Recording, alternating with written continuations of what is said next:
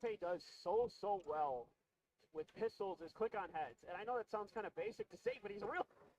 Hello guys, welcome to another live stream. और आज अपन करने वाले हैं यस सेट। आज अपन करने वाले हैं वेलोसिटी बोल रहा हूँ, वीसीटी स्पेसिफिक की वॉच पार्टी। गाइस ऑलरेडी बहुत लेट हो चुका है गाइस, तुम देख सकते हो। मैं एक्चुअली वही मैच देख रहा था और साइड बाय साइड काम कर रहा था, थंबनेल एडिट कर रहा था। पर क्या मैच हुई है गाइस वो तुमने देखी? T1 वर्सेस ब्लेड की जो फर्स्ट एक मैप है चैट, एक मैप के लिए 6 घंटा रुकना पड़ा गाइस, एक मैप के लिए। Can you guys imagine?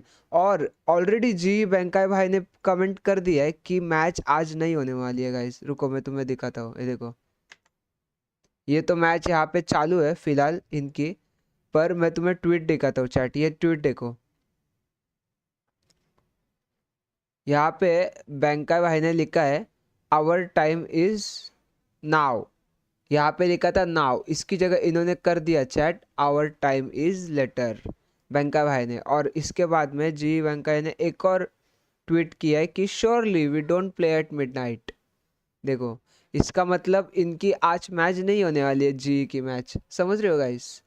जो भी स्ट्रीम देख रहा है guys, you guys can understand now कि आज जी की मैच नहीं होने वाली।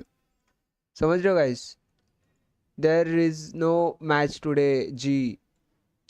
जी की मैच आज नहीं होने वाली गाइस, क्योंकि ऑलरेडी इनको एक ही मैप के लिए इतना टाइम रुकना पड़ा है गाइस। समझ रहे हो? सो जी की मैच तो नहीं होगी आज, पर आज होगी।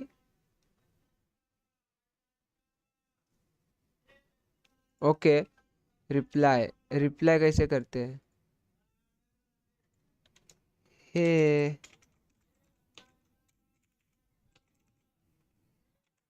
Hey, I am live on YT.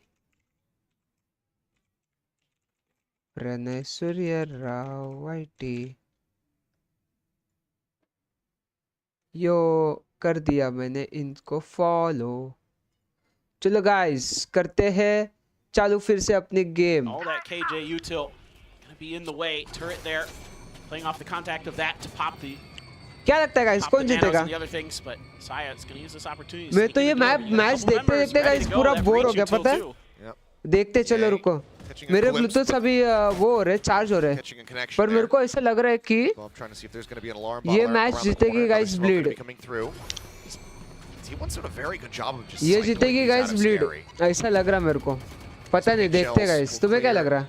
All of the utility. Still going to see that. What do you guys think? Nano tucked into the backside there. Actually, both Okay. nanos used for that. Okay, ए पूरा clear है, ए पूरा clear है। Way over and oh, the bite timing इनको ए is mill just चुका है, absolutely ए मिल gorgeous. चुका है। Still gonna be A found. पे कोई Parfait खेल नहीं रहा। Okay, I don't need the gives up on the opportunity to pick it up.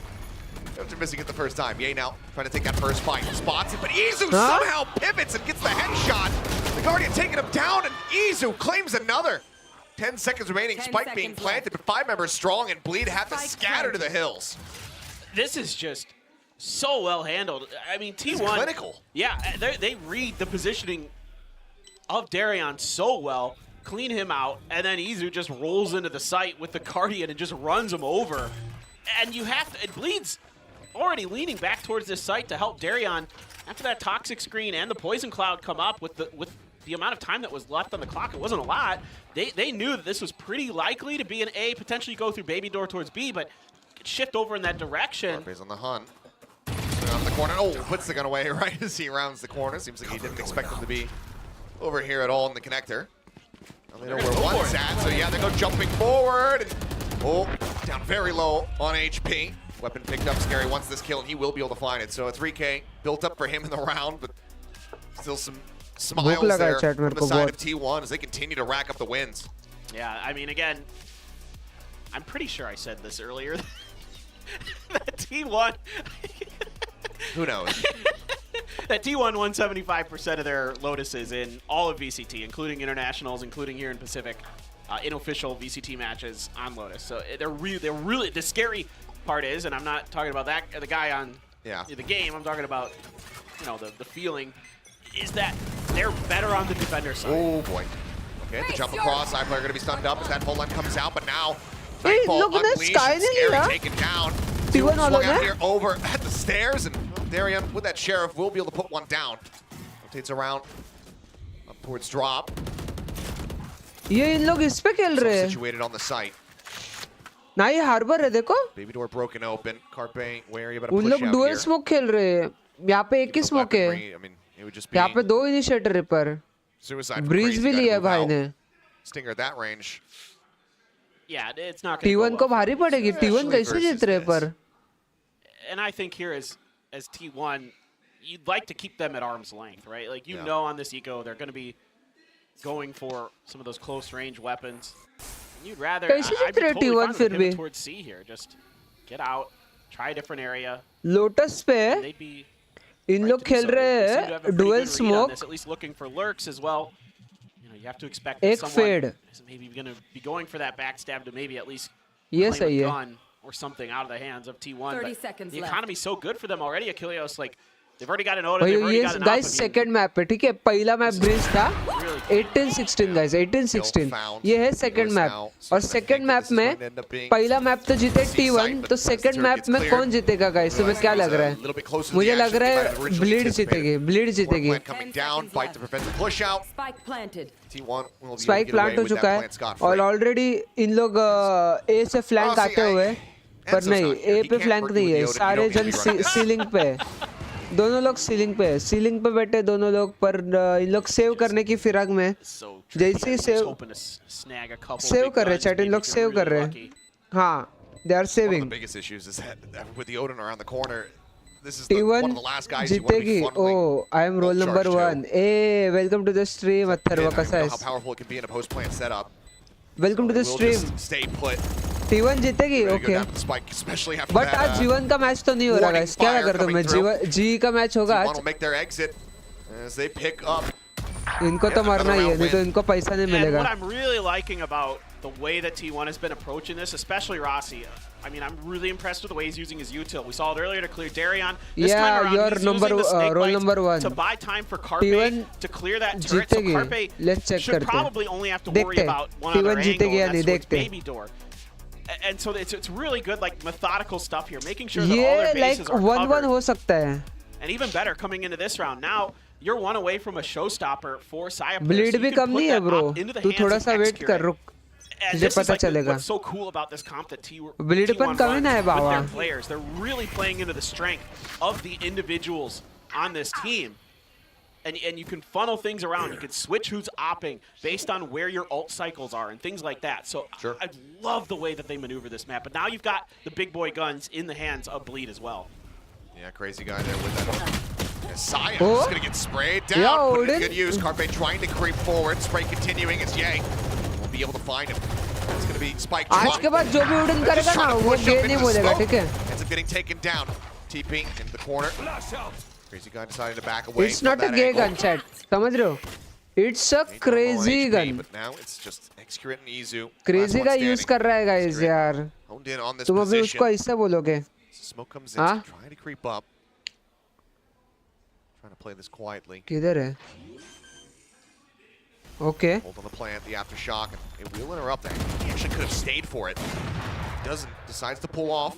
Okay. Goes for the plant once more. There he is in heaven. standing. Script puts some good damage down, but cannot get the kill. It's a quick little Oh. pivot there from Ye around the corner to Shit. take out Izu. So first round victory coming through here from the side of Bleed. And honestly, a little bit surprised that we hadn't seen a timeout called prior to this round. But they managed to क्या get it done on crossfire their own है? terms. Yeah, a एक lot side of खेलता trust है, left in देखता है Crazy under, Guy और and एक his right ability ऊपर देखता है. to IGL for this predict squad. करते So chat. it's just a good scrappy fight, and they put that Odin to great use. Crazy Guy, the IGL, gonna be the one in hand with it. He gets some big kills. Yay, right there to play off Okay. of him. Let's see if Bleed can stabilize a little bit here. Still plenty of money. Okay, in the bank सबको लग रहा है for वही T1 to go जीतेगा chat. deep into this Everyone bye once thinks- again. Still the showstopper, even though Saya died early. Rolling Thunder, though, Seekers in the back pocket. And you never know what's scary in his ult can happen, but it's going to be tricky now as Darion, Okay. an operator, going to be watching towards Mound. ठीक No है भाई, contest. सबको लग रहा है guys Steven जीतेगा. Everybody, including the Killjoy util, going to be over towards the A site. T1 uses Toxic Screen. Try to clear a little bit of extra space might have cleared one of the nano swarms. On the opposite side of the wall. एक nano swarm तो फूट गया. Showstopper at the ready. इन लोग पर split कर रहे हैं. Now the 20 split कर रहे हैं शायद. 20 स्प्लिट कर रहे हैं. 20 स्प्लिट कर रहे हैं. देखो दो जन पीछे जा रहे हैं गाइस. quite worrisome. दो here for प्लेयर T1. पीछे जा रहे हैं. 20 स्प्लिट कर रहे हैं इन लोग. Smoke dissipates, but no one willing to peek out. Trailblazer will go through. 20 split करेंगे. That could be somewhat problematic and will get देखो cleared out. एक टैग दिया उसने Izu's position कि still यहाँ पे going to मैं remain a देखूंगा secret. और वहाँ पे 20 स्प्लिट कर रहे हैं. गाइस रीड है मेरे को. रीड है 20 स्प्लिट का Towards रीड the है. B site. पर प्लेयर अभी भी वेट कर रहे हैं वहाँ पे. ओमेन अभी भी वेट. ओमेन बी में स्मो दे रहा A little bit of a fake here towards A. 30 seconds left. It's going to be sending it. Has everybody crowd back, but this kind of forces them in towards the middle of the map. So as the strike gets ready to come through, they're actually not in a bad position at all here. Our bleed. Shot not connecting. Extra getting taken down. Egoist with a nice spray control. Managing to find the kill, and now it's going to have to be a pivot back over towards this A site with barely any time remaining. 10 seconds left. It's over towards the right. Yay, trying to spray out the box. Okay. Carpe setting the haunt up over the top. Catches one. Yay, going to be taken down. Tap onto the door. Manages to escape, but he doesn't know Egoist's position. It's Rossi certainly does. Okay भाई ये क्या click. Takes him down भाई now ये at क्या है. 3v3. भाई Still in the hands here, एक पे Darian. पहले One away इन्होंने from his own फेक किया. showstopper. If he can be find the घुसने का opening, ट्राई no. किया. That could be what breaks things open as he goes bouncing down. Izu collects, scoops up the Odin, What put it the right back hell? down. T1 looked like that was completely spiraling out of control for them, but they managed to find stability. I'm seeing some like interesting things out of T1. Like they like to absorb वो जो sometimes door with के these अंदर ops, से जो like, बंदा you घुसा है know ना that, chat, like, a flash ये or something fade is coming, but they're still बहुत gonna गंदा challenge बचा that है. angle. कार पे बहुत That गंदा rolling बचा thunder chat. comes through. Now, ये Exterior able to मरने वाला dodge it, था. but he's still willing to challenge the re-push out. They ride the rolling thunder out immediately. और ये pivot back पोजीशन towards बहुत A. गंदी है. ये जो है ना They're under quick with the TP ropes to के get नीचे वाला over, पोजीशन get the बहुत plant down with little time लो की remaining. वो. And then they just set up some really वो good angle positions check he to नहीं just करता guys कोई. shut down Bleed and any hope they have of that retake. So they're वो angle really on check ही नहीं point, करता kind of guys. understanding कोई the check ही नहीं movement करता वो angle. that Bleed is trying to get away with. And gonna reiterate this, but you have to imagine that every round that slips away from Bleed here on this defender side is scarier and scarier because T1 generally on this map so good on the defender side. Sure. I mean, we've seen it, and we continue to echo it all the time here in Pacific. Lotus is a defender-sided map. When you play it here in Asia, at least it has been, obviously, with the recent changes, that could very well change during this season. Time will tell in that regard, but this is a very strong starting for the side of T1. And I mean, we're seeing a complete inversion of what happened on map 1. That was Bleed at 5-1. ले लो time The out ले लो. timeout gets called ले going low. into round 7. T1 start to rally back. They managed to make it. Already late हो चुका है. तुम्हें 10 बार time out लेना है. Bleed do the same. क्या ही They बोलने still का have भाई 2 इनको. ultimates coming into this round. Egoist, though, not being able to pick up nearly as many kills off the rip here, is still lagging behind when it comes down to getting that lockdown. Yeah, you're absolutely right. And only one away from a pit is Rossi. Some more problems, potentially. You have the rocket from Darion, but already still able to Okay. keep the big guns in hand. Wall Exterior bank कर लो. नहीं on wall that bank op कर once low. again. This time going to be ले pick watching ले over pick the ले. mound. नहीं लेगा ये. Is KJ pick just नहीं लेगा. Egoist over here. You do have a little bit of backup from Crazy Guy with the breach util. They're a little bit more focused towards B with this heavy push. C out towards C the front C of A. Push करेंगे. C push करेंगे. Should be decent information for Bleed. See how they want to play off of it. Turret टूटा. Well, सही है. turret. 20 split कर रहे क्या? Bot's still सी set up से. inside B. What the hell? Yeah, currently positioned there in the dip. ये सही है. Anybody's actually working their way through that door. Seems like it might be a drift back over towards A. Carpe and Rossi moving in that direction where they end up moving forward. I mean, paranoia from Scary into a showstopper from Base Darian split could कर end रहे up being catastrophic here for T1. 20 split कर रहे हैं. पर Omen के पास ulti Just waiting. Ulti I think you're exactly right, Kilios. They're just Omen के waiting पास for kind of ulti. Scary के पास a ulti. trade here. Take contact from Scary in whatever अच्छा. form that is, and then He's let on top of the box. He's got a There it really goes. easy blast pack setup. Okay. Okay Crowd वापस going, ए जाने का try showstopper कर रहे हैं. sent, okay. sends it, 30 but seconds they managed to left. pull back. Damage going to be found, it looks like. Nice. ओ मार रहे. They बढ़िया. widely managed to get away अभी scot-free. सी घुसना पड़ेगा. अभी सी घुसना They're not पड़ेगा. coming down. They want a full send it here onto the C site. अभी से घुसना पड़ेगा. W से घुसो. Folks dropped in. Nano going to be popped. Fault line slows them up, and again, T1 running low on time. They have to be able to get this spike C planted. घुसना पड़ेगा. 10 seconds left. कर दे. Plant कर दे. Plant कर दे. Plant कर दे. Izu gets himself into a board position, tucked up into the corner. Side player just answering back with a little bit of path spray. bhi And now diya. the pin gets invested. Bhai, path bhi Push diya. forward, Okay. Izu making that first contact, tries to TP out, gets himself up inside the pit. Eventually will be flushed though. Scary spraying away, managing to find the kill as Carpe tries Okay. to lurk forward. Shorty in hand. Okay, chalo, charo Any of udhar hai, these charo low udhar hai. decayed members on the side of Bleed. For now they're skirting around the side even though Xcurate not ready for the double swing to come through off the backside. Darian going down. They give themselves a chance. Carpe, however, bouncing out. Comes up with two. The swap to the Shorty, the push in. And Rossi says, I've got a Shorty of my own. Takes him down. Smiles abound here on the side of T1 as they make it 6-1. Yeah, and I mean, T1 so quick to help each other out. Carpe, some great decision-making there. Badhiya, badhiya to take drop kiya. down and catch Bleed just a little bit off guard. Izu snappy with the headshot on the crazy guy as he tried to push that corner. Great maneuvering too. Yeah. Eventually just gets sprayed down, but I like it. ये I इसका mean, fade he ने was really making it harder, though. यार fade बढ़िया है Giving इस extra map में. information on the positioning of, you know, the multiple guns. The 2 or 3 are spraying through there. Fade खेलूंगा मैं brace पे अभी chat रुको. Lotus पे. Watch them, and there it is, the tour de force from Xcurate. Gonna be popped. But no double ops.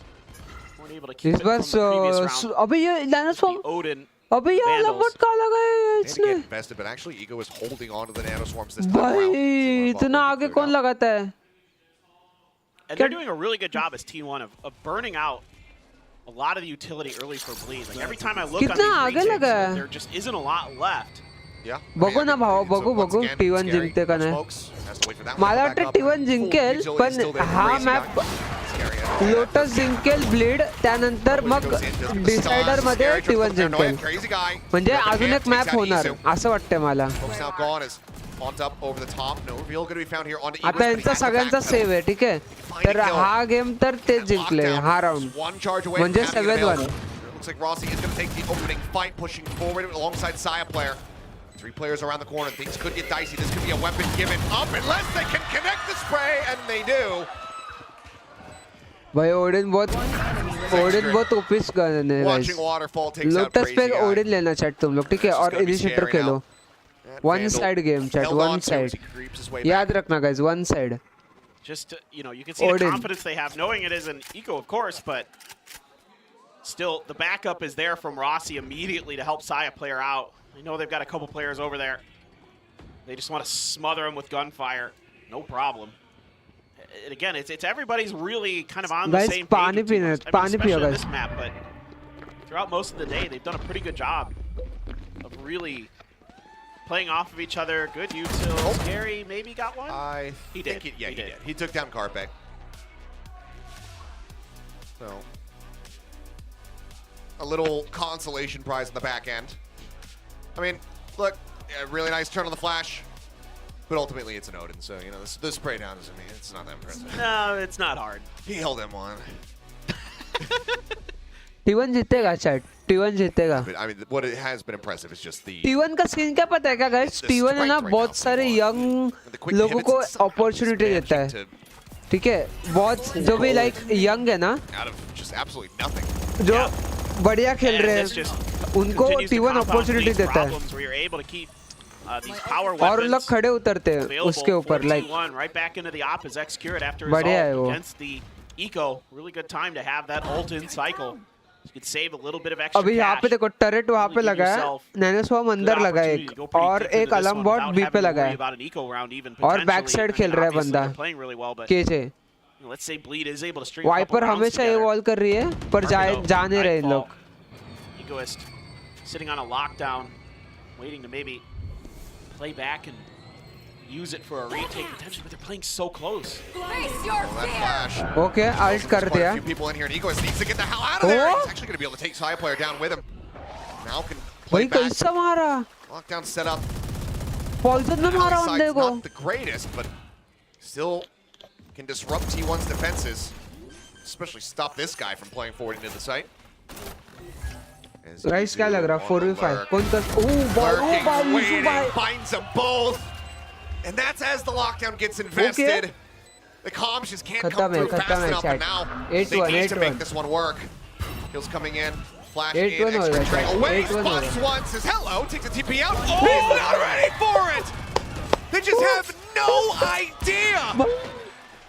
Execute bro, what the hell? Just gets the Execute backstab भाई ने onto जो Ye. एक of shot मारा Completely फिर TP मारा unsuspecting. भाई और head enter से मार Just दिया ice in the भाई night, खतरनाक It's यार just, एक्सक्यूरेट the onslaught guys continues. ये ना ये It's PRX just का भाई है unbelievable ठीक the है way that they're working this Just map. saying, I mean, PRX, Izu, 4 second brilliant का भाई है patience once again. Solid a little bit भाई on ओमेन Breeze ने on the दो मारे Yoru. और इसने जो मारे He's able O to really kind of take भाई his time. इसको Those तो सुने dimensional नहीं drifts दिया in here, क्योंकि वो just his पैरानॉ में था positioning. मतलब And then पेड़ के Xcurate अंत में सुने नहीं देते ना the क्या unexpected ही दिमाग TP लगाया there. Chat shit Not able to be mentally accounted for by Bleed. खतरनाक And भाई खतरनाक he may be going to another timeout. Reset We are. नहीं आया Bleed now burning their second Kulti kill timeout. No more for the rest of this game. काय नाही दिसत आहे तुला They Kill find feed themselves दिसत नाही down what the hell? 1-8. This is a थांब, desperate मला आता हे but टाइम आउट necessary आहे gamble टाइम आउट गेल्यावर being तू rolled right बघतो. now म्हणजे here by the माझा coaching webcam staff. खाली घेऊ का थोडा Deciding to intervene, but after this, you're just casting them off and hoping for the best.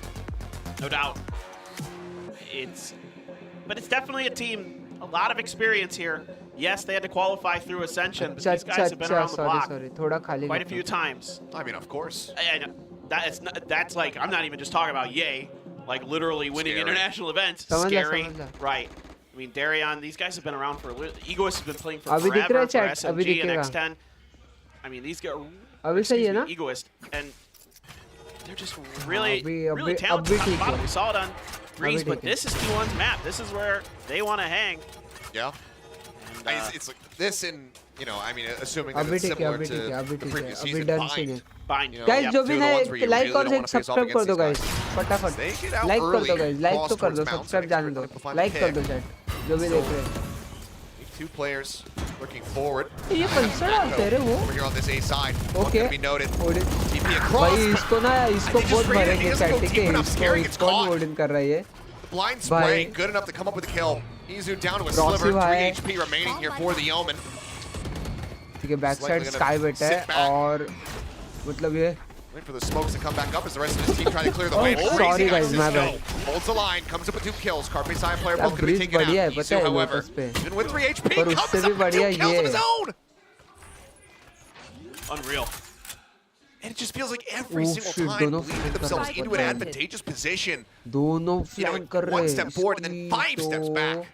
Somebody on one just A digs him out. ये Next Xccurate crit. By Bleed with the op. Finds the final 2 kills. घुस के It's मारते it's so impressive एक्सक्यूरेट भाई the को बरोबर confidence पता था that क्योंकि T1 can बंदे roll with. I mean, पीछे से obviously नहीं when आ you're रहे up by तो this much, ऑफ you're बढ़िया लगाया था kind of of allowed to take those extra. और देखा चैट play दो loose. जन थे दोनों को Exactly. कैसे आइसोलेट किया दोनों ने And Izu there वो does उसने do कैसे it, and he isolate gets किया away देखा with दोनों it. को But when you have that of advantage, का शॉट when मारते you हो can try to, देखो एकदम push धीरे धीरे stuff that पिक लिया maybe your इतना भी नहीं opponent कि isn't वाइड पिक necessarily लिया expecting, because देखो you know you've done isolate damage to him. You know पीछे you've फिर चेक put him किया on the back फिर foot. पीछे and easy you expect them to maybe try to rotate back off of this. They've taken so much contact. They just lost 2 players on A side. T1 says nope. अब ये वापस gonna spam keep- देगा इधर The pedal to the metal. अरे लगा क्या उसको Back लगा forward there chat again, looking to take some सा- overly हाँ, space, but लगा yeah, I mean, थोड़ा the सा। spray is finding a good amount of value here. The Oh, smoke goes shit. down. Yeah, gonna be able to find one, but Oh, he and Darian both shit. now taken out.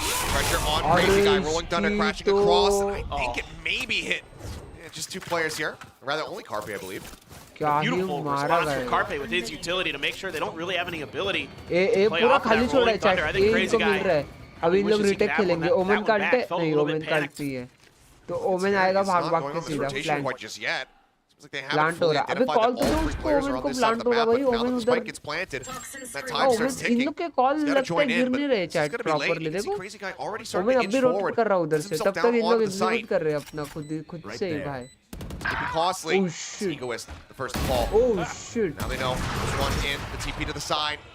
Execute, Oh, playing shit. evasively, and Carpe Gaya. finding one. Sends it down. I mean, you can ये see he's इनकी expecting गलती him है to be on the site. Lead की करती है भाई Scary just now arriving. He Lead misses his की head for a गलती brief है little oh moment. Shit Remaining. Scary finally able to lock in. This is arrival once again. को Spell कोई हरा ही disaster. नहीं सकता To push up. Ooh. It does. Scary has somehow, some way, might not be there when the team Throw quite guy. needed him, but he still Throw is guy, able to throw finish guy. things out to get Bleed their second Throw guy, round Chad. win. And देखा तुमने chat? there's some really interesting things that Bleed tries at the beginning of this round. Like Darion steps ahead of where the snake Throw bite guy भाई falls by the ruins over there, and by the rubble, excuse me. And he just gets shut down immediately. Like he thinks about the Okay, boom bot, ये shot बढ़िया मारा था you know, Crazy pulls Guy it ने. back and says, "I'm going to try to trick him a दो little bit दो as they're दो trying to लिए come ना back behind Crazy the Guy ने toxic और screen. बाकी के See if तीन I इसने can, लिए, you know, Omen ने लिए. catch him sleeping a little bit." Scary But ने लिए T1 बाकी reacts के to it really तीन. nicely, and सही I है. mean, somehow, some way, Scary finds a way to get this done. But I mean, Yeah. You can tell his lateness threw them for a loop. Yeah. 'Cause they expected, oh, he's going to be in the side already. Okay. And that's fine. Nice. It's the round win. But the biggest issue Nice is just how read. much damage continues to be dealt. They're now देखो going to the spawn final डाल नहीं round. रहे यार ये. Widely, they do still मतलब have बचा के रख रहा बाद में के लिए. that full अगर burst बंदे आ coming रहे in. तो ही डाल couple रहे. half armors अभी डाला है. chucked in there though.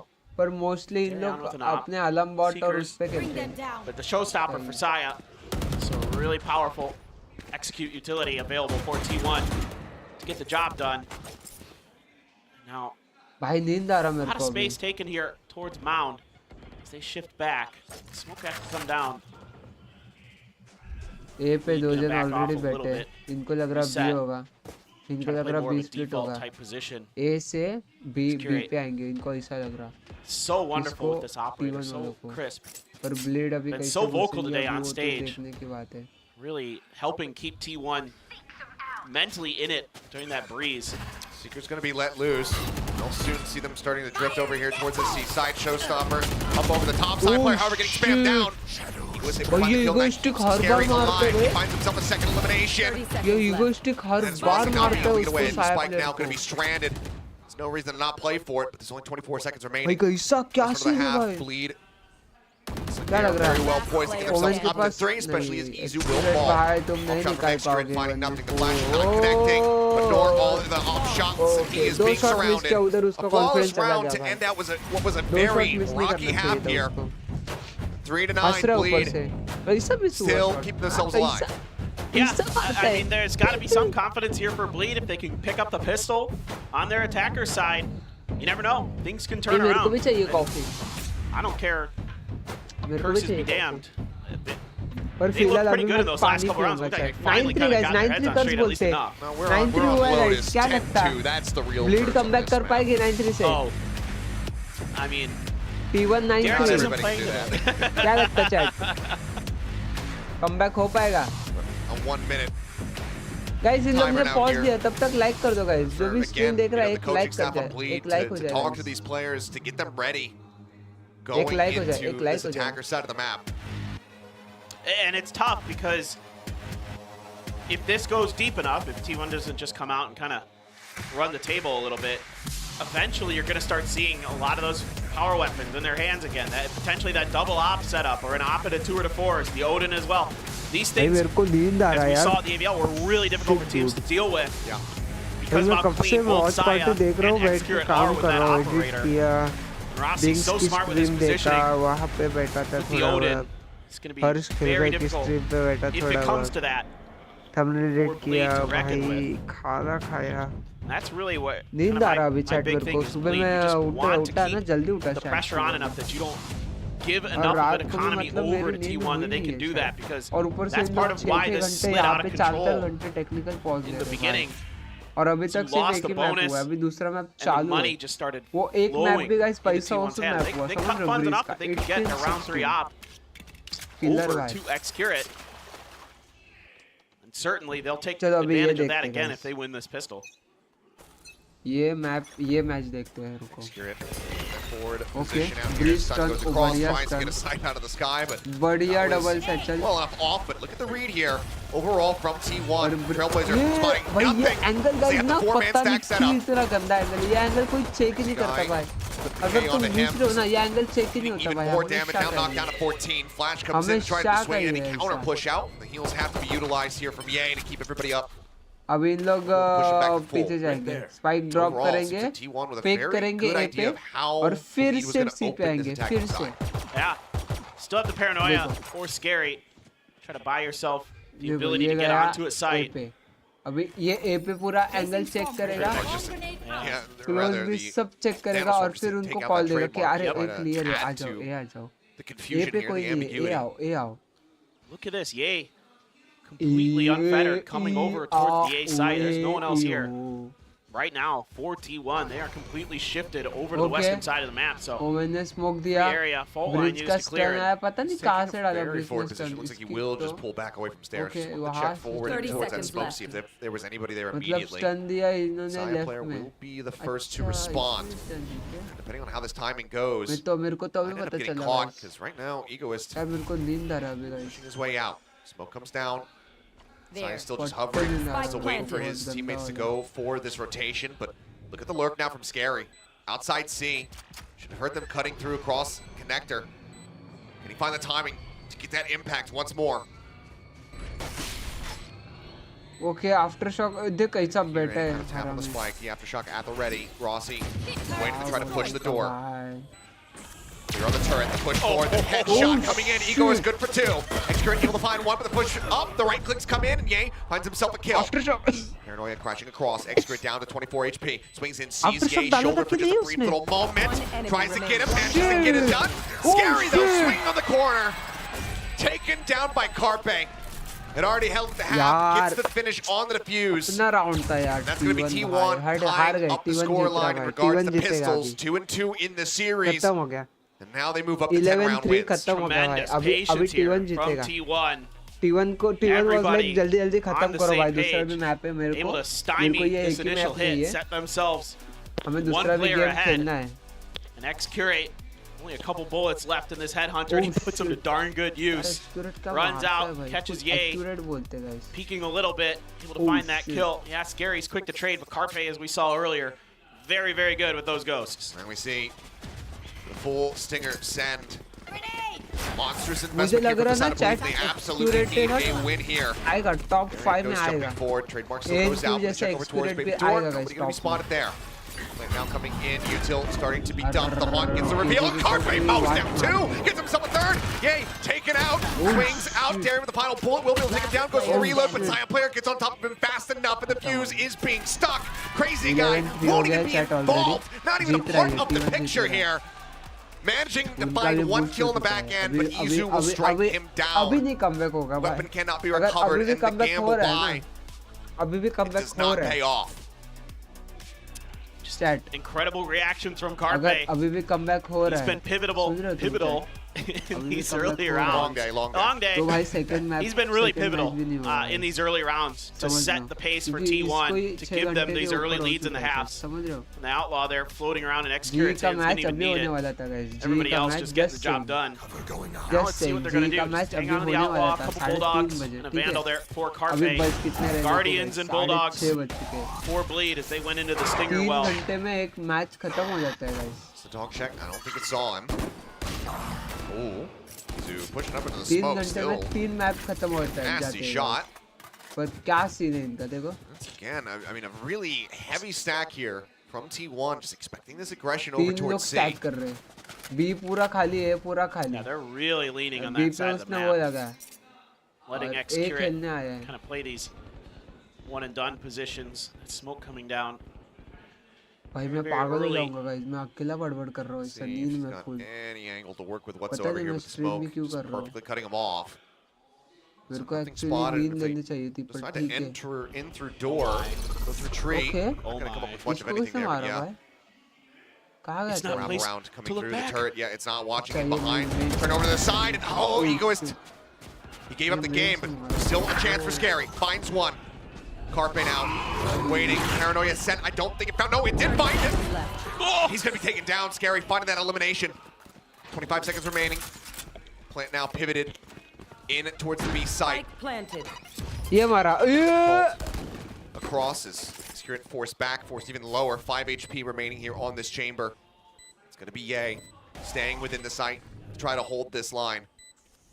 ए पे 2 है और सीलिंग पे एक बंदा है सीलिंग वाला बहुत लो है तो इन लोग ए से पुश करेंगे Here. सही देख रहा है एंगल वो Coming down. क्योंकि बैक स्टेप पे अलम बॉट वो This is सब gonna be है a double approach though. तो Paranoia एक्सपेक्ट तो वो managing to avoid ये it. Ye takes क्या one down with him. मारा बे Panrossi Yeah, now yeah. it's just easy and execute. In between the two of them, it's only 53 HP. ये सही है Satchel out. ये Push सही है forward. Blast pack. Go for that one to arm. The Guardian shot. More than enough to go ahead and find the kill. And in the end, it's going to be execute. Making his exit. Just trying to get away.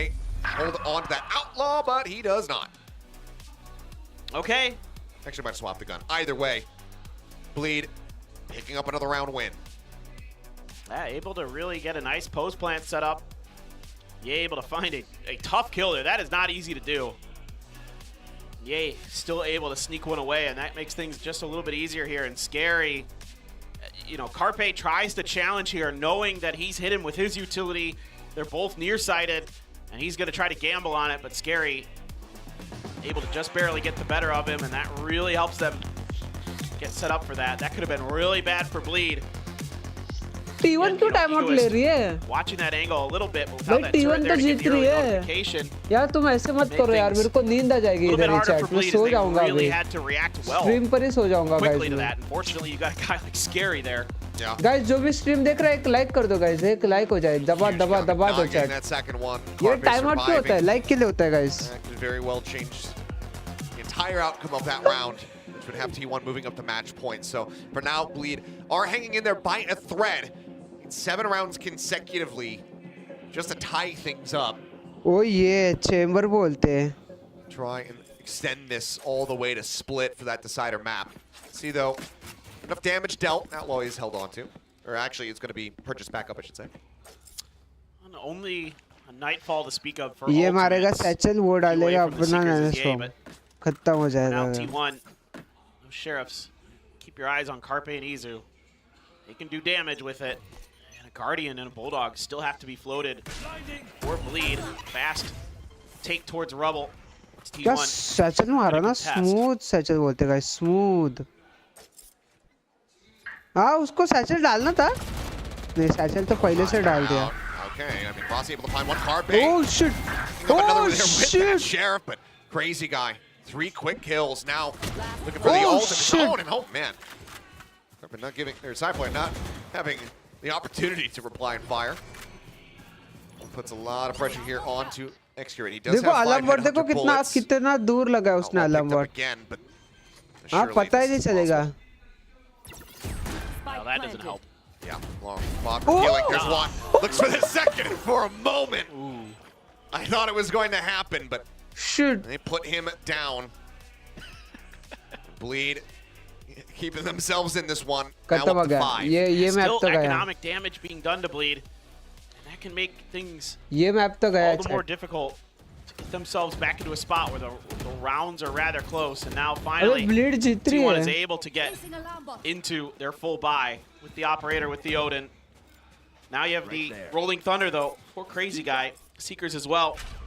So a lot of ability to clear space here for Bleed. Trying to push towards C immediately. Rossi shifting over from Waterfall. Izu waiting there, looking for a response off the orb. None coming from T1. See how they want to navigate this. This looks like Rolling Thunder onto the site. Rolling Thunder into a quick entry, but it's far enough. Gets the push back there briefly onto Izu. Clear not going to be found. See Rossi just waiting to try to go for this spray and pray. Oh, spots one. Shots start flying. Darian gets himself out to safety as the plant now getting ready to come through. Darian actually finding Xayah player. Comes up with the kill, answering. Kill comes back in. Is Carpe able to put him down? Okay. T1 start inching their way forward here onto the site. Fault line, however, going to be slowing their approach. Flashes at the ready. First one going to be sent. Scary trying to play back here at Water. Swinging back around, and then gets caught as Carpe continues to advance forward. But Crazy Guy and Eagles find one apiece. It's all on Rossi. Managing to come up with 2. Juggling back the weapons. The 5 HP. It would have to be a headshot. To tap in. The Nano. Lobbed both of them just on the outskirts of them. He stays alive. Ooh, okay. Not sure what happened there. You know? I think he tried to Maybe he thought it was going to end a little bit sooner than it did. toe tap his way closer and kind of, expected the Nano to भाई मेरे को भी नींद आ रहा, not फट्टे last as नींद आ long रहा as it भाई। did. Well, it's all good. Little oopsie. I mean, answered back, very good damage. Coming up with the skills in the back end, but Bleed, I mean, 3 rounds consecutively now. That second timeout is still in the back pocket of T1. Question is, how far is Autumn willing to push this before he calls it? I think it may come after this round. We'll see if Autumn wants to wait a little bit longer or not. Just really good ये क्या Crossfire बना set है? up by Bleed on the south end of the site. And Carpe kind of overstepped his bounds. Yeah, he got one. Oh, they remember. Yeah. They remember. Getting the read on this one now. The jump forward, but actually covering fire there from Rossi. Coming up with the kill. Darren's gonna be taken down. Easy with the Sheriff. Picks up Scary. Lockdown still committed into this one. It goes on the back of these kills. And it's a weapon recovered. Izu picks up the Phantom. The pivot now here into the B site. Down below.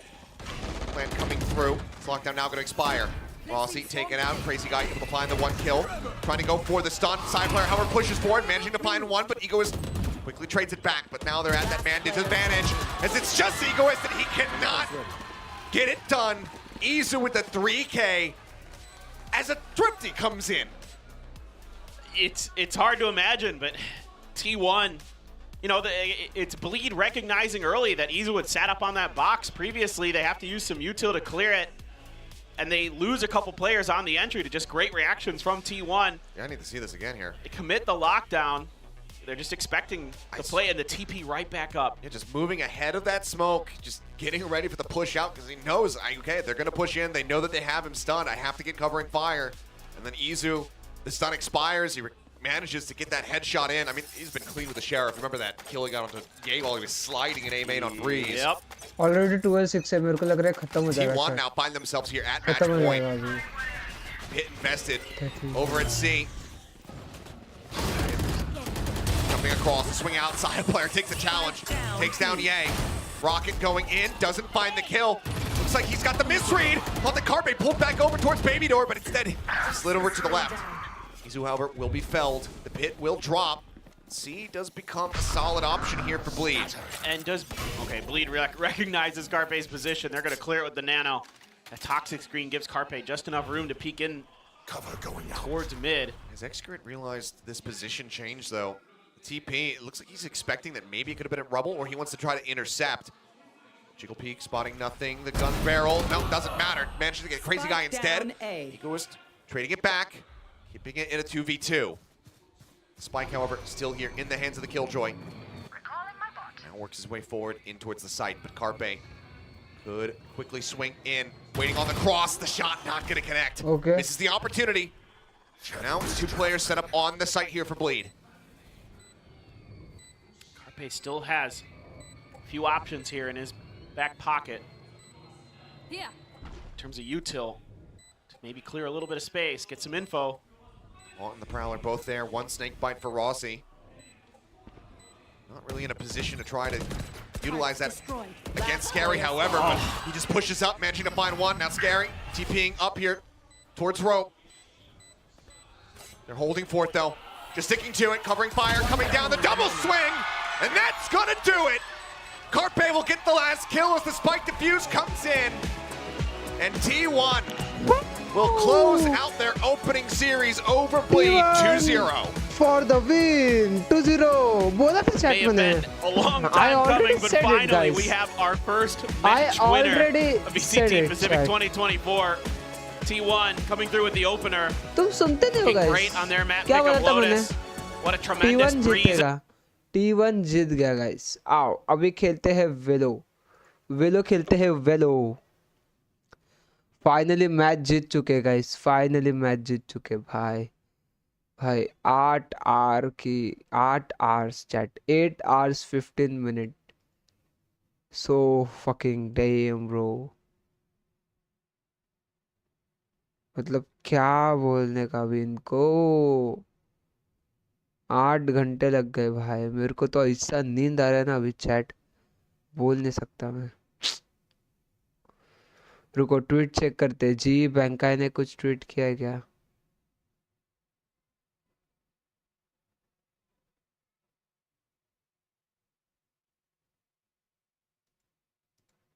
भाई चालू हो जा. हाँ ये कर लो तुम. भाई नींद आ रहा है मेरे को chat. Not gonna lie bro. बहुत गंदी नींद आ रही है. अरे Akki welcome to the stream. Sagar Tote welcome to the stream. क्या लगता है कोण जिंकेगा? जिंकणार. जिंकली भावा. काय विषय. झोप येते मला इथे आता बसून बसून.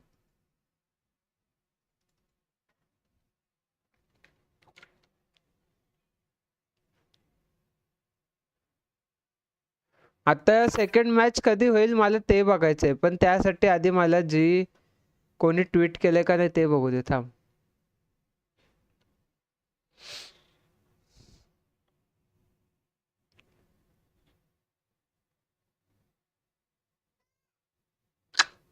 ट्विटच नाही आला कसला कोणाचा. का आलाय ट्विट?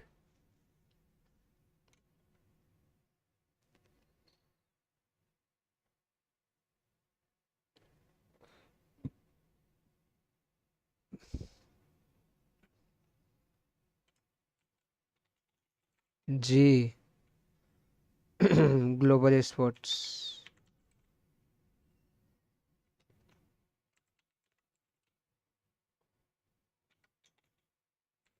क्या इनका भाई क्या सीन है इनका, है कि नहीं?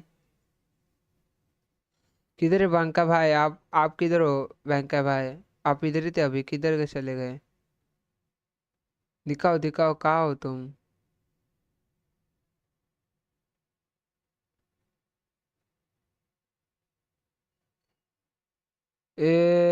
नहीं है बे, नहीं है.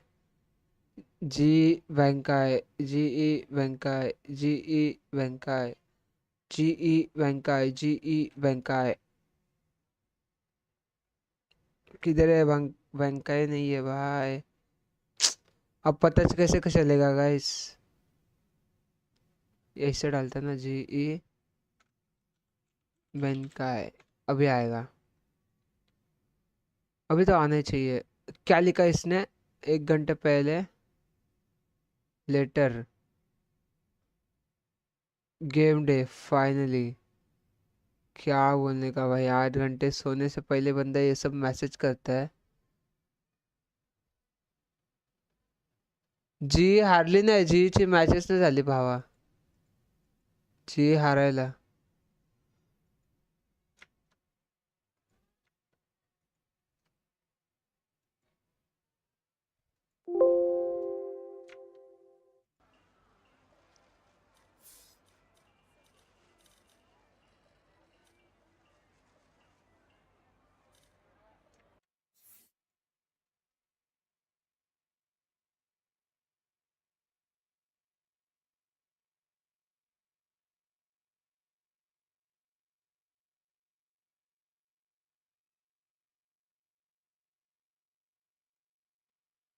भाई ये तो सेज ही दिख रही है मेरे को चैट.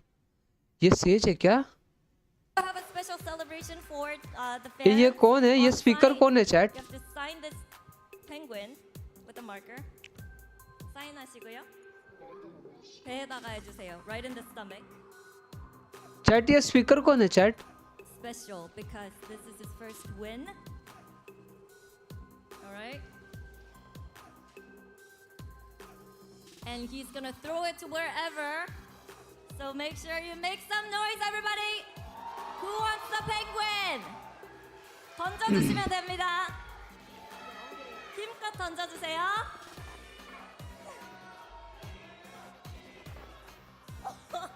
All right, congratulations.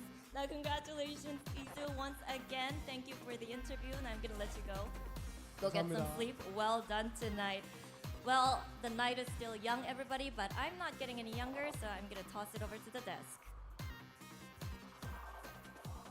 अरे भाई इसको क्यों मत करो, मत करो भाई, मत करो. 제일 큰 세계 대회에서 한번 우승컵을 들어보고 싶어요. 챔피언스는 또 중요한 대회니까 모든 선수들이 기다려왔던 무대죠. 챔피언스 우승이 목표예요. 진짜 우승밖에 없는 것 같아요. 무조건 이제 우승해야 되고. 발로란트 챔피언스 우승 트로피 아닐까요? 마스터즈는 챔스를 가기 위한 하나의 길일 뿐이니까. 챔피언스를 기약하고 챔피언스는 또 중요한 챔피언스 우승이 우승 못하는 제일 큰 세계 대회에서 가기 위한 저희 하나의 길일 목표는 이제 챔피언스 우승이기 때문에 진짜 우승밖에 우승하고 당당히 트로피를 들어올리고 싶습니다.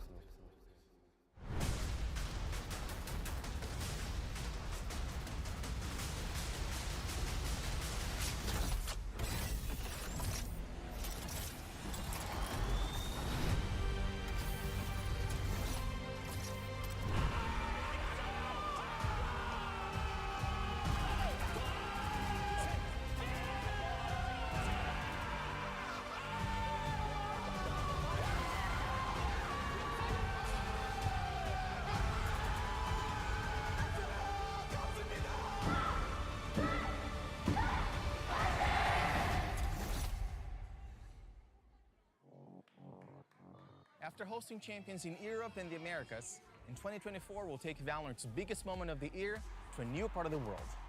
A place where esports resonates through the very soul of the culture. Welcome to Seoul, Korea. Korea is synonymous with esports. It's home to some of the greatest competitors of all time, the VCT Pacific League, and one of Valorant's most passionate communities. We wanted to come here for a while, and we're very excited to bring champions to Asia for the very first time. Let's get away with murder! Unreal! Oh, it's gorgeous! Even one! What a monster! The villains have had their day! This August, the 16 best Valorant teams in the world will converge here for a chance to write their names in the history books. From August 1st to the 25th, champions will take over the city and crown the 2024 Valorant World Champion.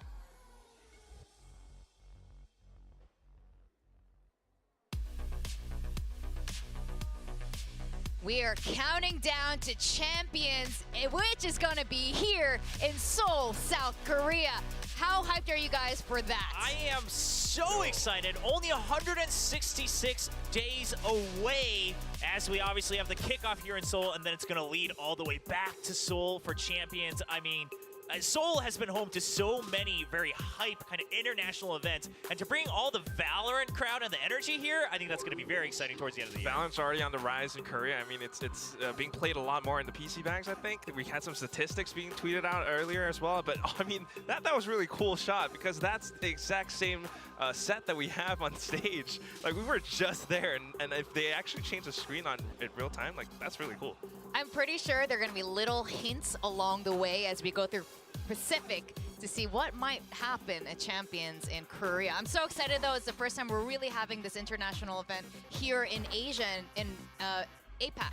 So I'm really excited for that. And you guys, like you said, it's like the home of a lot of top esports events right here. I mean, Izu was talking about wanting to be the faker of Valorant, and you know, wow, we are in the land of faker right now. I said while we were upstairs that he was the future of Valorant, but like, trying to become the faker of something is that's a very tall order, right? What's the nickname? What, Unkillable Demon? Unkillable Demon King. But here's the thing, is that when that player also rose to the scene for the very first time, a lot of people looked at him and said, he's the future. So, I mean, he's at least got the first step down. I mean, look, you got to dream big.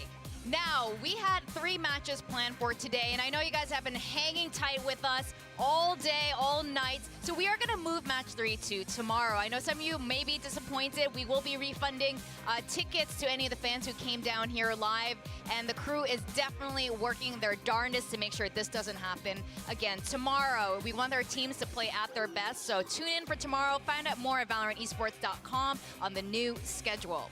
Guys, got it? Cool. Now let's talk about what happened just now. Still, that was an awesome way to kick off with that first series. Kickoff squared. Yeah, kickoff squared. Yeah, that's what we should call that match. I thought it really lived up to a lot of the hype, right? I mean, was it always every round the cleanest Valorant? No, I mean, obviously a lot of shaking off the rust, teams trying different things, lots of different combinations of agents that we weren't expecting from this pool of players. But at the end of the day, we're starting to see, okay, what's the goal and vision of these two teams? And today, T1 got their act together just a bit faster. And I honestly think that Izu's swing out on Breeze towards the end against Scary, where he just completely dodges all the bullets, that's when he got in their head, and he just ran with it on Lotus. You really think so? I mean, we did see a lot less clutches from Scary in this map, so it might be actually just that. But at the same time, I mean, you just got to give credit to T1 and how they really played this map. Starting things out, I mean, they really knew how to push Bleed past their limits. Yes, and the other thing is we saw this during the offseason as well, and T1, the reason I believe they like Lotus is they actually use the entire map on both sides, attack and defense, right? On attack, we saw them just pushing and pulling all throughout, and that's what you want to do when a map has 3 sites. You want to constantly confuse them so that they can't ever shift away from their default. You can't ever focus on one side, or you're shifting to the wrong side of the map. And then they were always going in like 5v1, 4v1, things like that. T1 just knows how to work this map of Lotus. I'm not gonna lie though, those rounds rounds did feel a little bit nerve-wracking because the plant came down to like 5 seconds remaining, and then the spike gets planted. It gets a little bit scary, but you're absolutely right. A lot of mind games, and Bleed had a tough time trying to read where these rotations would go, or if they would even rotate. And sometimes, you know, I think that's one of those last few rounds where we saw Izu had that setup, hiding around C side and then using the shrouded step. A lot of mental conditioning coming into this, and Bleed just couldn't quite get a grasp of that. Now, we talked a lot about Izu, and he wants to be the next Faker, and he was brilliant. I'm definitely an Izu fan, but Carpe definitely stepped up. It's like he heard you, Will. It's like they all heard you. Like, Uncle Will is disappointed in me. Listen, Carpe stepped up. Uncle Will. Carpe absolutely stepped up. And here's the thing, is that Carpe individually 1t1 both of the pistol rounds. Yes. And we all know how important pistol rounds can be. Whether it's just aim or not, whatever it is, if he's the one putting on the pistol rounds that allows him to get, in theory, minimum 4 rounds to start, that's a huge impact for the team. And obviously, overall KD as well, 2010, 294 ACS as the IGL asset initiator. All right, Carpe, we're going to still wait to see how much more you can grow in that leader role for T1. Without a doubt. I mean, I'm a little bit sad on my predictions, but hey, this is really just big stakes, big wins. I mean, you've compared Breeze to Lotus. Bleed won both pistol rounds on that map, and we saw the result of that. Now, feeling the result of the pistol rounds on Lotus, you can really see how much streaky it can get from T1, and Bleed just having a tough time trying to figure out ways to counter against that. I mean, both timeouts from Bleed were spent in that first half. But Crazy Guy, also MVP in our IGL, we were looking forward to a lot of his IGLing and his performance today as well. Yeah, I mean, I think there were a couple rounds where we started to see how Crazy Guy is keeping tabs of things, and there were some good calls that Bleed made. It's just the execution was one step ahead, and like Quack just mentioned, T1 then continued the momentum. But Crazy Guy, again, the way he's able to clear angles, he kind of leads by example, right? With things like the Odin, with the calls he's making. He's trying to bring home a victory here for Bleed, but it just wasn't enough today. And I honestly think Bleed maybe should reconsider that composition a bit as well. Now we're gonna look once more at the tournament trio of life or death. T1 moves forward. What are the implications here, Quack? I mean, it's very clear. Yeah. Bleed Talk got us one through it. life left, and then, you know, if that match doesn't really work out that well, then you're gonna have a tough time. But moving forward, T1 actually gets to stand a chance at moving forward into our third phase. And apart from that, you know, of course, we still got the next few matches coming up: Gen G versus RRQ, and maybe after that, Zeta versus Global Esports. Yeah, I mean, Gen G RQ is still going to be happening tonight over on Group C as well. So that's going to have that similar implication of, do you get one step closer towards Phase 3, which is that semifinal playoffs, and then, obviously, you're kind of getting closer to Masters Madrid, championship points, etc. But T1, I mean, sure, they get one step forward, but a lot of people have agreed Group A is the one where you pit any of these 4 teams against each other, it's really hard to call. And, I mean, we already mentioned the match 3 of today, which would have been Zeta and Global Esports. That would have been a bit more of Group A. We're gonna have to wait till tomorrow. The anticipation is killing me to find out what is gonna happen with them precisely. Now, later tonight, we have Gen G and RRQ. This is gonna be a really interesting group. We're gonna find out who goes against Paper Rex on Monday. Mean, I would honestly say the toughest group here in kickoff for Pacific. Yeah, any of them could really beat each other. Yeah. With that, guys, we're going to go on a really quick break. Don't worry, it's just a commercial break, so don't go away. When we come back, we are going to jump straight into match 2.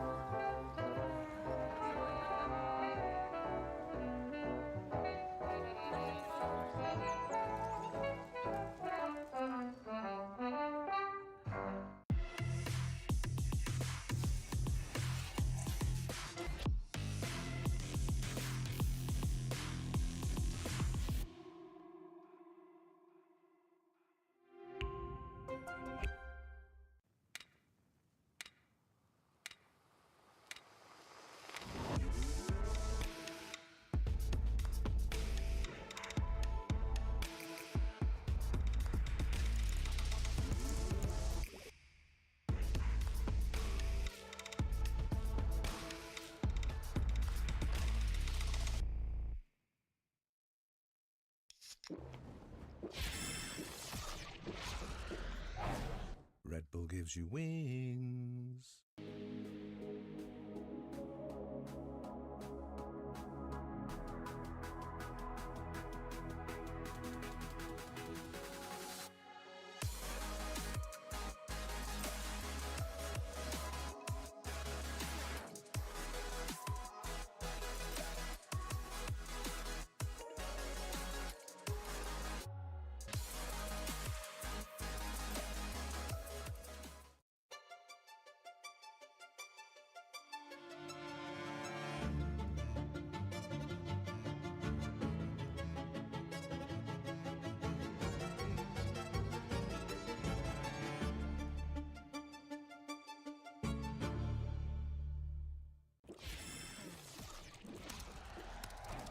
Red Bull gives you wings.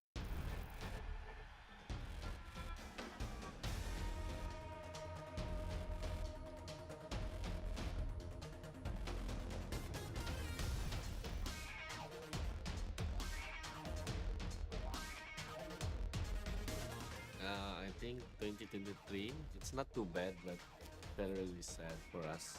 It was not good because we didn't qualify to single master. Not good enough. My performance wasn't great.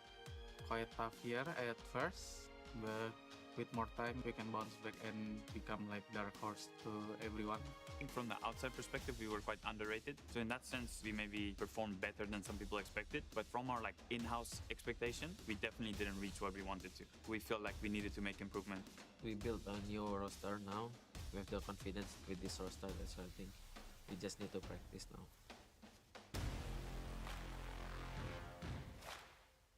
The first thing on my list was we need a consistent entry fragging. That's something that we lacked, and I've spoken about it openly. So the first name on my list was Maxim, aka Jemkin. It feels good to move to Korea. It was hard to make visa, but I'm glad that I'm here right now. This guy is insane. Every time on attack, I just do something and then he just entry and then he just kill 4 and then kill 3. Sometimes you see a duelist like after he get 3 kills or 2 kills, they just gonna rush go more to find some kills, right? But Jemkin, he never overhit. He's very disciplined. Like after he got 3, he wait for his teammate and then maybe we decide what's next.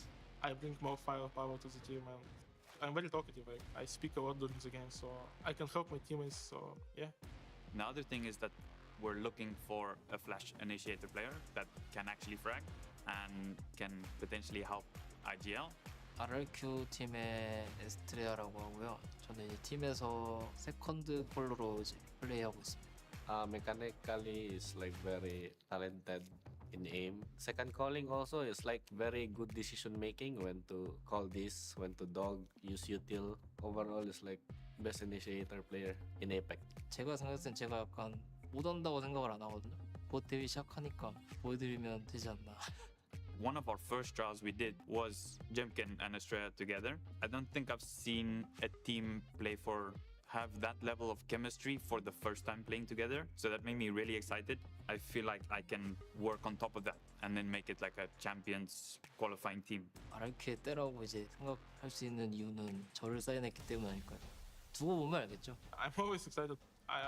I want to play against something because he's also a Russian guy and I already played against him in Japan. I think it will be a good match to play against him.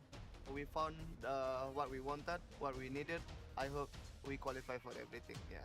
We are still like the underdog in Pacific, but 2024 is for us to make it to all of the masters and champions. Now we're becoming young adults. We're not perfect, we're not complete at all. We're trying to prove that we belong and amongst the adults of the league, and I think we could surprise some punching above our age class. This year gonna be our year.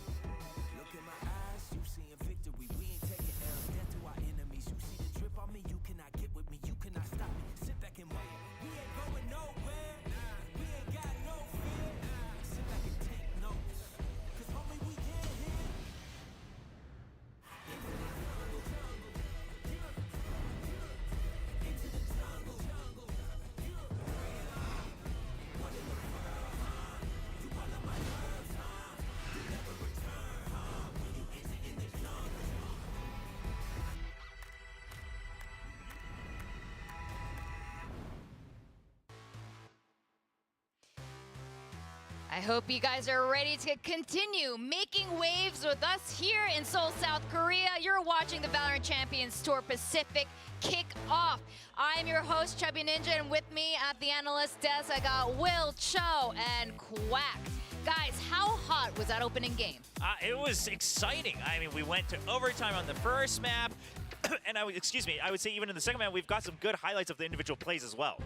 I do think it definitely delivered. I mean, we got those aces. We got Saya with almost an ace, and then also, I mean, just crazy Asian picks all throughout. Who would have thought that we would actually start to see Ye on Neon and then the Sky? It's been wild, but I love it. I like to see it. Like we were talking about, we've seen upgrades all across the board. Gen G and RRQ, no exception to this. Now, we got to talk about a little bit of history from last year. Who wants to recap the heartbreak for RRQ? I can't do it, Quack. You gotta rush through this. I can't relive this. I can't relive this. It's you, Quack. Go. I mean, remember, this was RRQ at the start of Pacific 2023. They didn't have the best time. There were new kids on the block, and then they were really trying to come back. They started to do a little bit better towards the end, but then even in LCQ, Gen G started to wake up. Gen G started to show up a lot more and almost made it over the hurdle, and then they actually did. So RRQ still just kind of lagging behind a little bit, but you do see those individual signs of greatness. Remember, we kept touting them for their sheriff rounds and eco rounds where they managed to come in a lot of thrifties. Yeah, the thing is again, with the roster change, I think what they're looking for more now is not the aim factor, but how they operate the map. So that's the big question. But Gen G, I mean, they overhauled the entire team. And I would say strictly in firepower department, they have made massive upgrades across the board. So this is no easy feat. And hey, we just talked about Izu being the future. Here's another potential candidate. It's Karon, that unknown mystery on Gen G. Straight up unknown. He was saying in the Emerge video that, he was still sharp in aim even in military service? Yes, which, by the way, just to add a little bit, it's a funny pride factor in Korea because when you're in training or you're doing your mandatory service, if you have high scores during your aim training at the firing range, you get extra vacation days, or if you go in for extra standby training, you get to go home early, things like that. So it's actually a pretty big pride point in Korea. I just thought it was very funny that he mentions that preparing here for Valorant. I mean, he's a marksman to say the least. I mean, not just the overall overhaul in terms of firepower, also the coaching staff, I think, is another interesting fact. Yeah, Ewok has stayed on the board for RRQ, and I'm really glad to see that. He has some fantastic ideas last year. That's why we saw the rise of RRQ. Gen G, on the other hand, why it was such an upset to see RRQ lose their chance at LCQ is because Gen G was on a downward trajectory, except for those critical moments. But like you said, with the coaching staff with Gen G, they had a complete overhaul. Yeah, I mean, if we have a chance, we'll go back to the Gen G coaching staff a little bit because there's a lot of story there as well. But I agree, these are the players to look at. Texture now back on the primary duelist. He's free to fly around on that jet. He's free to take the operator every chance he gets. And now he has to go up against Jemkin, who has been putting up numbers like crazy in Challenger Japan in the past couple years. Yeah, Jemkin is definitely someone we saw at Ascension on Scars. That was incredible how he was performing. A lot of people often compare him to something from Paper X.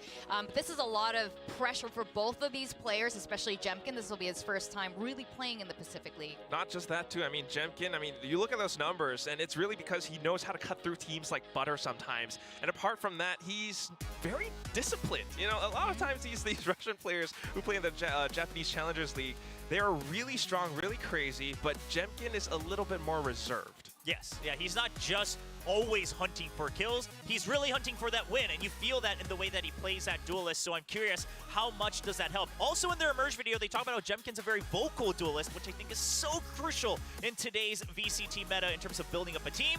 So that's why I have high hopes for this team. Absolutely. Comms is really critical, and we have seen whole teams transform just by fixing the language barrier. Now, you can see RQ, all three of us have voted for RQ. Paper Thin stands as the lone Gen G predictor.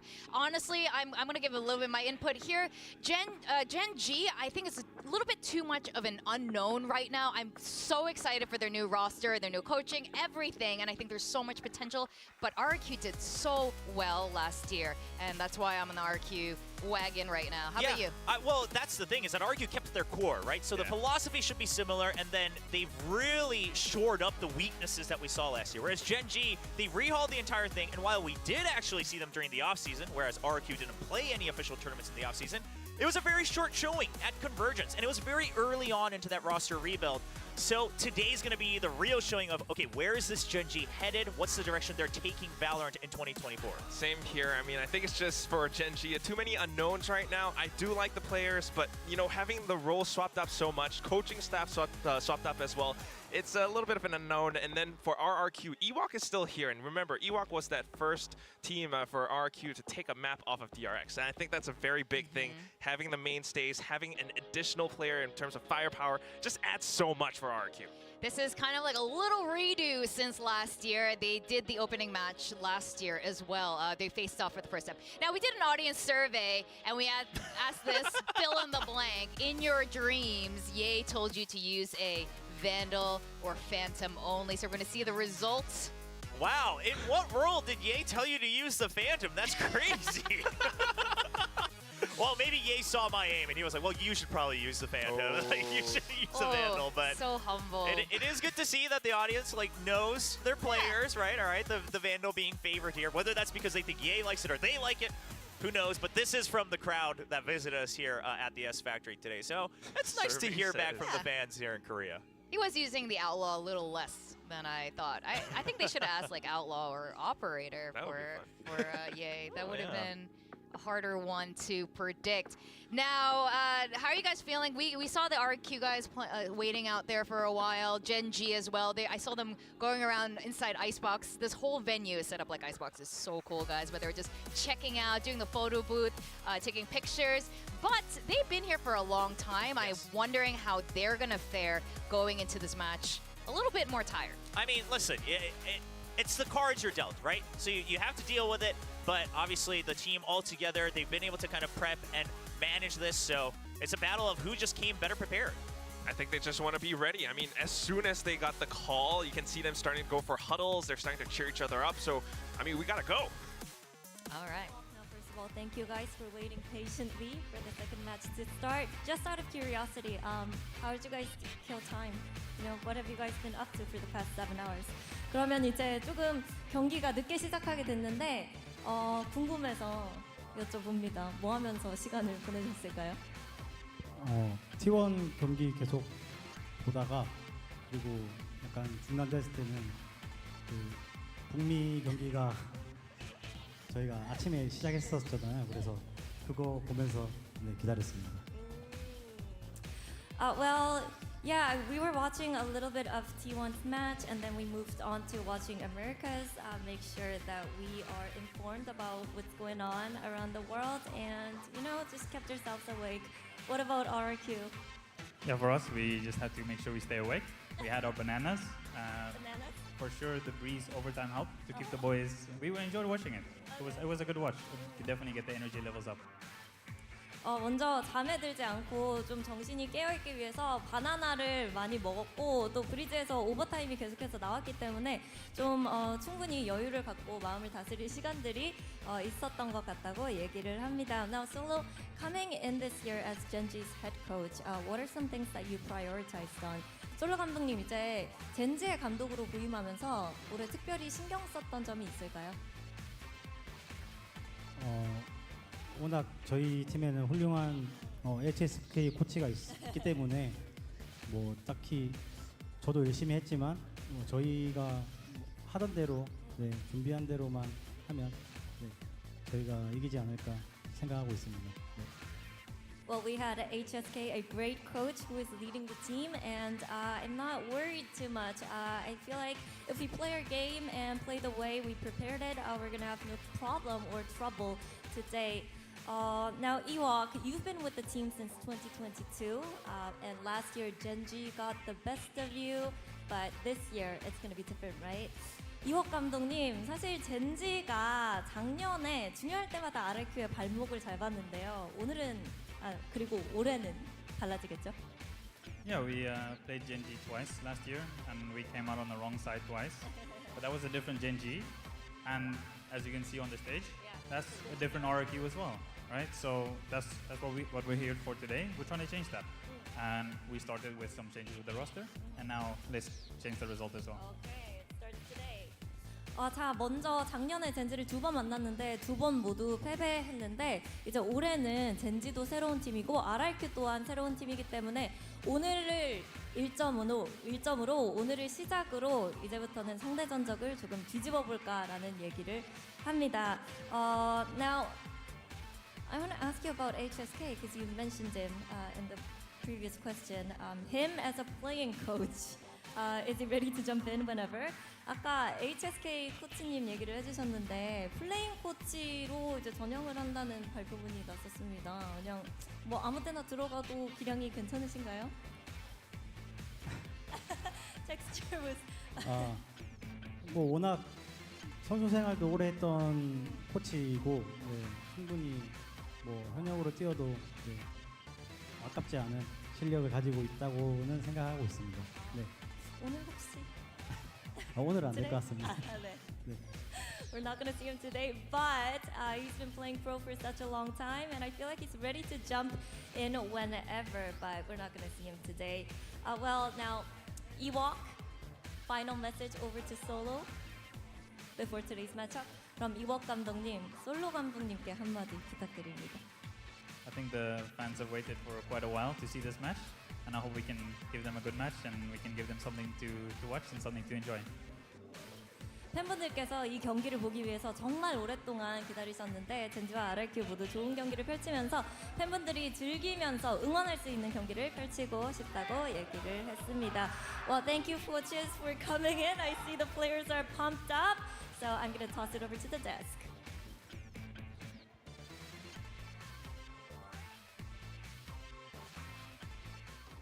안녕하세요. 저는 젠지 발로란트 팀 소속 메테오 김태호입니다. 이번에 로스터 변화하면서 확실히 전 시즌보다는 피지컬이 압도적으로 좋은 것 같고 다들 긴장하셔야 될 것 같아요. 이번에 첫 매치가 RRQ인데 새로 들어간 에스트렐라님이랑 잼킨님이 좀 총은 기깔나게 쏘는데 그래도 저희 팀보다 나르지 않나. 저는 솔직히 절대 진다고 생각 안 하고 그렇게 크게 걱정 안 하고 있습니다. 이번 시즌에는 젠지가 모든 사람들에게 기억에 남는 팀이 되고 싶습니다. Hi guys, my name is Xpharaoh and I'm from Team RRQ. The difference between last year and now, I think we have this new player that have stronger aim and stronger mentality in the game. I think at first we don't have the experience on LAN yet because last year we have new players like they have no experience at LAN. Now we have new member that have the experience for the LAN. That's why I think it's gonna be great. That's why I expect us to win the kickoff tournament this year. Genji is a really great team and the Texture now is really good player, but for us we are really confident to beat them now. Genji beat us last year, but this year we're gonna get the revenge. Now, you guys just heard from the coaches Solo and Ewok, and you know, it's been proven at this point how critical coaches are when it comes to high-level VCT play. Let's talk about that. We mentioned it earlier. How impactful will this be for Genji in particular with the change of coaches? Well, it does seem like during the interview, like Solo was trying to give a lot of credit to HSK as well, because he was originally the head coach for Genji in the offseason. Solo was onboarded late into January, so not as much time. But my big question is people remember Solo as the IGL back on the old new turn. He's had a long career before that, but his coaching career is not spectacular. It has not been successful in Korea. And to me, this year on Genji and this opening match, especially for both him and HSK, if they don't look good, regardless of win or lose, people are going to start asking questions, right? You have all this experience as a player. Why can't you lead them outside of the server? So I think there's a lot of pressure on the Genji side. And how are you feeling about Ewok's side? I'm sure he's probably trying to think of new ways, or do you think we're going to see a lot of old RRQ? I think it's definitely going to be new. I mean, you look at the guy on the stage, and he looks really comfortable, really calm. He's always, like, very jovial in how he speaks to us. He's also, like, not wearing a suit, which he normally is. With the turtleneck. Yeah. I mean, it is a lot colder. I think that's one of the reasons. But, I mean, apart from that, it's just the way that he coaches, the way that he kind of figures out maps. I think that's one of the things. So map picks and bans is something that we'll definitely want to look at, but at least for the time being, RRQ not having that many matches, or actually none at all in the offseason, means that it's going to be a big question mark for the other teams. Like, how is RRQ going to play? How do we counterplay against them? We never know.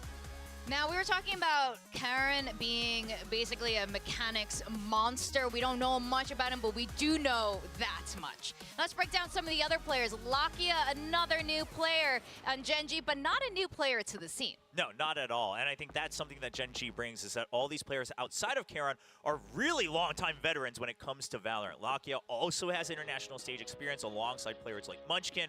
Lakia also known for really good info play, and then he has that clutch gene. Same goes for Munchkin, a really strong clutch gene. And then you have these steady aimers like Meteor, Texture, and now potentially the addition of Karon. I think that's why on paper, when you look at the numbers, Gen.G is a really well-rounded team. We just haven't seen the chemistry come together just yet.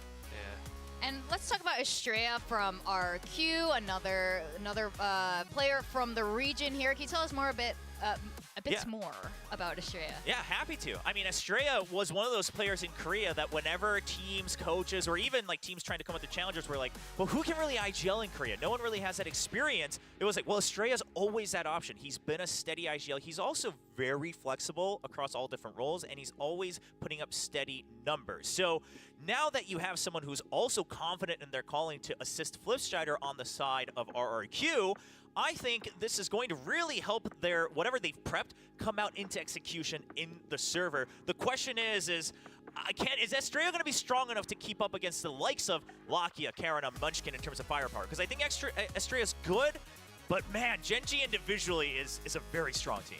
They're still, really, really capable. And I mean, just with so many roles being changed up, I think RRQ does have their work cut out in front of them regardless. Yeah, so who are you looking out for on the team of RRQ? We're really familiar with these guys at this point. 2GE or Toge, I think we had a chat last year, and he was like, I'm going to go back to pronouncing it how it was meant to be pronounced. Toge. The Toge. Toge, yeah. Toge, and because last year he went back to 2GE. Of course, like Xpero and Flips. How are you feeling about them?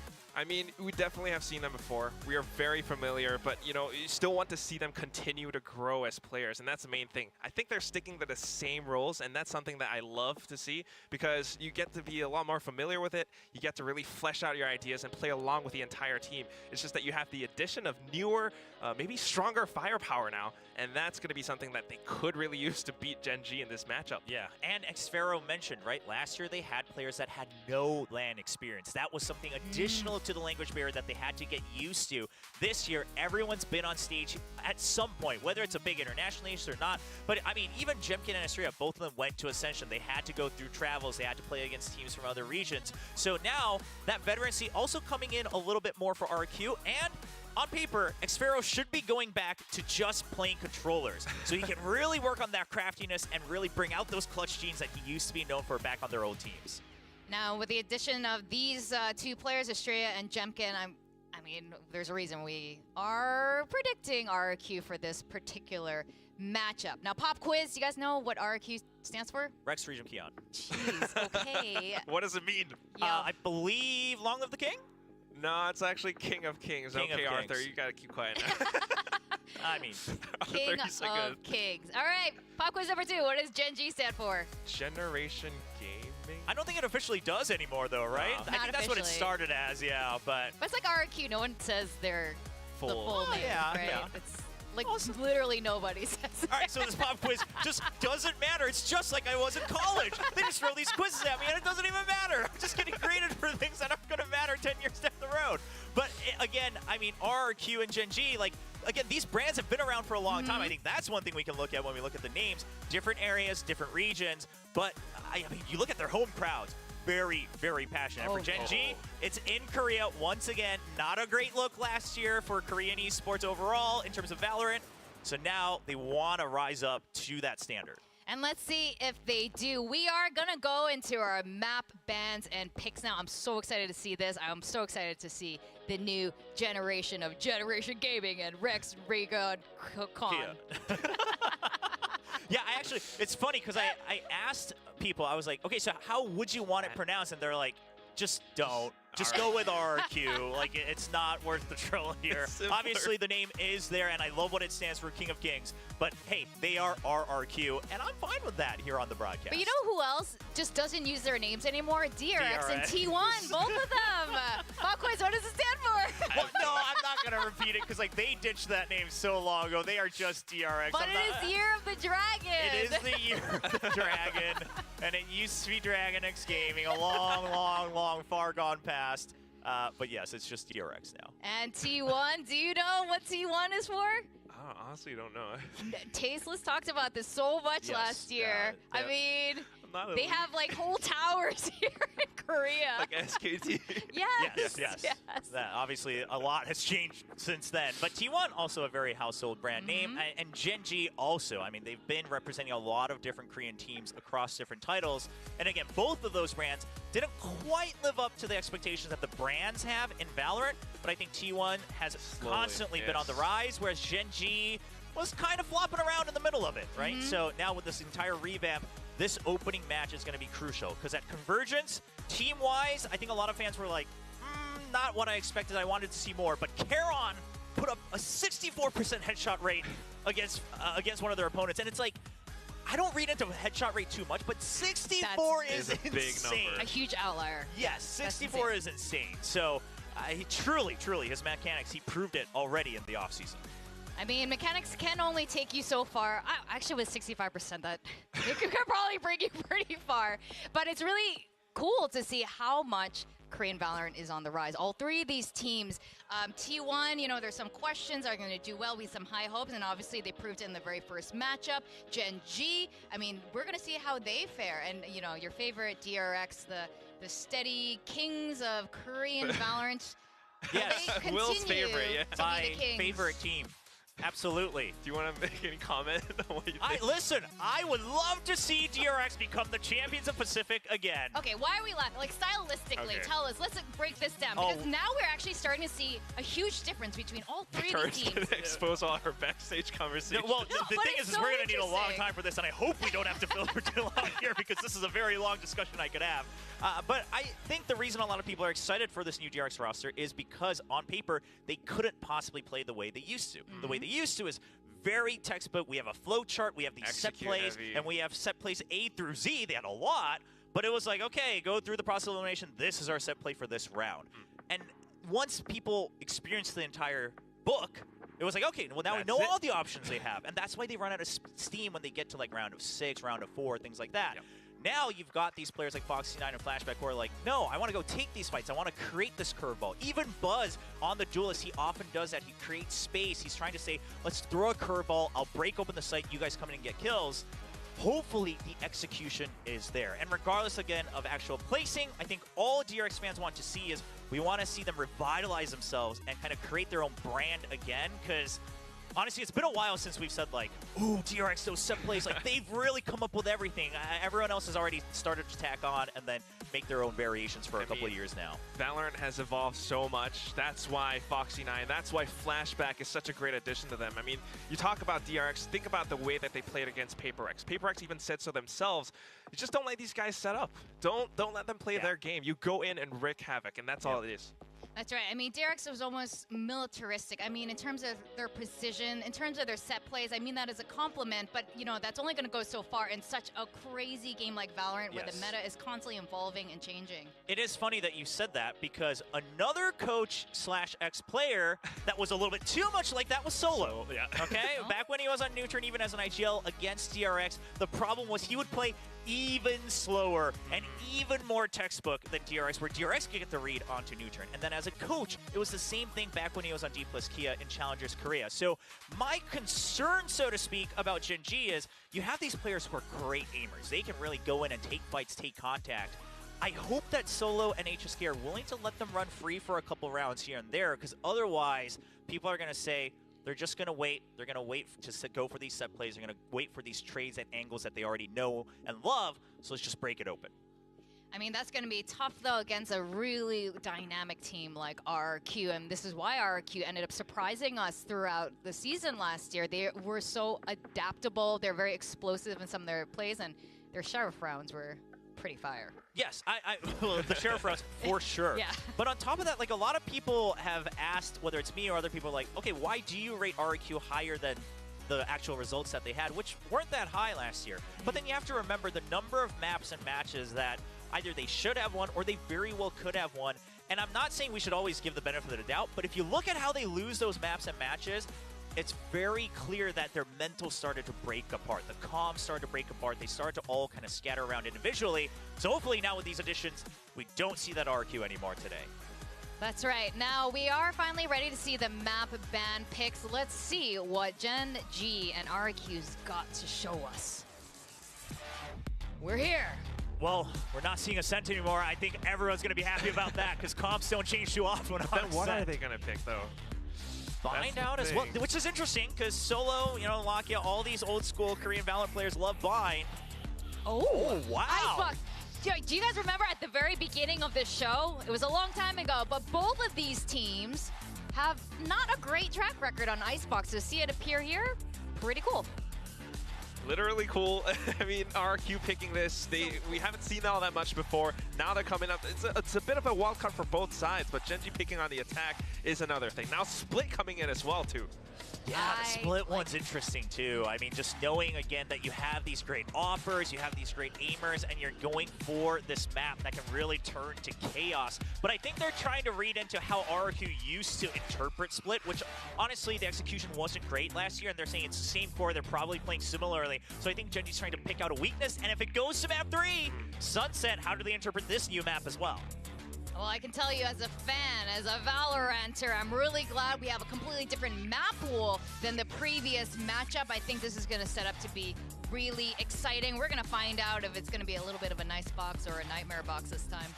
It's definitely a question mark for all 3 maps, to say the least. Maybe not Split. I remember Gen G having quite a good performance on Split during LCQ especially. So if anything, I do feel like RRQ actually has to step up. Is their Icebox really that good? Why did they pick this? Yeah. They have to show it to us. Yeah, and there's, again, if you want to go for lurks or anything like that where you can try to open up the map a bit more than it lets you, then you're going to need to win these long-range duels on Icebox. And while RQ has some good players, okay. Oh my God, Mirror.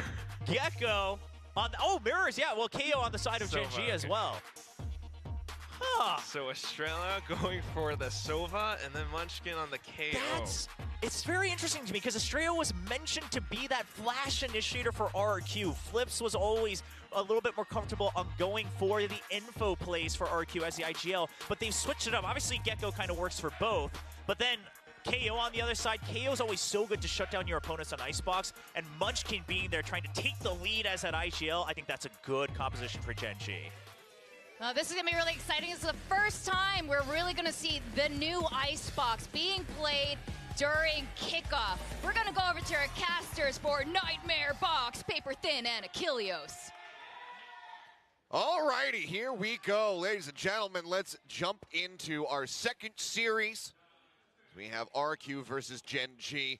I mean, Desk was talking about it. Of course, we have to as well. This has been a rivalry brewing and developing since last season. We faced off against each other twice. We got to hear from Ewok, coach of RQ, earlier saying different team here. So we're looking for a different result. Yeah, it seems like their destinies are intertwined, and really interesting to see our first look at Icebox in VCT in 2024. Both teams running the Gecko, so using that to control some space. With those changes on to B on the attacker side, it's a lot more difficult to get yourself over to yellow here. There's a lot more opportunities for defenders to hold some tough angles against you, but so far so good for Gen G. Let's see how they fare here in the long haul. Looks like taking a quick little peek around over at that B site, and now going to be drifting back. Look where Jemkin just going to be going on a bit of a linger there at back yellow. Yeah, but look where Jemkin is. He's pushed way ahead in the nest. And let's see if Gen G is going to be able to identify this. This is scary potentially for Gen G. The push now coming through. Dash not going to be proc. There's a knife, and now he won't be able to use it. Okay, drops back. Quick jump up, and no, getting slowed. Fogging himself down just a little bit, but does manage to make it out with 70 HP still remaining. Dash now on the ready here for Texture as Jemkin makes his way up into his heaven. Has to See the dash back there from Texture. In the meantime, though, Heron finding that pick. He got the opening over onto B, but it looks like RQ widely are getting the read that this is going to be a full rotate over. They haven't taken any more forward position in this B site yet, so there's a decent chance for RQ to try to reply. Yeah, got just enough space. No Sage available for either team to really feel comfortable, so you use that wingman instead. Put those plants down safely. 45 attempt here for the retake. Heron down to 48 health. RQ still just waiting for that rejoin to come in here from Blue Flips, and he's got a decent amount of util to use. Jimkin now can find himself on the board, gets locked in. Munchkin's going to be taken down. Heron still trying to hold things down at back yellow. It's only going to be good for one more kill, and now Texture has been noted. The spike is not planted for him, and he needs to go huge, but he's only going to be able to find one.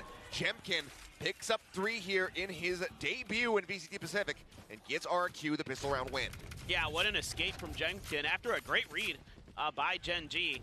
Munchkin, by the way, this is his 4th ever game on KO. I had to go look because I'm like, you know, Munchkin's not really much of a KO guy. He's played more games on Phoenix in official matches than he has a KO. So kind of an interesting little tidbit there. But yeah, Jemkin, this is kind of the guy you're expecting here for RRQ. This is why you went and picked him up off of Scars when he had that impressive performance all throughout last year, and in particular at Ascension. And he is a tremendous duelist, unfazed in the face of adversity. As we saw at Ascension. Plenty of noise there, and so that's going to be the Dizzy going out. Once again, he's going to be making his exit, gets a smattering of damage across. Lockheed going to be knocked down to 60. Both just kind of going their separate ways here. As Estrella pulling back over towards screens. Texture wary about this pushing. Yep, Jim catching a glimpse there for a brief little moment. There's the dash across. Lockheed going to be taken down. That recon dart spotting absolutely everybody here on the side of Gen G. So they are very halted up, and the spike is stranded. It's going to take some miracles here. Get Gen G into this round and try to equalize the scoreline. Jimkin finding himself another one there. Texture going to be taken out. Dart getting the tag, just forcing Meteor all the way back. As it seems like they're going to have to push in eventually. Munchkin able to find one. Flipshot are going to be taken down. Meteor just waiting, trying to see if he can spot, if he can hear anything. He's right on top of a player, but just has no way of knowing. Mitchell damage certainly can be dealt, 30 though. seconds left. As now Jackson across rushes up. Barely manages to get the shot there. Only more will get taken down, but Xfero able to push forward with that Spectre in hand and just mow down the remaining players. Yeah, solid hold here from RRQ. A couple nice Sheriff shots come through. You know, Munchkin, one of those players who has tremendous mechanics along with Meteor. Not going to be on duelists and still doing some damage and losing. You know, on this eco, you'd really love to get this plant down, but with Lakia going down early, obviously the Gecko is going to be your primary plant specialist. Not able to get the spike. Not able to get that little bit of extra money and utility for the side of Gen G. Able to keep one Vandal, a couple Spectres. Gonna try maybe a mid push here. Big rush coming through, and distracted by the alarm bot. Elmymore just domes Texture. Of course. Didn't want to take the risk with the vulnerable, but the vulnerable didn't matter. He just absolutely coup de grace there. It's an instant upgrade to the Vandal as well for Elmymore, but that guy, I mean, last year with the Sheriffs. There's no covering fire here for Flipshider. Oh boy. Oh, it's good for the timing, and now it's going to swing around there from Lakia. Easy pickup. Just even up the numbers a bit.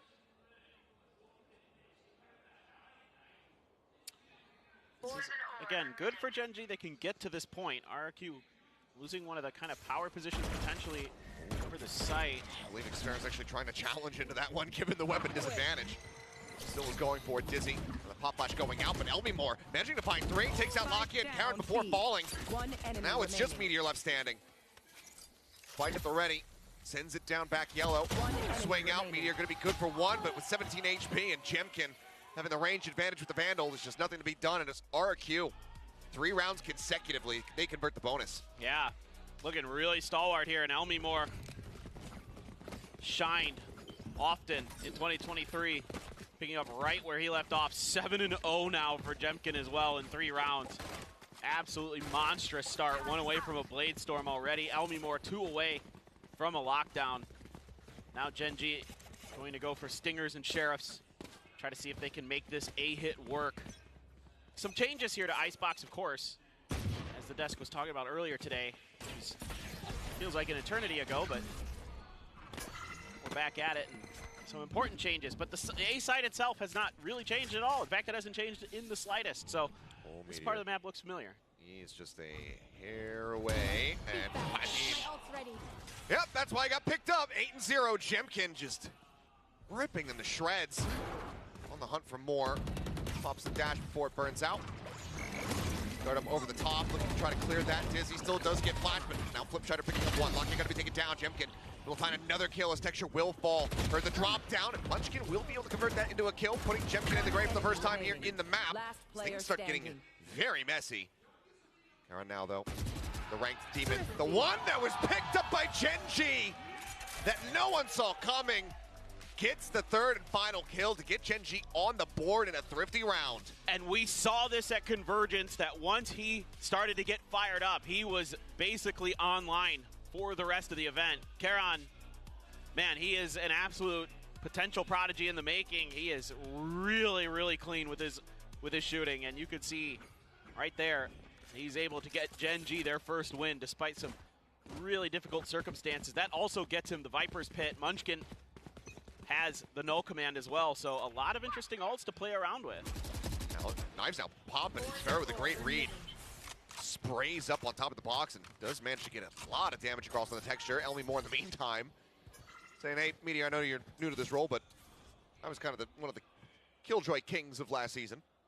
And he snuck up through mid there to get that kill, so nicely done by Elmi Moore. Do they read Xpharaoh has the reposition here? Because this would be fairly aggressive, but it looks like they were not ready for it, but now they swing around in from behind, but Elmi Moore and Jemkin have arrived, and blink and you miss it.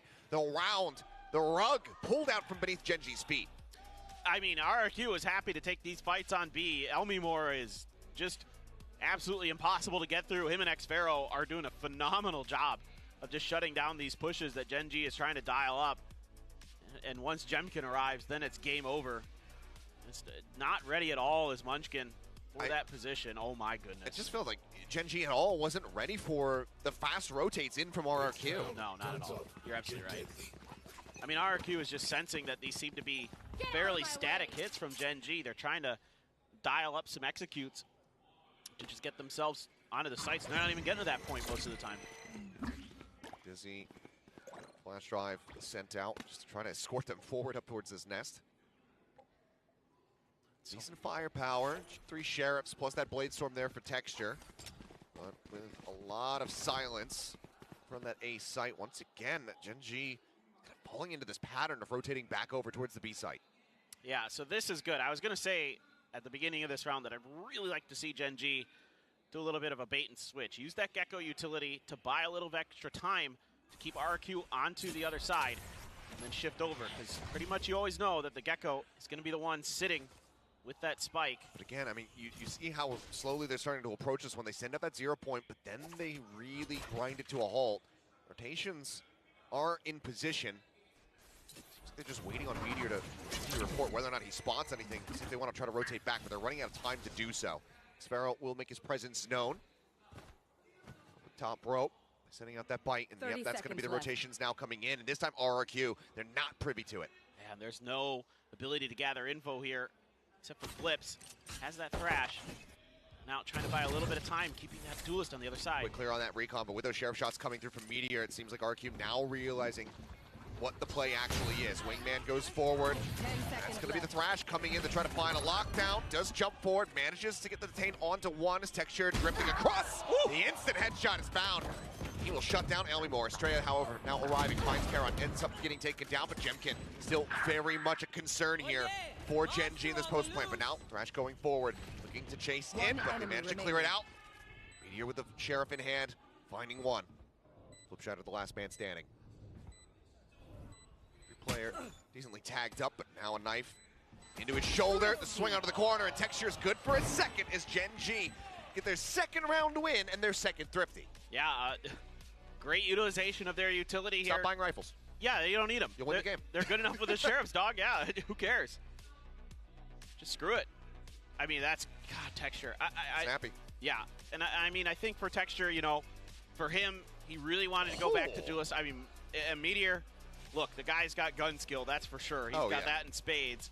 He was the duelist carry for Gen G last year. This year, shifting over to that Sentinel role more often than not, and he's still got plenty of talent. That is an absolute fact. Still a lot of ults for Gen G as well here in this rifle round. Let's see if they can use them. Oh, Jumkin again, getting blinded, but manages to exit. Flip shot now caught. Moving up under Nest towards Great. Trying to get that flank angle, but Meteor was ready for it. Shuts that down. Gecko now gone. A hell of a lot of utility lost here for RQ in this defense. There's still so many ults to work with on the side of Gen G if they even feel the need to invest them here. You got that flank coming from Xpharaoh potentially. Here you go. Counter for lockdown. Yeah. Counter lockdowns going to be employed. Munchkin on that no command still yet. And you have Charon's ult, so a lot of post plant. Oh, we saw him. He faces away. Oh, did you not see him? No, he didn't see him. He turned away just before Xpharaoh was going to round the corner. Still, though, he started taking his time, so isn't ready to strike. He's going to rely on the rest of his teammates to be able to stave this off, slow down Gen G for a bit, but also keep their attention occupied towards the front of the site. Going out, Charon able to find one. Texture picking down Jemkin. Texture finding a second. Now it's all on that flank. 30 seconds left. Smoked off the turret. Spike planted. Probably have a decent idea. Munchkin's ready for this, though. Yeah. We'll be able to shut him down. Gen G able to go ahead and just win a straight-up rifle round for the first time in the game. Now are within touching distance of RQ, whose lead has now shrunk down by just one round. And this is what's so scary about this Gen G team is top to bottom, just outrageous amounts of firepower. And this round, they're finally able to kind of get themselves in a position where they can really use this utility to great effect. You know, earlier when they had a couple of these ults available, they just weren't even able to get to the point of attack because it was so well shut down by Elmimore and Xpharaoh on the other side of the map. But now, trying to pick this A side apart, and I suspect that Ewok wants to take a little bit of a breather here and talk things over. A nice little proactive timeout here from the side of RQ. Ewok seeing these rounds getting away from them, seeing some of the overheat, overzealousness on some of these defensive rounds, so wants to try to intervene now. Everybody cool, calm, and collected. Having this map get away from them could end up very well being catastrophic, given that this is their map pick. They're the ones feeling the most confident coming into this icebox. I don't know if they expected to have a damn near mirrored composition on the opposite side. I mean, if, you know, for context, none of the partner teams, at least here in Pacific, have been scrimming each other whatsoever. Correct. So everybody going in relatively blind as far as what their opponents are going to be bringing to the table. And not only that, Achilleos, RRQ hasn't played a single match in the offseason. We have no idea what they had in store for us. We got to see a little bit of Gen G. Yeah. But this is certainly surprising. I mean, I thought maybe somebody would still stick with a Sage at least potentially because the sights didn't change. Oh my. Sure, again going for it, but I mean RQ kind of just opting to play this one out a bit more quietly, but the lurk does get spotted, as does Xpharaoh. So the sneaky tactics, unfortunately here for RQ, not going to be coming up with a profit for them. 0 point identifying there's nobody else further forward, so swing on the corner. Wingman can go ahead and get the plant down. Let's see, there's a Guardian for Jemkin. Nothing doing with those shock darts. A little bit too late to stop the plant. Straight up, swing out, there's another Dizzy up in the air, looking for the blinds. Get the clear out, and oh, Lakia. He did get that tag, so straight out down, low on HP. Flip shutter picked off by Texture. Spots him, and there you go. 1, 2, 3. Final shot will find him. And it's going to be 3 kills for Texture as well. A flawless round now as Gen G continuing to heat up. Yeah, big smiles there. As Gen G starting to dial it in a little bit. B-side has gotten a lot more difficult for the attackers with the change in those boxes on green. And they're still able to finally get it to work here. They've been shut down really well by RRQ for the first couple rounds. But now able to best them. RRQ decides to push a little bit further than we had seen them do early on in that round, and they paid the price. I mean, of course, it's an eco, so, not the biggest of deals, but now Jemkin with an operator, still Charon with that hit, man. He's been sitting on that for a while. Little set there. Cloudburst into the updraft. Avoid the pop flash coming through from Munchkin. G tackling this A side very aggressively. Straya going to force off the angle, and hit comes in. Texture able to find Elmimore. Dark darts Bit too late there. I believe Texture was spotted. Full flash coming in. Straight playing off the back of that one very nicely. He's able to collect the kill, brings it back into a 4v4. The pit available, but you see how far back they're playing, so it seems like Gen G not wanting to invest that ultimate here into the round, but XPG certainly could for the retake.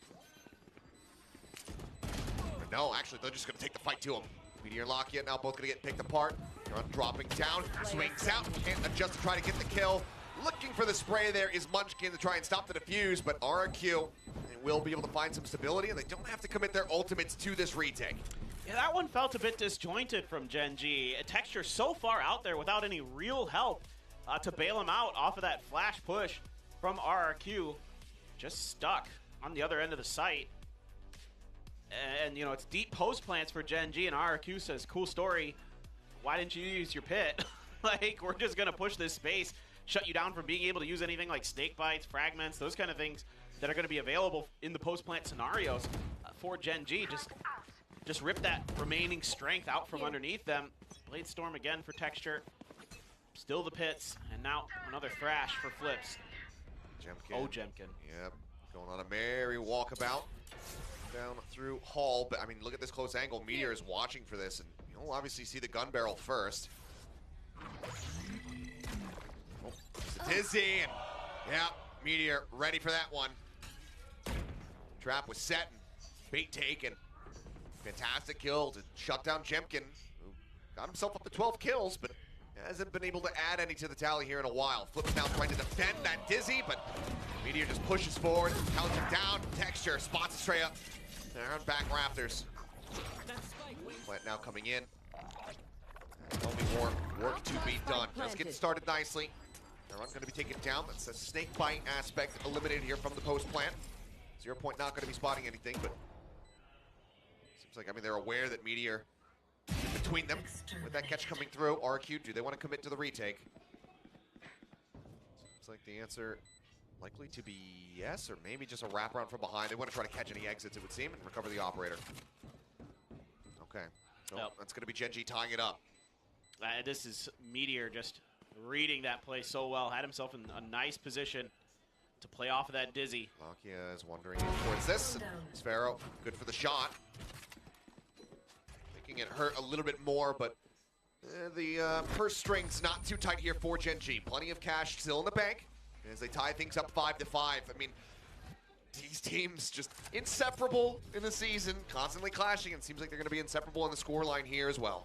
And so much of it, you know, last year was their fates intertwined, right? Leading down to that ending, you know, for the fate of RRQ within Gen G's hand, you know, things like that that came up. And they just absolutely insane. And their face off in LCQ.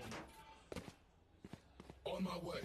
It's really a great story that we have between these two teams, and already living up to expectations. I mean, this one certainly felt like a 3-mapper from the get-go. Yeah, gonna have to back up a little bit as XPG. No opportunity to get any real vision necessarily on the full, the full forces of Gen G that are gonna be coming through towards B. Pings are out, but now you've got Flips sliding over here. Meteor back tucked into that corner. We end up seeing a bit of a thrash v thrash. Sphero actually pushing forward. Does get a little bit of fake information fed over here to Gen G, but now that they clear around back yellow, they know that he wasn't playing forward. I like the attempt, though. Great delay here, though, from RRQ. Preventing this plant Oh coming through. my God! My God. Meteor. Holy hell. Jeez, man. Snaps on, shuts down Flip Shadow. That means that the thrash here for RQ is completely out of the picture. Flash coming in, Elmy Moore out into the open. Texture able to scoop the kill and finds himself a second one, eliminating XPG as well. Straight up does manage to stand tall. Should sound the enemy jet, but given that the operator is still in the hands here of Jemkin, just gonna have to wait this one out and allow for Gen G to get themselves up to 6. Yeah, it's gotta be a save. If you want to keep the op. You have enough for rifles for sure. You might even have enough for another op, but Elmy Moore sitting on 32. Yeah. Really avoiding getting the spot there onto Estrella. Jemkin just underneath the Meteor here, who looks like he's very hungry to take that op out of his hands. On the hunt, the swing around, he spotted him. He is not going to be able to retain that one whatsoever. Plank now coming in, and Estrella not going to be able to find anything else. Meteor gets himself a third in that round. As RRQ losing everything and losing the lead. And I mean, you think back to who it was that ended, you know, the LCQ and RRQ's VCT last year. Obviously, it was Gen G, but Meteor was a big part of it. And he is showing up in a big way. Different role, different agent. Still having tons of impact. He is all over the mid part of this map, just causing so much disruption. It's so hard when you've got a player that deep in the kitchen. Oh, Texture's got the op. They have 3 ops. Why not? Texture, Lockya, and Meteor all have ops, and Texture gets the flick to shut down Jemkin. What a shot! This is interesting. Tons of ults to work with. Karon still has the pit. My goodness. The flicks just in the last 2 rounds have been astounding. Well, this is why I am the lone Gen G believer today. Is that the firepower in this team is just outrageous. Texture, I've said this before and I'll say it again, I think one of the most balanced duelists in the world. He can do a lot of things really well. He's not one of those guys who has like a calling card where he's just a great opper, he's great blade storms. He's just really good at all of it. And other than that one time he overextended, I think he's playing great. 0 point revealing nobody far forward here, as that's going to be the Thrash to go and check the site. Sparrow just tucking back on the opposite side of the wall. There's a jump up over the top, makes his presence known, managing to find 1, gets a second before getting taken down by Munchkin. He gives the rest of his team a chance. The 3v3, Spike still in the hands of Lockya, the wingman at the ready. Sends it down, the pop flash timing looking good, but Elwimore still full flash, managing to find the kill, and he stops the plant, and he gets Munchkin to boot. The Thrash chasing, it gets the stun. Meteor detained. It's only going to last a little bit longer here as they try to flush him out. I thought maybe he was going to be able to redraw his weapon, but no. They will just wall bang him to death, and RRQ will be able to recover here. Picking up multiple rounds there over to Gen G, but it's 6 and 6 1/2. Ah, what more could you ask for? Just 2 phenomenal teams going back and forth. Maybe a little bit of a kind of miscalculation here from Gen G, thinking that 3 ops, sure, why not? We've got a ton of great oppers on this team. I mean, you got Meteor and Texture, of course. They're quite good. Munchkin's no slouch. A lot of great players on that team who can grab an op and do some damage, but didn't really befuddle RRQ too much, able to stop that plant, bailing each other out, even though the flash displaces, I believe it was Elwimore, but they're able to back him up right away. Now we switch sides. Now we really see, with these very, very similar comps, if RRQ do a little bit better on their attacker side, or if it's going to be Gen G's defender side that holds stalwart. 25 more seconds here for the coaching staff to calm with the team. Try to gain leads here going into the second half. Solid start for RRQ, but a great rally back. Gen G very much alive and well. And if they're going to keep hitting shots like we just witnessed from them, this could be a very bloody second half. Oh, yeah. I mean, it's just been a phenomenal. Right First half. Texture, 15 and 8. Oh, yeah. I mean, we saw Jemkin. He got up with 12-3. Yep. And that impact just hasn't been seen. Gen G were doing so well to shut him down and just play around him, if not away from him. Well, they shift over to that defending side. RRQ going to be trying their hands here on the attack. See what they've got prepped for us. Munchkin is spraying through here. Again, the defenders have a little bit of extra room to get some good angles there. You could even do a high-low off a yellow. It can see really deep down in towards the attacker side. So for now, though, it's going to be cleared out as there was only one player over here. It's Munchkin. But you have a deep push through mid. Didn't make any contact, so an immediate rotate back over. They're just cutting their way in under 2. Shots going up top, trying to spot anything that they possibly can. Lockya was revealed there for a brief little moment. Now the wingman flank going to be coming through inside the poison orb. His own wingman going to be sent out just to try to get a daze off, but nothing to be found. So for now, fairly clean plant here from the side of RRQ. As pop flash timing is absolutely gorgeous. No way for Jeff to turn from that one, but Flipshider swings out, managing to find 2, keeping things nice and even. 3v3, a slight firepower diff here in the hands of Gen G. It's Meteor with that Sheriff. Manages to put the good use, coming up with the kill on Estrella. Can't find anything. Sparrow doing his damnedest. Finds two more, but Meteor will be the last one alive. And gets the defuse, tying up the pistol count and giving Gen G the lead once more. Huge hold, but RRQ committing to this B hit from the get-go. And again, with all that information that Gen G is able to gather with their mid push down through the tunnel, too hard. What a beautiful flash, by the way, from Munchkin. Just absolutely pinpoint accurate to set Texture up for that first kill. And Meteor with a Sheriff there to finish the job. Valiant attempt to hold. And now Texture is going to be grabbing an Outlaw. Munchkin with the Guardian. Meteor with the Sheriff still. Karen Spectre. Bulldog for Lakia.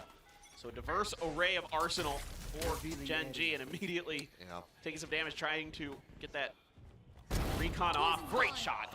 Okay, Texture. The only other players that we've had bring that Outlaw into the fold, and puts it to very good use. Great answering shot, though. Elmymore has always been fairly crisp when it comes down to those Sheriff shots, but this time Texture will be able to get the better of him. I wouldn't be too surprised today as it rolls on if we see Meteor going for a few Outlaws himself. He's quite good with the Marshall, as we saw many times over the last couple of years. Could very well do, but it seems like even knowing that this weapon is on this side of the map, they still want to try to play into a site. There are 3 players stacked up ready to greet them. Dizzy up over the top. Flash not connecting, and Texture gets the collat. Our first one so far here of the season. Jemkin now, last man standing, does recover a Bulldog. Finds himself in a 1v2. Spike stranded down behind him, 30 seconds remaining. Can he even isolate these fights? Can he predict it? No, he cannot. And we'll take him out. Weapons can be picked up. And that's going to be Gen G taking away that anti-eco. But now we go into the buy round here for RQ to see if they can get back on the horse. Yeah, I mean, all things considered, this is not a bad round for RQ at all. Able to take some big guns away from Gen G, do some pretty decent damage. Texture, some huge kills, of course. The collat for the 4K, absolutely ridiculous. You can tell he wanted the ace. Yeah. He's trying to make it happen. Not this time, though. So he's trying to take a forward position. A little bit of a leap there out of Jemkin's book, but plenty of covering fire. What is that? Texture! You can't be doing this! It's not fair, man. That is not fair. Invested, diving forward, looking for the jump there. It's going to be Lakia, and Texture getting swept under the rug. Man advantage now here into the hands of RRQ, but again, just given that this is the bonus, Gen G, any more damage they could deal even with a round loss is still going to be feeling pretty decent for them, as everything grinds to a halt. Munchkin pushed so far forward. Boys cut. They check up over the top. No, they do not. The flash timing is absolutely perfect. Munchkin looked like maybe he was still going to be able to come away with something there despite the flash. That's take it down. Spot there on Elmymore for a brief little moment, but a great read from RRQ. They start assessing, they start spraying through the box. They get that kill across. Meteor got a tag in there. Get some damage. Now in. Okay, Meteor on the hunt to try to find some extra value, but wasn't expecting Jemkin up top. Ends up falling, and RRQ widely managed to go ahead and take the bonus for themselves in fairly clean fashion. Yeah, looking really nice. Able to get some big kills. Nice little coordination there with the Thrash. Find a couple angles, a couple big kills. And they're able to just identify a player behind the box, isolate, take him out. And then not much for Meteor to do there. Jemkin just waiting with open arms. Texture Bladestorm. One away from his own is Jemkin, but he went from 12 and 8 to 17 and 9. So I think he's back on it. Texture now on the hunt. Jemkin, oh yeah, crouching at the perfect time. Karen in the meantime, however, able to find Elmymore. Killjoy now eliminated. And Lakia escorted into a very far forward position. Watching that A-main approach. Sparrow going on a lurk. Here's that movement. Able to strike. Munchkin going to be cut off there on the rotate. Now that's going to force Gen G out towards that attacker spawn. This Meteor, oh man, nearly flushed out of this one. Take it so very low, swings back out, finds one. Eventually does fall. Sparrow trying to hold that back line. So one kill, but it's all on Texture and Lakia. And as the swing up comes in, Lakia shuts down Jemkin. Estrella, the newfound IGL here for the team. In a 1v2, Texture at 10 HP. Can he clutch it out? Noise cut. One enemy Approaching, remaining. oh, but he checks through. Out of charge. Catching Lakia, and that leaves him with a massive advantage. Texture just down below. Weapon not spotted, but he creeps in underneath and behind, and Texture will be able to close it out. Man, oh man, this looked so good for RRQ off the rip. They seemingly read Meteor's position, but they don't get the kill. And then he steps out and causes all kinds of chaos. Karon on the other side, finding some impact. Texture able to just barely get his kill. That is nasty from Lakia. Just quick adjustments and Texture remembering to look up. The boy's back and he is happy. Able to play Duelist again at long last. I mean, Meteor, for those who aren't in the know, he gave up his Duelist spot on this team to Texture because he wanted this team around him. You can see why. It's really good. Jemkin with blades. Sparrow does have a pit if they can get to it. So they've got rifles. Otherwise, some extra money in the back pocket. Gen G's economy, on the other hand, is pretty dire other than Munchkin. It's been a little bit brutal. Consistent kills coming in. Not allowing to really bank up anything. Wingman now going to be going forward. Pit invested as well. Sparrow really wanting to convert this round. Now Nanoswarm's going to get set up. Swinging around though is Meteor. It's coming around the backside of Yellow. Hit is going to prevent him from seeing much of anything though, but trying to fight forward, able to find Karon, snaps over the side, takes down Texture. Pulls back, goes for the reload. Jemkin there to try to protect Flipshot, and now finding himself a third. Meteor gone. Lock, however, able to put an end to that reign of terror, but the man advantage is still very much here in the hands of RRQ. Not wanting Gen G to get up to double digits quite just yet. Sparrow with another, taking down Munchkin. Straight out will be the finisher coming out from mid. And RRQ keep things nice and tight. Absolutely. A great push, great angle to set up for that Viper's Pit, just enough to cover that plant. Not really able to disrupt it is Gen G. Those post plants so tricky to deal with. Flips just pushed up, heard the shots from Karon, moved up to keep him off guard. Did a nice job, picks up 3 in the round for it. That wingman debates him a little bit. But still, very good stuff. And now you still have some key ultimates available on the side of RRQ. Saw Hunter's Fury in there for Estrella. And at 9-9. This is certainly going to be a good one, feels like. I mean, everybody fighting tooth and nail, knowing what's at stake, knowing how limited the opportunities are going to be. Yeah, I mean, even though, I mean, obviously the core of RQ, very much the same. Jemkin, the kind of, the one new addition coming through. Meteor, the only mainstay from Gen G. But either way, everybody on these two teams has now inherited this rivalry from last year.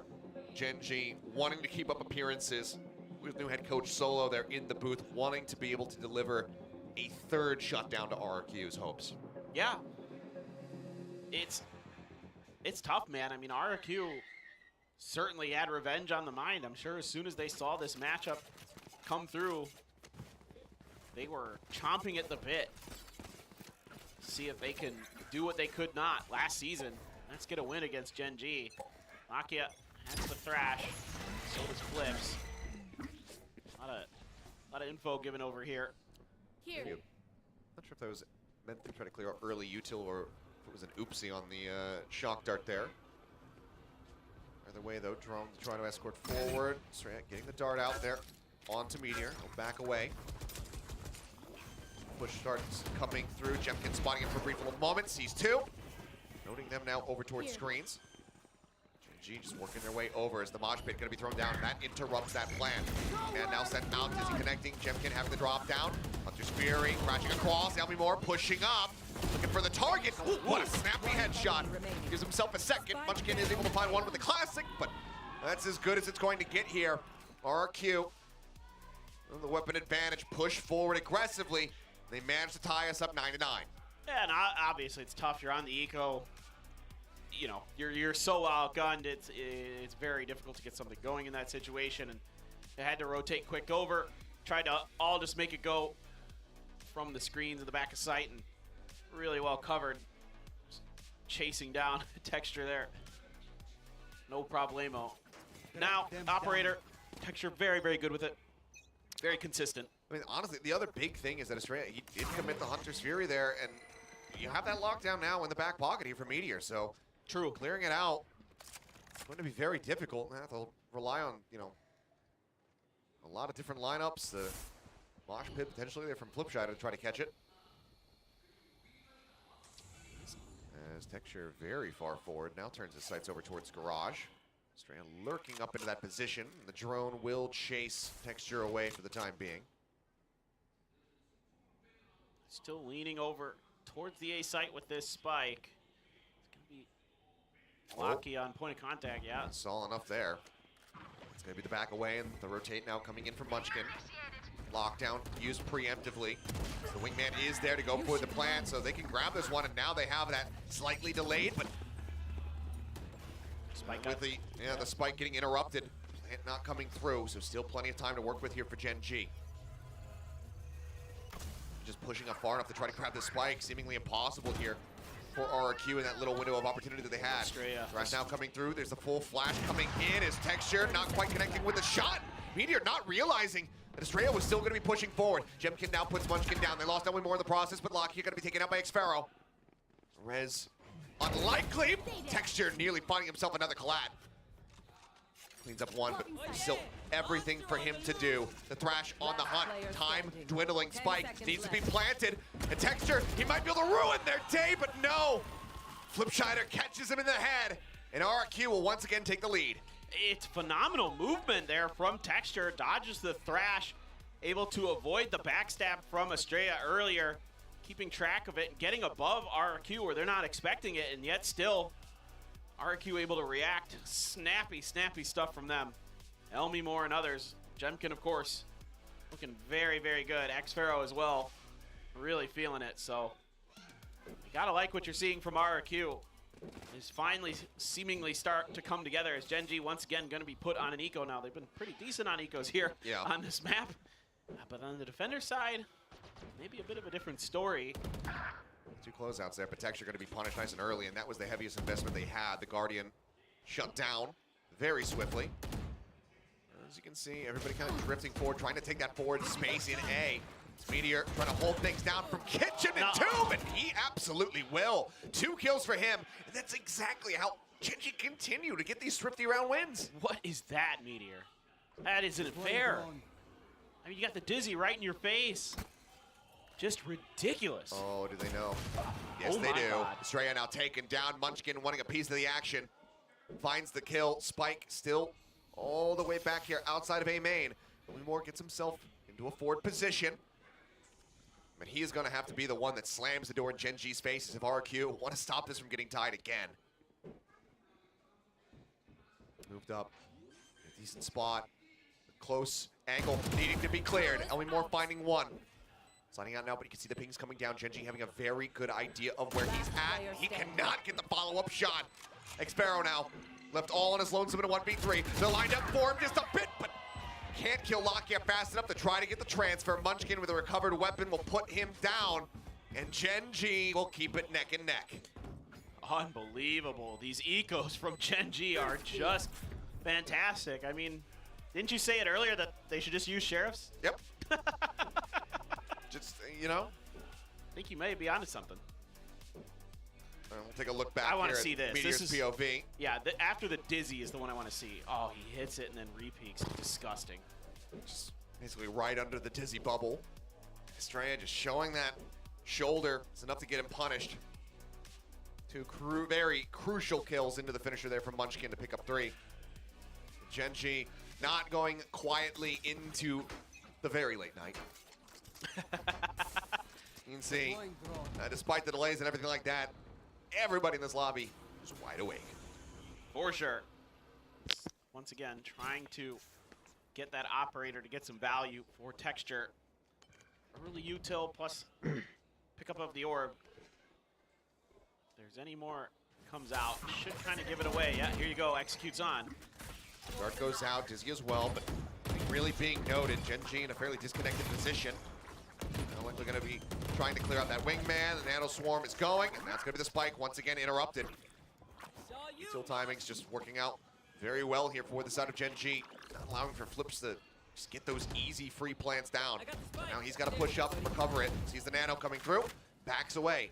Still time available to RQ if they want to go for a rotate, and they still have Elmi Moore in a very laid-back position outside of A main. That 0 point is going to tell all.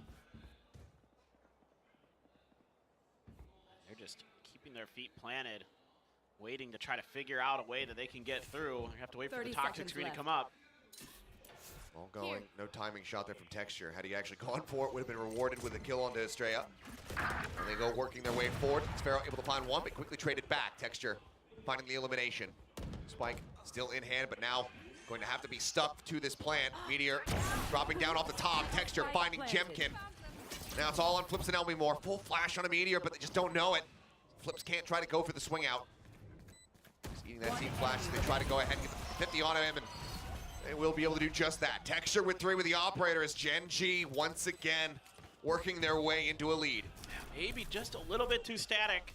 You can see this from both teams on their attacker side, where sometimes they're just really tunneled on committing to a certain side of the map. And you know, with the toxic screen there, you feel like you kind of have to use that to get your approach to get to the spike. And Gen G does a great job adjusting. They were having a little bit of trouble dealing with the wingman plants earlier in this half. Now not so much. Great flash. Again, Munchkin having some impact with that KO. Or just a friendly reminder, he doesn't play it very much. Some of those flashes, especially earlier on, that one he had around yellow was ridiculous. Well, it's going to be the final timeout call here from RQ. Rock trying to pump the brakes and reassess what's going wrong at the moment here on this attack.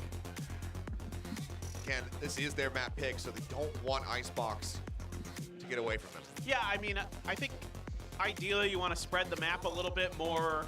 Try not to overcommit some of that utility, because they dump so much of their info and space gathering utility on that initial execute. It doesn't go their way, and then they're stuck.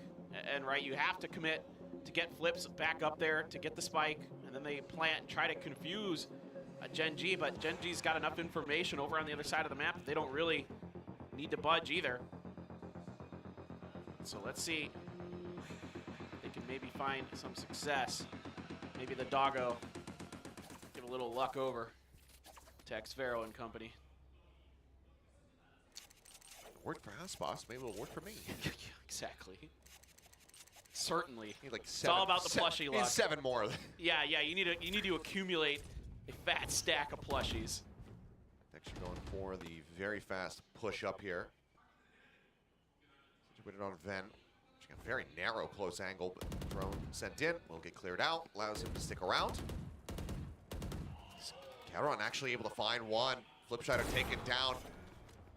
Over at Green. Now the back away. And realistically, I mean, this is just such a tough position. RQ likely with a great idea that that operator is going to be situated on A. A member gone over on that B site. You know that the double stack is there, and Meteor waiting. Saying, hey, Xfair, you know that they added a window here? Tough angle to check. It's a tough angle for Meteor to hold, actually. You know, it's just not something that they had to deal with. Right, exactly. That window is, I'd say it's a pretty balanced window, to be honest. But I'd say if you can get up into that position as the attackers and you check, you have a fair shot to win that fight for sure. But Caron once again looking, maybe get himself 30 seconds left. Another elimination as that fight does come down. Damage just has to be eaten, but it's not too much there for Estrella, so he's able to back away. But 3v5 for the hold, I mean, the null command available here for Munchkin. You have nothing but a nano for utility for this post plant. It's going to have to be on raw aim. Jemkin with that hot start. Can he keep them in this? The dash not going to be able to be used. No flanks to be concerned about here, not that they are aware of it. So the fuse gets started here. The swing out. Munchkin, snappy. switches back over to the right. There you have it. Munchkin will be put down on the floor, but he can be rezzed. And it is a flawless as Gen G now look to steal the map away from RQ. Again, Gen G is starting to get a feel for this, like how RRQ is wanting to play. They're getting great timings on some of their util, not overcommitting in bad spots. That's just not fair, man. Okay, that's just unfair. This is like just, you know, Meteor in a better position. But that shot from Karon was not fair. That ain't. It's. I mean, things happen.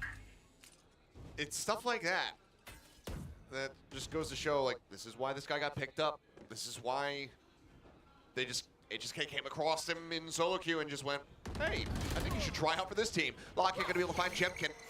Be more answering back, however. Shuts down that enemy Gecko as RQ very much all in here on that A site. But Texture lurking in the back. Able to scope in, finds Ellie more, draws out the plays, finds Estrella, looks for a little bit more. The dash over the side, can't quite find that third kill, but the damage is dealt. Flip shot it down to 39. The 2v3, the pit, still available. There's Xpero going to be investing his. Meteor drifting around from a potentially unexpected angle, comes in from the back, finds the kill, flip shot it out. Last man standing, gets the headshot to keep them in the game. RQ, one more round to take us into our second overtime of the night.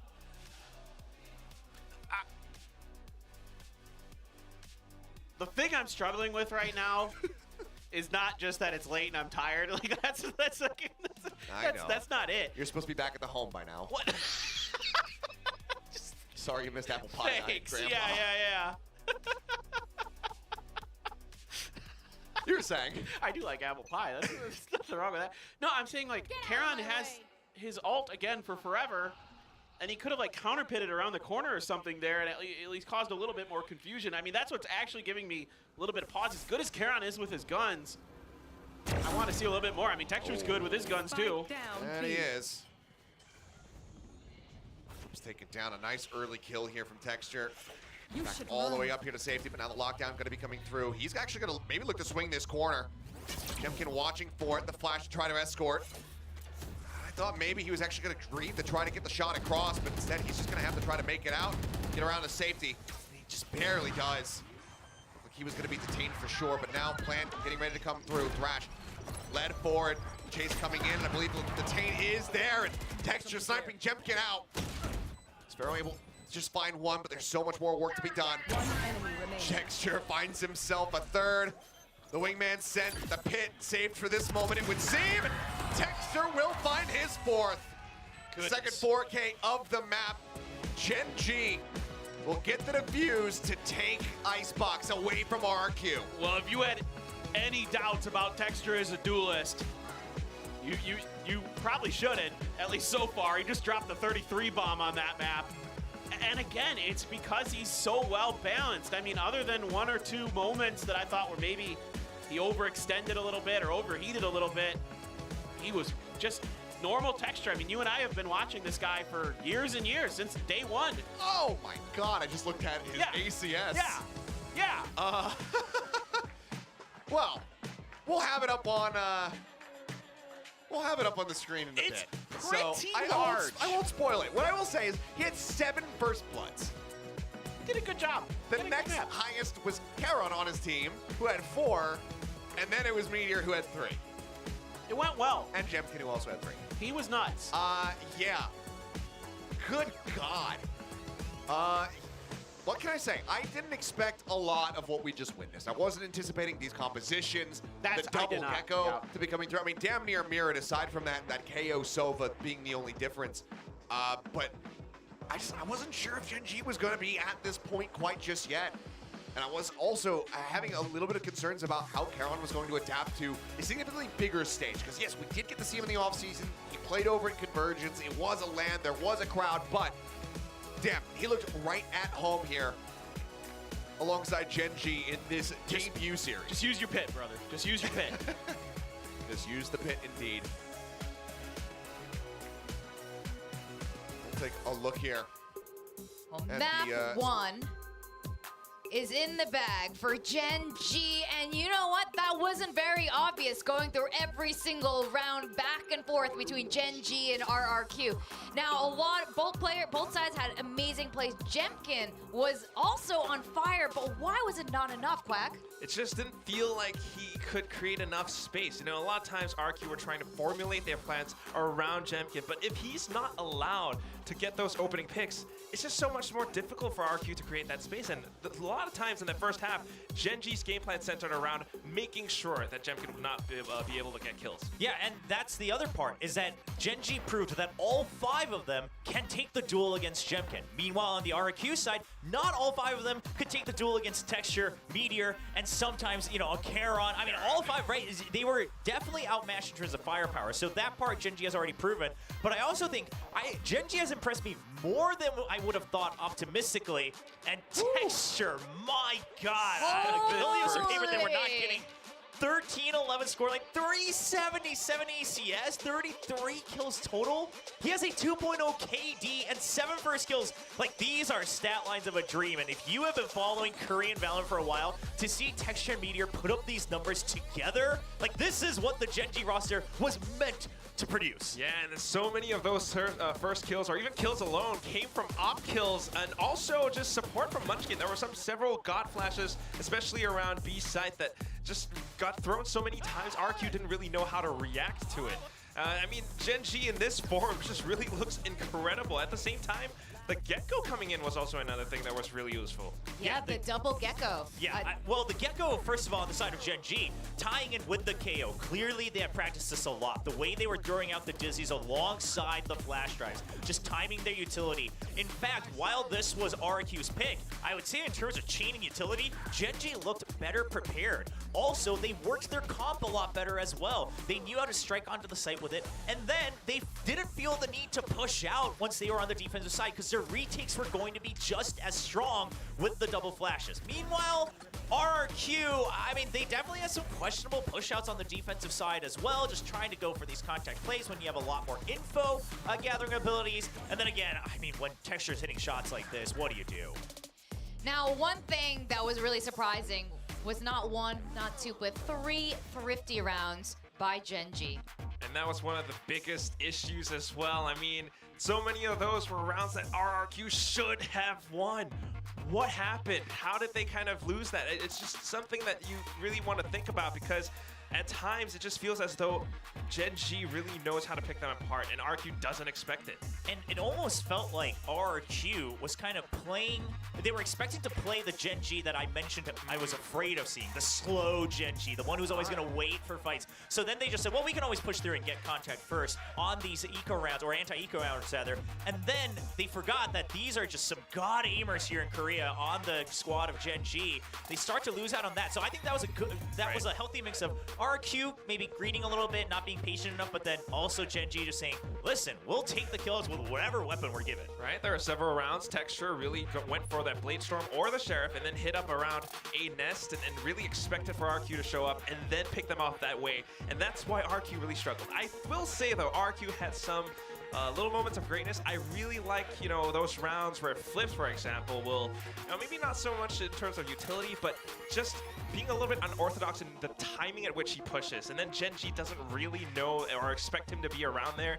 And that's how they managed to steal some rounds away. Zafaro as well, I mean X-Pharaoh, but it's not quite enough to bring them over. Now, what do we need more of from Gen G? It is so clear that their firepower was brilliant. But, you know, Paper Thin had mentioned this with Charon.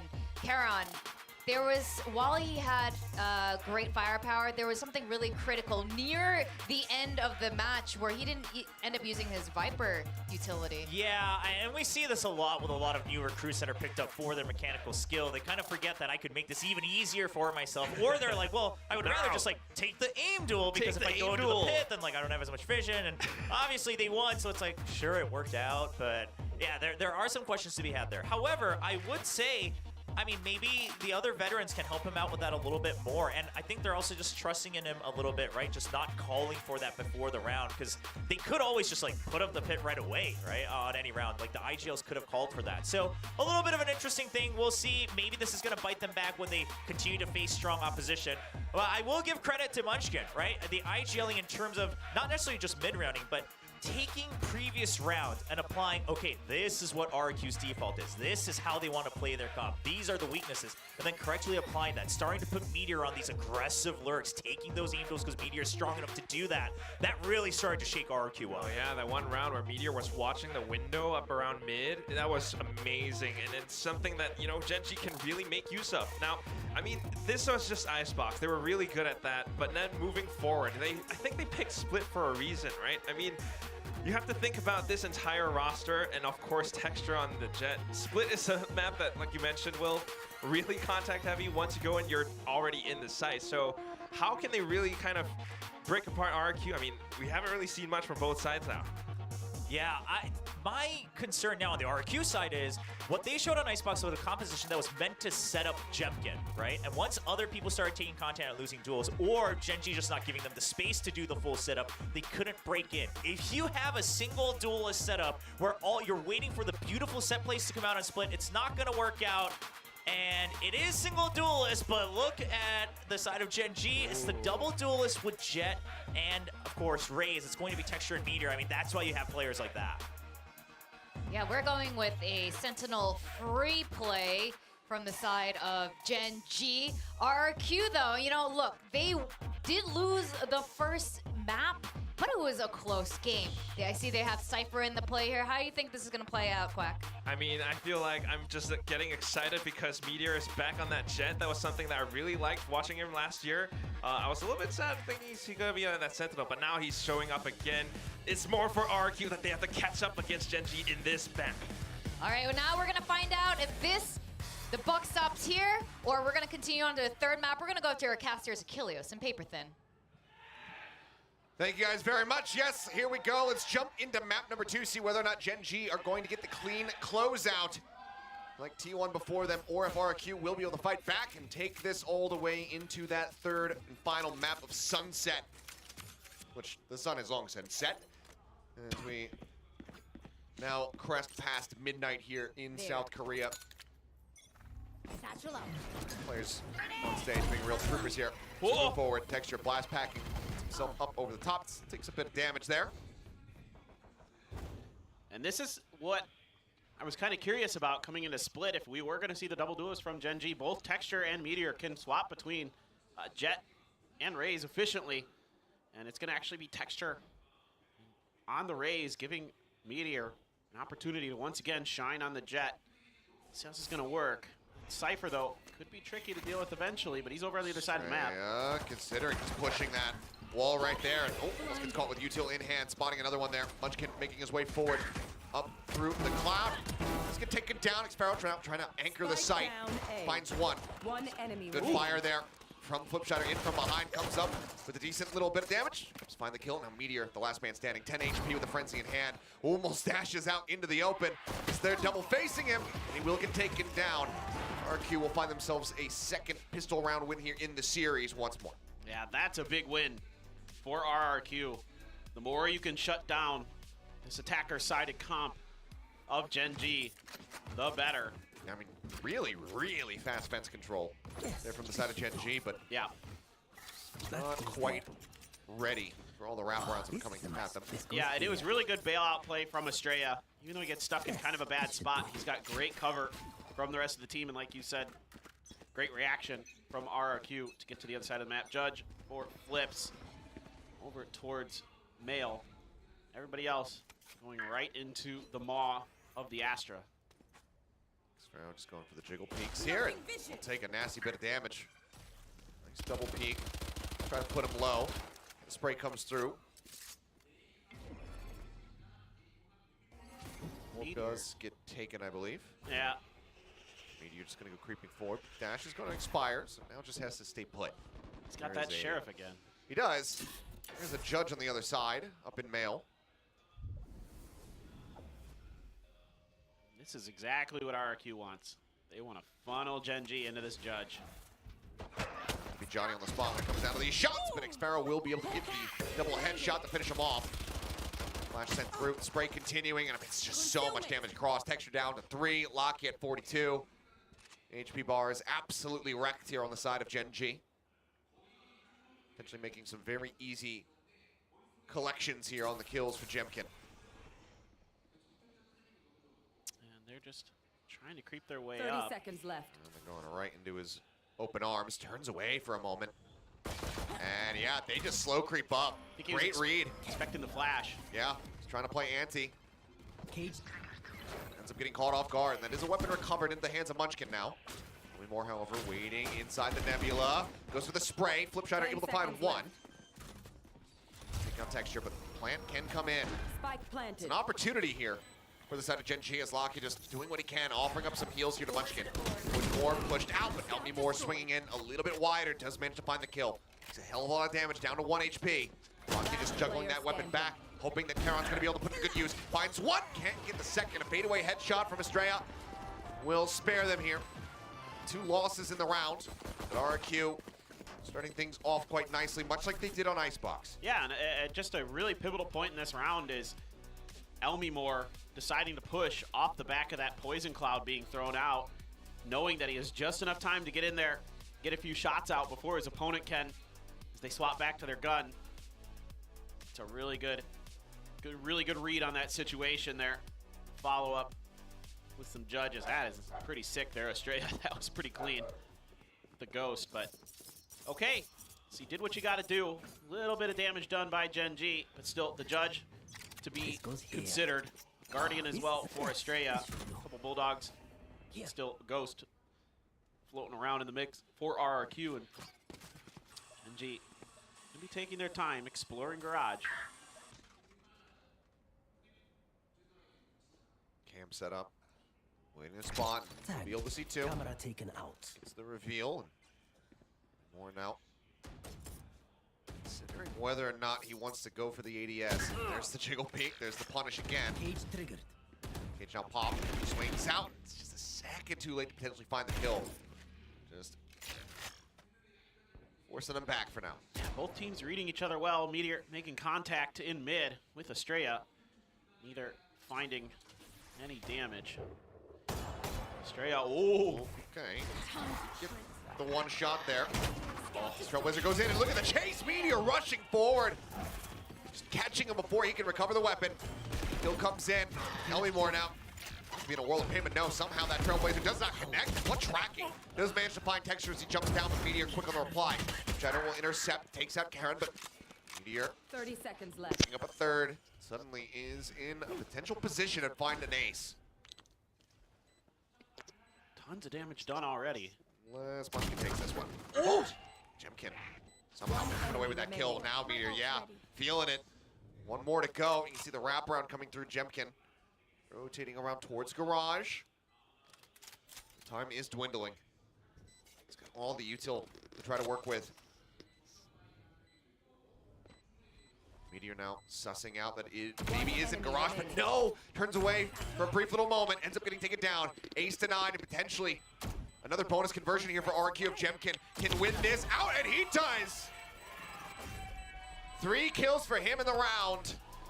As RQ, again, just echoing their performance that we saw in Icebox. 3 rounds consecutively right off the bat. The question is, does Gen G get another thrifty going into round 4? Yeah, I mean, this one, just a bit off there is Munchkin.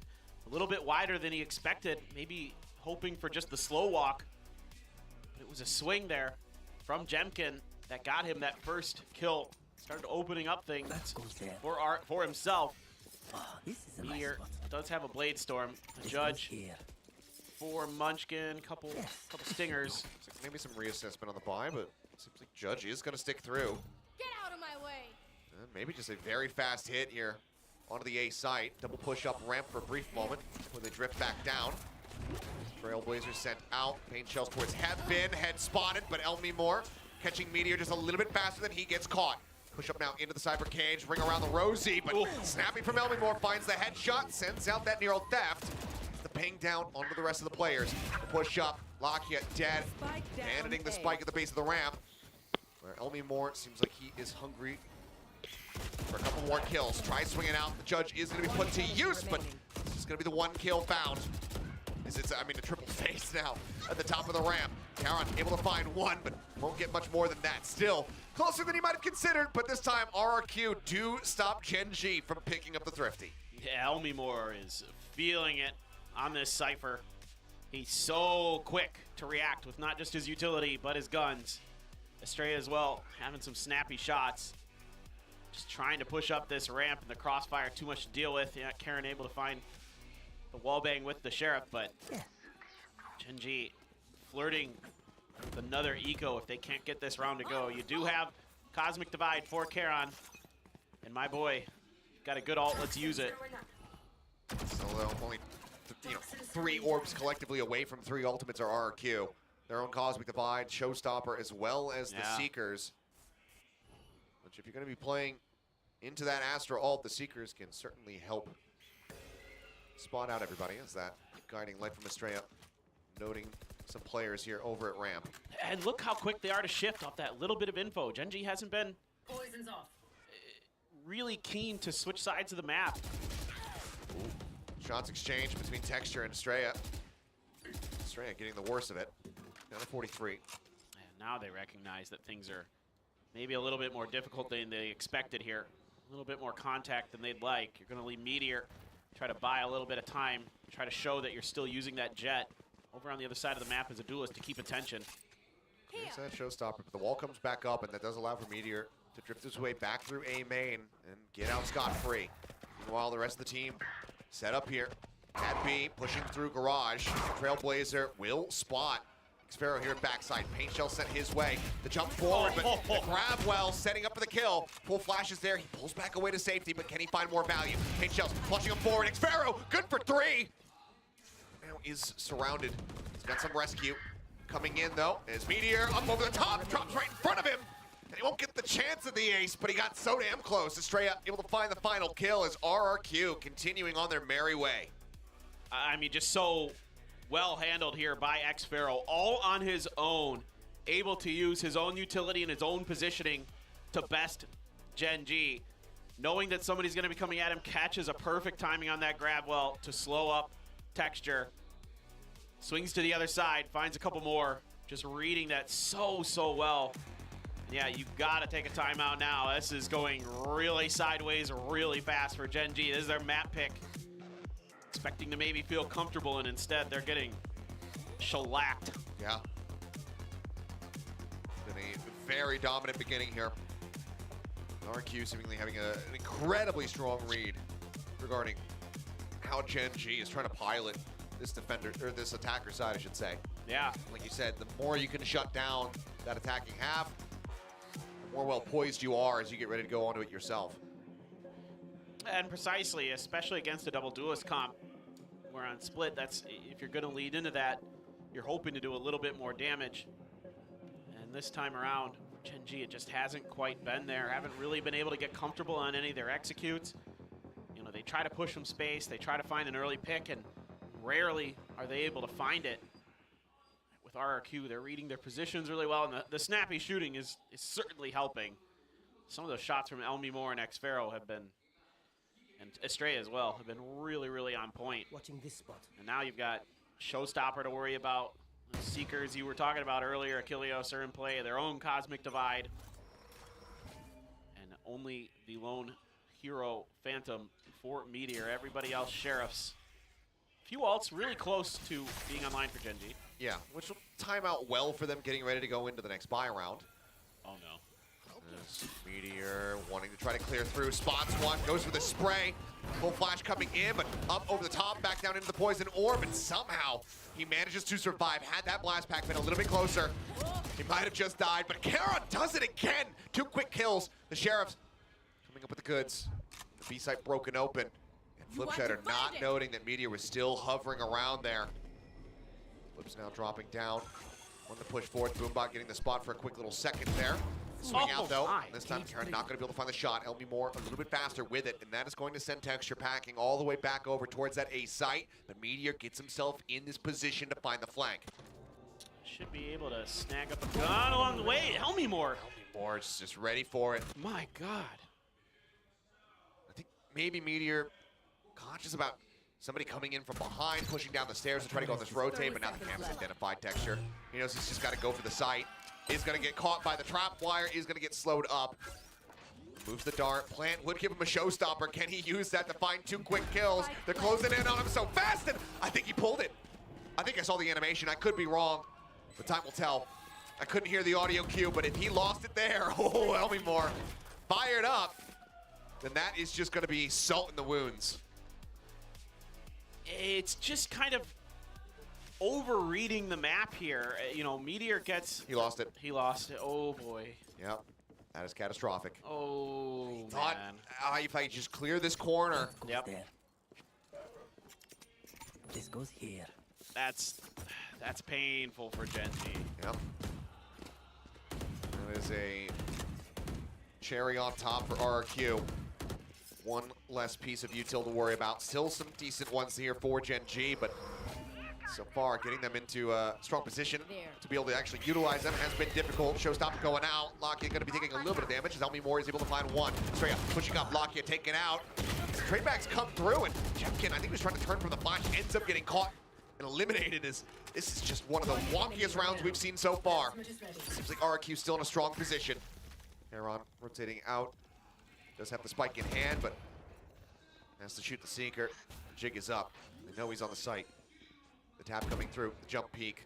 Estrella not getting caught by it. Sees flips, knows that he's dropped down.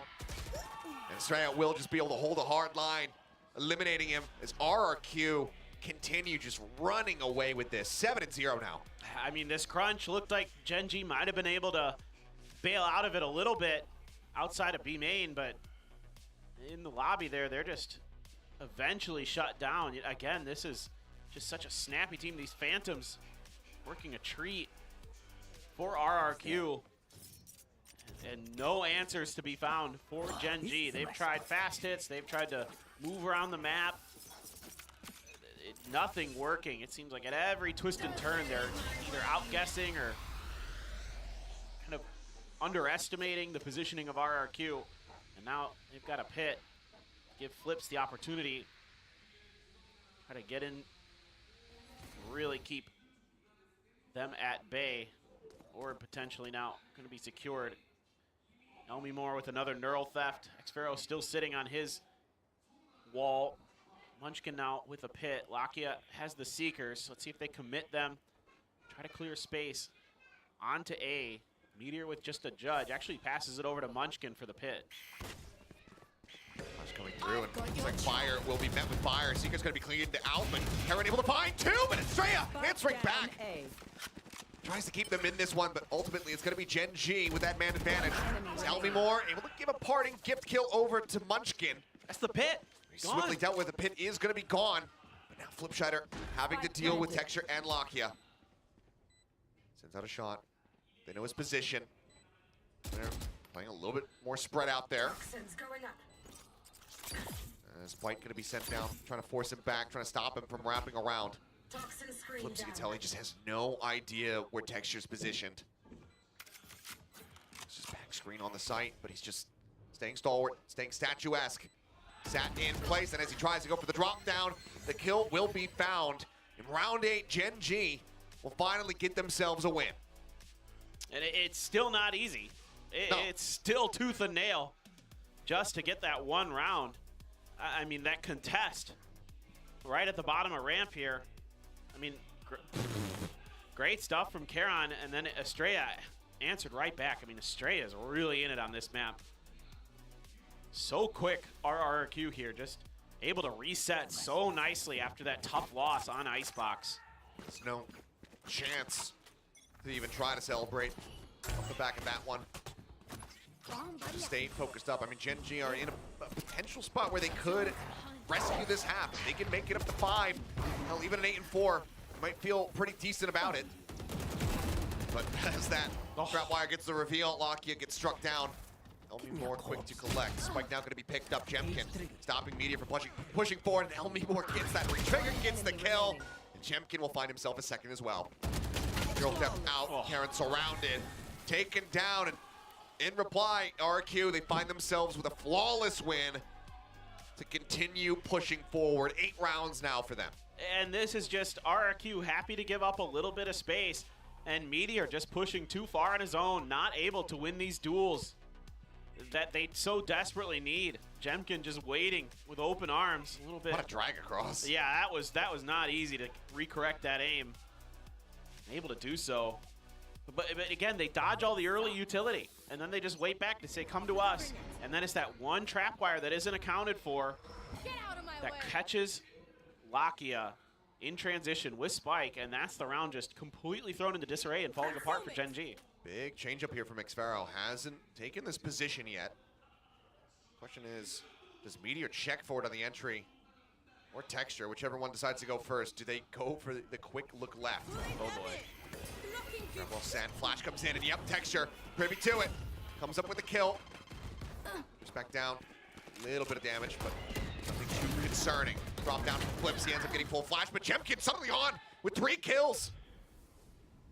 Potential for an ace here. It's Karen's so low, but Elmi Moore will be able to take him down, and that now means that it's all on Munchkin. Sheriff in hand, rotating through the defender's spawn. One shot will finish off the enemy raise, but Elmi Moore, with as snappy as he's been, going to prove to be a much more resilient target. Are they going to be able to read this is the real question. For the time being, neither of them playing in towards his sight line, so Munchkin has to come well out into the site. They split apart, so... Does he pit first?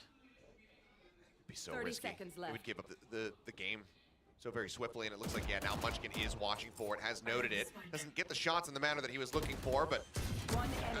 Okay, the readjustment comes in. Munchkin able to find the kill, and Elmi Moore not trying to rush it down. And now he's in with a shout, but can't quite line up the head. Elmi Moore still standing, keeps them well in the lead. It's just so tough for Gen G. I mean, everybody playing so well off of each other here for RRQ. What in the world, Jemkin? Just absolutely disgusting. Just ridiculous. And just, it seems like at every twist and turn that there's any opportunity for Gen G, it's just shut right down. Munchkin able to find at least the one, but yeah, I mean, you gotta. Yeah, I mean, given just the disadvantage, you need these 2 timeout rounds. has to be burned. Gen G throwing everything in the kitchen sink at this one here to see if they can get something back. 9-3. I mean, that used to be the borderline, the absolute limits of feeling okay about old split when it was so defender-sided. These days, when you're running a double duelist especially, not so much. Exactly, and I'm just really curious to see how Gen G is going to adapt here. I mean, I think they just need to play for each other a little bit more. To keep it simple, if I'm a coach in this situation, I'm probably just saying just play off of each other, guys. It seems like a lot of times some of these fights get isolated, or you're not really communicating very well with who's positioned where and who's covering what angles. It seems like every once in a while RRQ able to find some opportunities to get some freebies. And that's really costly, especially on a map like Split, where small mistakes can completely throw a round into disarray. Another divide and pit, showstopper and divide on the other side for RRQ. So ults available. One away from a showstopper is Texture as well. See if they can make a play for him to get potentially that showstopper available, but instead they're just going to try to push up mid, and Flip's reading it pretty well here to at least buy a little bit of time and then bail out as he doesn't have any real assistance available from the other side. Pulls back. Until they're still worried about that Viper wall, so concern with potential push up onto that A ramp. Jemkin continues to hold forward. Looks like he's going to try to go off the back of this one. Oop. The dash away. Showstopper not going to be able to find much value. A little bit of damage. It was pushed out there, but the heal comes in. Lakia getting Karen back up to full HP. I just don't think he was quite ready for how many people he saw outside of the garage. A little bit of a panic ult. Gives us regards to Rosa, as now Lakia going on a hunt, but won't come up with anything. And it's all 5 of Gen G here, so RRQ has to turn their attention back towards male because no one's watching it. They have to be aware of it, but now they can reset because there was nobody there to punish. And even though I said I want to see Gen G play as a team, you do need a little bit of a flank angle potentially. Let's see if Estrella can hold on. Flash for flash, Estrella does manage to get caught by that one, but I mean the covering fire from Jemkin and Xpero, too damn good. Estrella out as well, finding his legs. The time is dwindling. The spike stranded out into the open, and that should just about do it. Karen needed to win that one to give Munchkin any hope in hell. He falls down, and RRQ, I mean the pain they are pushing out onto Gen G right now, it just absolutely continues. It is just tremendous what they're doing. It is so impossible right now for Gen G to accomplish anything that they want to do. Trying different looks, and every twist and turn, you know, RRQ so well dialed in. The communication so good. Hey, we don't have anybody watching. B Heaven. We just got a bunch of contact. Look for the lurker. Look for the flanker. Seeing if they were trying to set up a crunch. Okay, it's not there. Let's get right back into position and set up for this B hit. And they just waiting with open arms. Okay. Shot goes wide from Showstopper on the chase, and Texture finds Flipshider, taking him down, but Xpero peeking out of that nebula. Able to find one. Gets caught by that full flash. Goes out once more, but Karon, nice shot from him. Shuts him down. Keeps Gen G with a man advantage. Hit available. The Seekers let loose. The final round of the halves, of course, they're going to go ahead and invest everything. Elmore able to find one before getting taken down, but Jemkin arrives, takes out Texture. Karon still alive, still in this fight. Keeps him in with the advantage. Estrella, the latest player, the one who needs to try to get it done, can't make it happen. He ends up falling, and that is going to be a 10-2 half as Gen G hope and pray that they can replicate DRX's success versus Billy Gaming. On a very different map. Never forget, yeah. It's very, very different. But, I mean, you see these comebacks on this map all the time, to be honest. I mean, if you can really get a groove like we just saw going on your defender side, you definitely can run it right back, send it into an overtime. No strangers to those. Or any region. Definitely used to be, right? Only bangers on split. But I'm not so sure right now. I think RRQ is a very different beast, a very different animal on this map. And Solo, not sure what he can do to rally the team as they were beat at almost every twist and turn. And even in that final round when they got the win, it was still scrappy. And Ewok's having a chuckle. I mean, those are RRQ guys. They're a funny bunch. Somebody was doing the Olay chant. Ah, were they? That's it, yeah. Flips. I would bet money flips. Well, I mean, every reason right now to be in high spirits on the side of RRQ, despite the loss, you know, close one on Icebox. This is a hell of a way to fire back. We very well could get our first look at Sunset properly here in VCT Pacific. And Sunset was the map that Gen G was banning during Convergence, so kind of curious to see what they've been cooking. They didn't want to show it there. See what they have something saved. Look at Elmimore's scoreline. I mean, he's just been a beast. Whoa. Yeah, is it the numbers that we saw from Texture in the last map? No. Is it still impressive? There just aren't enough rounds available to get to those numbers. I know, exactly. This has been so one-sided, just can't make it happen. You'd have to be getting aces in every single round. Yeah. Well, they try to go for the push, slowed up momentarily by the well. Okay, Jemkin on that entry. Manages to stick it, plant his feet, finds Texture, looks for a little bit more, but Karon is even going to be able to find the kill. Finds 3, looks for the 4th, can't make it happen. But he's done so much work here for the team. Straying out. Last one standing, almost takes out Lockheed, puts him down to 5 HP. Meteor watches for the Rams approach, and it's actually going to be Munchkin who claims the kill. We will stay dead even in pistol rounds, but Gen G still a world of work to be done if they want to get themselves back into this, but that's the first step taken. Munchkin's got a big smile on his face, so at least spirits remain high for Gen G. You know, sometimes you have a bad half. If you can just shake it off, things can quickly turn your way. Karon, oh my, lined up nicely there for you. Everybody just pushing through that wall. Shut down one after the other. Clean stuff from the new potential prodigy. Chip damage there, helping out a bit as well. Meteor with the Marshall. We're back to normal. We're back to 2023 VCT Pacific. Okay, well, hearing that forward push coming in, that's a lot of damage down to the Jemkin. Flip's not going to be catching any of that one, but Meteor back in mid will be able to find Elwin more. The jump shots coming through. Look at the try to pressure him out, but Munchkin from above up on the Raptors able to find the kill. Shot from Jemkin will get Meteor taken down, which gives him a Marshall. It feels like a bit of an overheat there from Meteor. Get that first kill and kind of. I mean, look, who dive knows? deep. I mean, look, Who it is Meteor. knows when he's going to be able to play Jet again? That's true. You know, if people start banning Split, actually, I don't think after unless they run this back, I don't know if anyone's going to be banning Split against them. But that's true. And remember that ace he had with the Marshall on Breeze. Yeah, he just pushed and pushed and just kept killing. So you know what? If anybody in the world is allowed to do it, it's him. And Aspas. And well, okay, yeah. Yay, and there's many, yes. There's many who it's allowed. Buzz. Yeah, Buzz isn't really that kind of player usually. Nah, not really. Not with a Marshall. Well, Texture now looking to put an end to this round. Swing out. He is going to get clipped by that Marshall. 30 seconds left. There's the team joining in. Jemkin gonna get finished off as he just tries to grab that orb. And just the spray through. He'll be rewarded with the kill. Straight up, once again, last man standing. See if he can find anything to top off that round. He cannot. Anti-Eco going the way of Gen G here.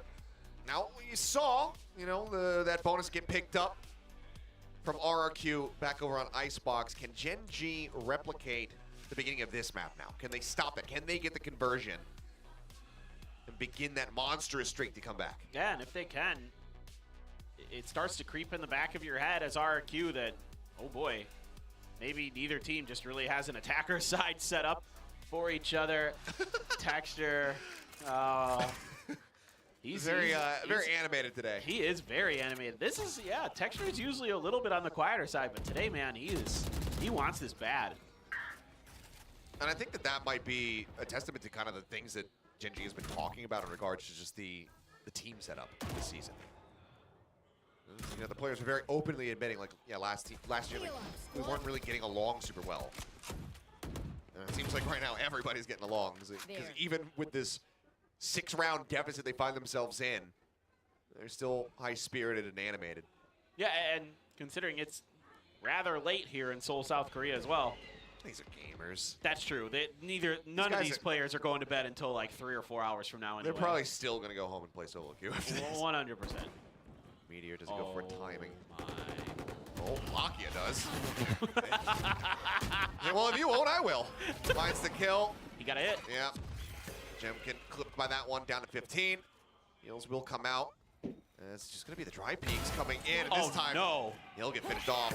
Meteor good for the shot. Pop flash up over the top of the screen. Sparrow on the side. The spray through. Both of them so very low. Meteor goes for the hip fire. Finds one. Once again, it's all on Strand. He can't make it happen. Meteor scoops up a 3K with a Marshall in hand. And Gen G do, in fact, convert the bonus. I mean, it's madness. Neither team seems to really be able to break the other's defenses. I mean, this is so well read here by Lakia. Able to then just readjust back behind the pillar to kind of set up this double angle with Meteor, and both of them playing it so well. I get it now. It's because Lakia, he jumped down and did the spray. So as long as he jumps off a surface before spraying, that's his superpower. Lakia will get a kill. He is one of the worst X-Men, but he's still an X-Men. Yeah. Well, that is going to force the first timeout here from RRQ in this map. Still a very comfortable lead, but as we get ready to go into, you know, what should be a fairly low buy from them, they run the risk of allowing for Gen G to get back within touching distance. You know, initially, I was thinking maybe they were actually going to tie their most dominant map score versus Gen G. We saw them, you know, 10-2 on Lotus before, or 13-2 on Lotus in the past versus Gen G. Back in the LCQ. Oh, yeah. So I thought, okay, maybe they'll be able to tie that up. Now it's starting to get away from them. Well, hide the playbook. And that map was the only one that they were able to take away from Gen G last season. Yeah, for sure. But now, well, from Marshall to Operator, pain could very well continue here. This time being dished up at Gen G. And now it's going to be RRQ who's going to be sitting on that back foot economically. They're forcing up. Yeah, they are. Flip's just walking his way forward. Guiding light. Nice little micro adjustment here from Meteor off that light contact, knowing that somebody could be close. He's going to be fully committing to backing off. Munchkin. Oh my word, What Munchkin. in the hell? What are these reads? Come on, man. Munchkin catching Jemkin. I mean, that's just all your entry power taken away. That much more pressure on the rest of the team. Meteor up in the dash. One's over to the left. And in the meantime, Texture catching Elmore on the lurk. The push out of the poison orb. Munchkin claims the second one, just holding down mid. Now stranding the spike. And spots Australia as well. 3 kills, and suddenly it's just Flipshider. This force up doesn't get them much of anything. They'll avoid the flawless with that final kill coming across, but Gen G now 5 consecutive rounds across the halves. Yeah, Lakia headbutted a bullet there for Meteor. I'll take one for the team here, bro. Make sure we get this shot down. I mean, they're winning in all the same ways that RRQ was, just picking them apart at every point of contact, not really allowing any utility to affect them, and in some cases just, like you were saying, out-reading their opponents. I mean, how many kills have we seen through smokes that didn't really have a lot of information? Not spotting anything, and Jemkin going to be taken down. Had the showstopper available. One of those big entry tools now gone. Meteor again avoids the flash. Flipshider able to find the kill. He's looking for the flick there. Flipshider will just end up getting taken out by the bite. Meteor, the stylish finish. A 3K for him. As Gen G just plowing on. Today's an interesting day. It really is. I'm so glad you're here to enjoy this with me. I think that this has just fully confirmed, though. Do I want to say this? Screw it. I accept the consequences. Everything has been going smoothly. Yeah. Oh no. Since T1 got off stage. That's where you're going with that. So I think it really is just them cursed on opening matches. I mean, it could we need be. to stop putting them at the top of the schedule. I kind of am starting to feel that way now too.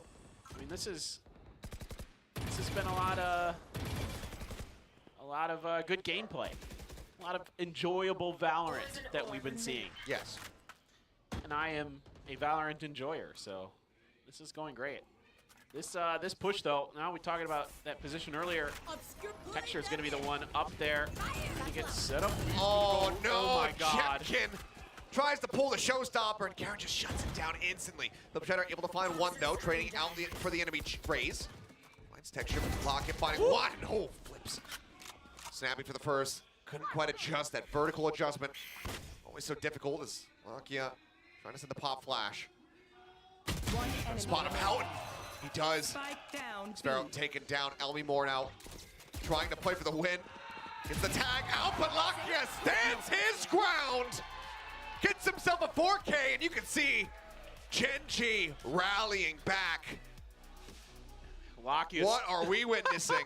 Lakia stood up and gave him a little something, and it's a drop down. He came down. It's been a while since we've seen it, but we know that Lakia's got the showmanship in him. It was him and Suggest cutting the ears off of Vanity at the end back in Reykjavik. Oh my God, I had forgotten about that. Oh. This is nice. And he dropped down off the ledge that round. Just saying. It's the superpower. Yeah. I mean, hey, if it works. Well, right now he's not playing around too many ledges. Let's see, goes rushing forward into mid. Let's take a bit of damage here, though. Lakia maybe getting a bit overzealous. We'll just go ahead and pull back here. Working towards heaven alongside Texture. This round feels like it is a must-win for RRQ with so many of these ults in their hand. Oh, yeah. I mean, if they don't, they either have to Thrifty or it's going to be tied up at 10-10. Quick cancel on that Trailblazer as Estrella starts getting spammed through the box. Jemkin trying to hold that angle, maybe catch Munchkin swinging out. Just managed to back away. I was kind of hoping Munchkin might pit there in mid to slow this up. These lurks, these reads here from Karen. You want to fight it? He's picking them apart. Elmore not able to find any value now. Munchkin dropping the pit over here on the A side. He wants to flush him right over into this thing. And he puts down so much damage. Jemkin on 1 HP, but Xparrow there with the rescue. Takes him out, drops him, and Meteor. 2 quick pumps with the judge up over the top. Tries to find a third. Can't make it happen, but Texture will clean up the last 2 kills. The onslaught continues, and Gen G, they cannot be stopped. What phenomenal movement there from Munchkin. What reactive play. Those Seekers come around. He knows he's screwed. He just holds down the trigger and says, if you guys push this angle, I'm going to at least do damage. He's able to even fall back, get down to the ground, soften them up for Meteor, and that gives him two, not, you know, easy kills. They're easy because they're already so weak. Even at that range with the Judge, no problem. Meteor almost finds the third. Just fantastic individual effort there from Munchkin to set that up. Hero rifle here for RRQ. And look at this, the Outlaw, because they know that it has to be half armors or just, you know, no armor because of the economy. Painting a picture around him right now, but Flipshider, he finds the perfect timing. Now Showstopper is going to come through. Texture jumping forward, looking for him. That's just going to be Jemkin dead to rights. I know exactly. Now Neuraltep can be invested. Trying to stabilize that aim. Can't quite make it happen. Flipshider going to find himself a third.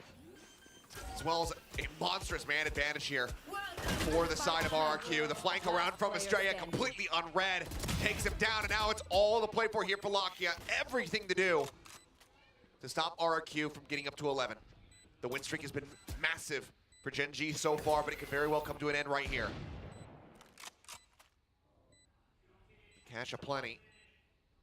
No real reason to not play for it, especially given that Elmi Moore and Estrella far away from having those ults, but there you go. A thrifty of their own for RRQ to finally shut down what was an 8-round win streak from Gen G.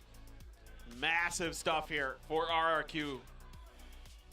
Back on track, and Flips gets it started. Able to find a couple big kills. Texture gets the showstopper, but Estrella there on the lurk. Flips ready and waiting. Taking Meteor down, so really nicely handled. A little bit of a pacier hit. Meteor back into that operator now. Karen has a Cosmic Divide once again. He's been phenomenal here on this defender side, just reading the movements and the timings. Okay, well. Cage sent. Heard the push up onto this one, so see Elmi Moore drifting very far back. Trailblazer not spotting anything, which could lead them to believe that he's going to be in sewer. And there's the peek out. There's the shutdown. Meteor finding another first blood here for the team. There. But you still have Flips lurking, so a couple extra layers here that Gen G may have to consider. Lakia not going to be pressured as RRQ rethinks this hit. Karan going to set up, ready for this. Good communication now for Gen G. Push up. Not sure if they saw the gun barrel there. Maybe it backed away in time to avoid being spotted, but Jemkin sending that boom bot over towards stairs. Karan now going to be noted, but Texture pushing forward, managing to find one. That blast pack offsetting Xfero allows him to get the kill. Munchkin quickly shutting down the push out from Flipshider. No HP to work with. Estrella will be the last one to fall. And Gen G continue to keep it close. In this round, it's really good communication. They get the opening pick, and when Lakia isn't getting pressured through ropes, then he's like, okay, guys, there might be the opportunity that they're going to come through heaven. Be ready. Karan right on spot with his star, right where it needs to be. And a good attempt. Gravity well in there. The blast pack offsetting the aim. Brilliantly worked by Texture. And then Munchkin got that first snappy kill. Started feeling it. Couldn't quite find it. Eventually able to stabilize the aim. He even gives a little bit of a sigh, a little bit of tilt to the head there after he got that final kill. Probably felt like he should have gotten that a lot sooner. And RRQ, it's timeout. Woo. Well, we're back to banger territory. It would seem that way. Both timeouts from Gen G in the first half, both from RRQ in the second. They'll try to get themselves at least up to that map point where that potential overtime could come into play. Eluded us in the first map. And that's what this timeout is all about. If they're not able to find the round win, could very well be the series just falling out from beneath them. No doubt. Cheers coming out. Players trying to rally back as the fans as well getting involved. And shout outs to all of them for sticking around as late and as long as it has been, as well as all of you who've been tuned in since the very beginning of the day. And all the co-streamers who had to find ways to entertain their fans. Well done. Tip of the cap. All right, well, here. Meteor I mean, there is very little ambiguity about this one. Oh, the flash sent out. Snake bite in. Nade as well. Emmy Moore going to be able to find one, but Dexter takes him down. The swing around. Meteor trying to get an angle. Finds it. Jemkin taken down. Scoop back in somehow. Estrella not able to find the punish. Not able to find the kill. Meteor dashing back. No! Gets the third shot! And Munchkin arrives to get Flipscheider. Meteor, how does he do it? Time and time again. Should have been dead to rights, but somehow he just slips away. Just the brilliance. That's all that is. Just dodging everything that he knows could be coming, expecting the swing around the corner at elbow after this first shot. He might even caught a glimpse of a pixel there from Estrella and just is ready for it. So quick to react after dashing into screens above the snake bite. Just nuts. Absolutely nuts. And now he's going to the judge with the Blade Storm. I mean, and that's the critical round right there. Okay, Xsparrow will be able to find one. The push out from Texture over at Garage manages to find the kill. Cam set up as well, and Moore trying to dissuade them from pushing forward. This was a very early Cosmic Divide. Push up, Jemkin. Quick to respond, quick to readjust, finds Meteor, keeps RQ with an advantage. All that contact on the other side of the map, I think, gave Meteor a little bit of false confidence that he could push. And he paid the price. Jemkin had snuck up there underneath his nose.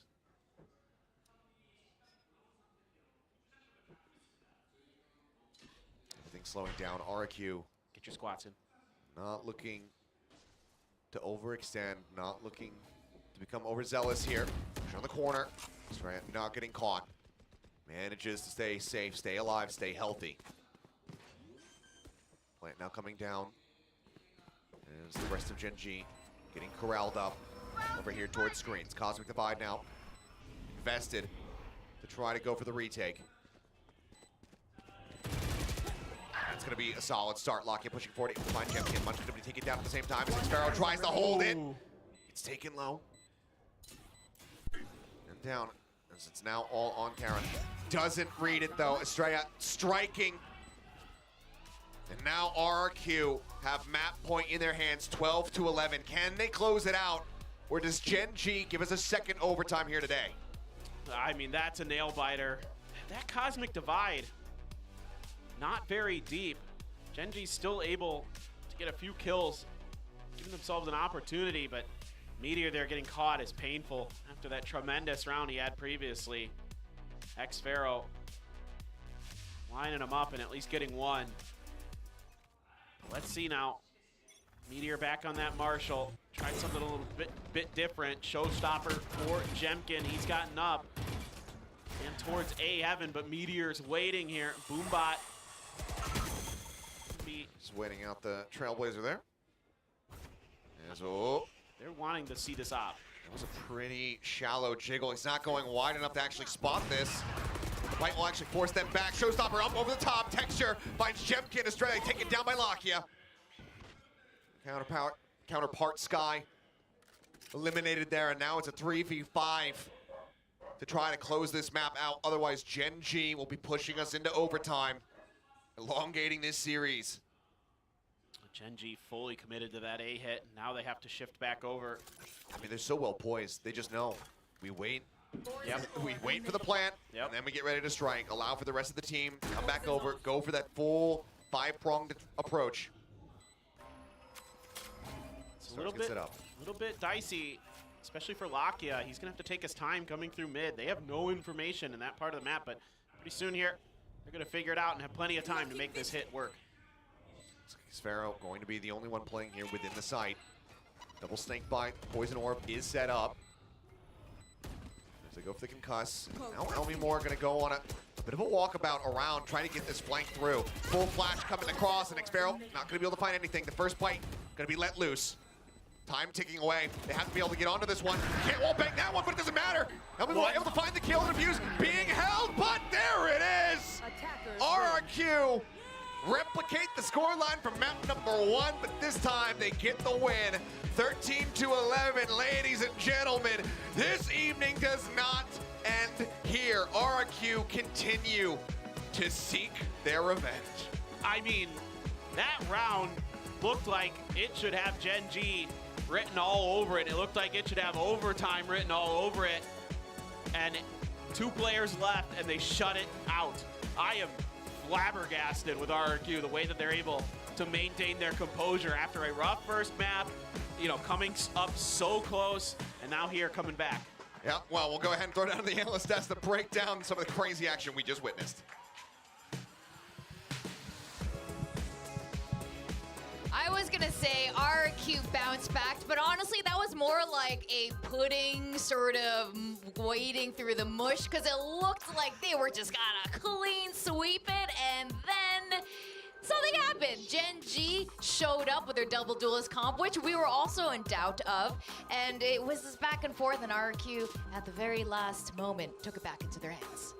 I'm just so exhausted, and not because the night is long. Emotional and aside from, I've always had hope that I think RRQ's direction is good and their philosophy is good. It's just that we saw once again some of the weaknesses they had last year, which was they start to run out of steam, and once they run out of steam once, it's really hard for them to regroup. Now, obviously, result-wise, in this map, they eventually did it, but boy, like you said, it was a crawl, not a sprint across the finish line. I mean, so many rounds, right? Especially on the second half, we were all saying these were rounds that they could have won. They should have won, in fact, but then somehow just not quite able to cross over that finishing line.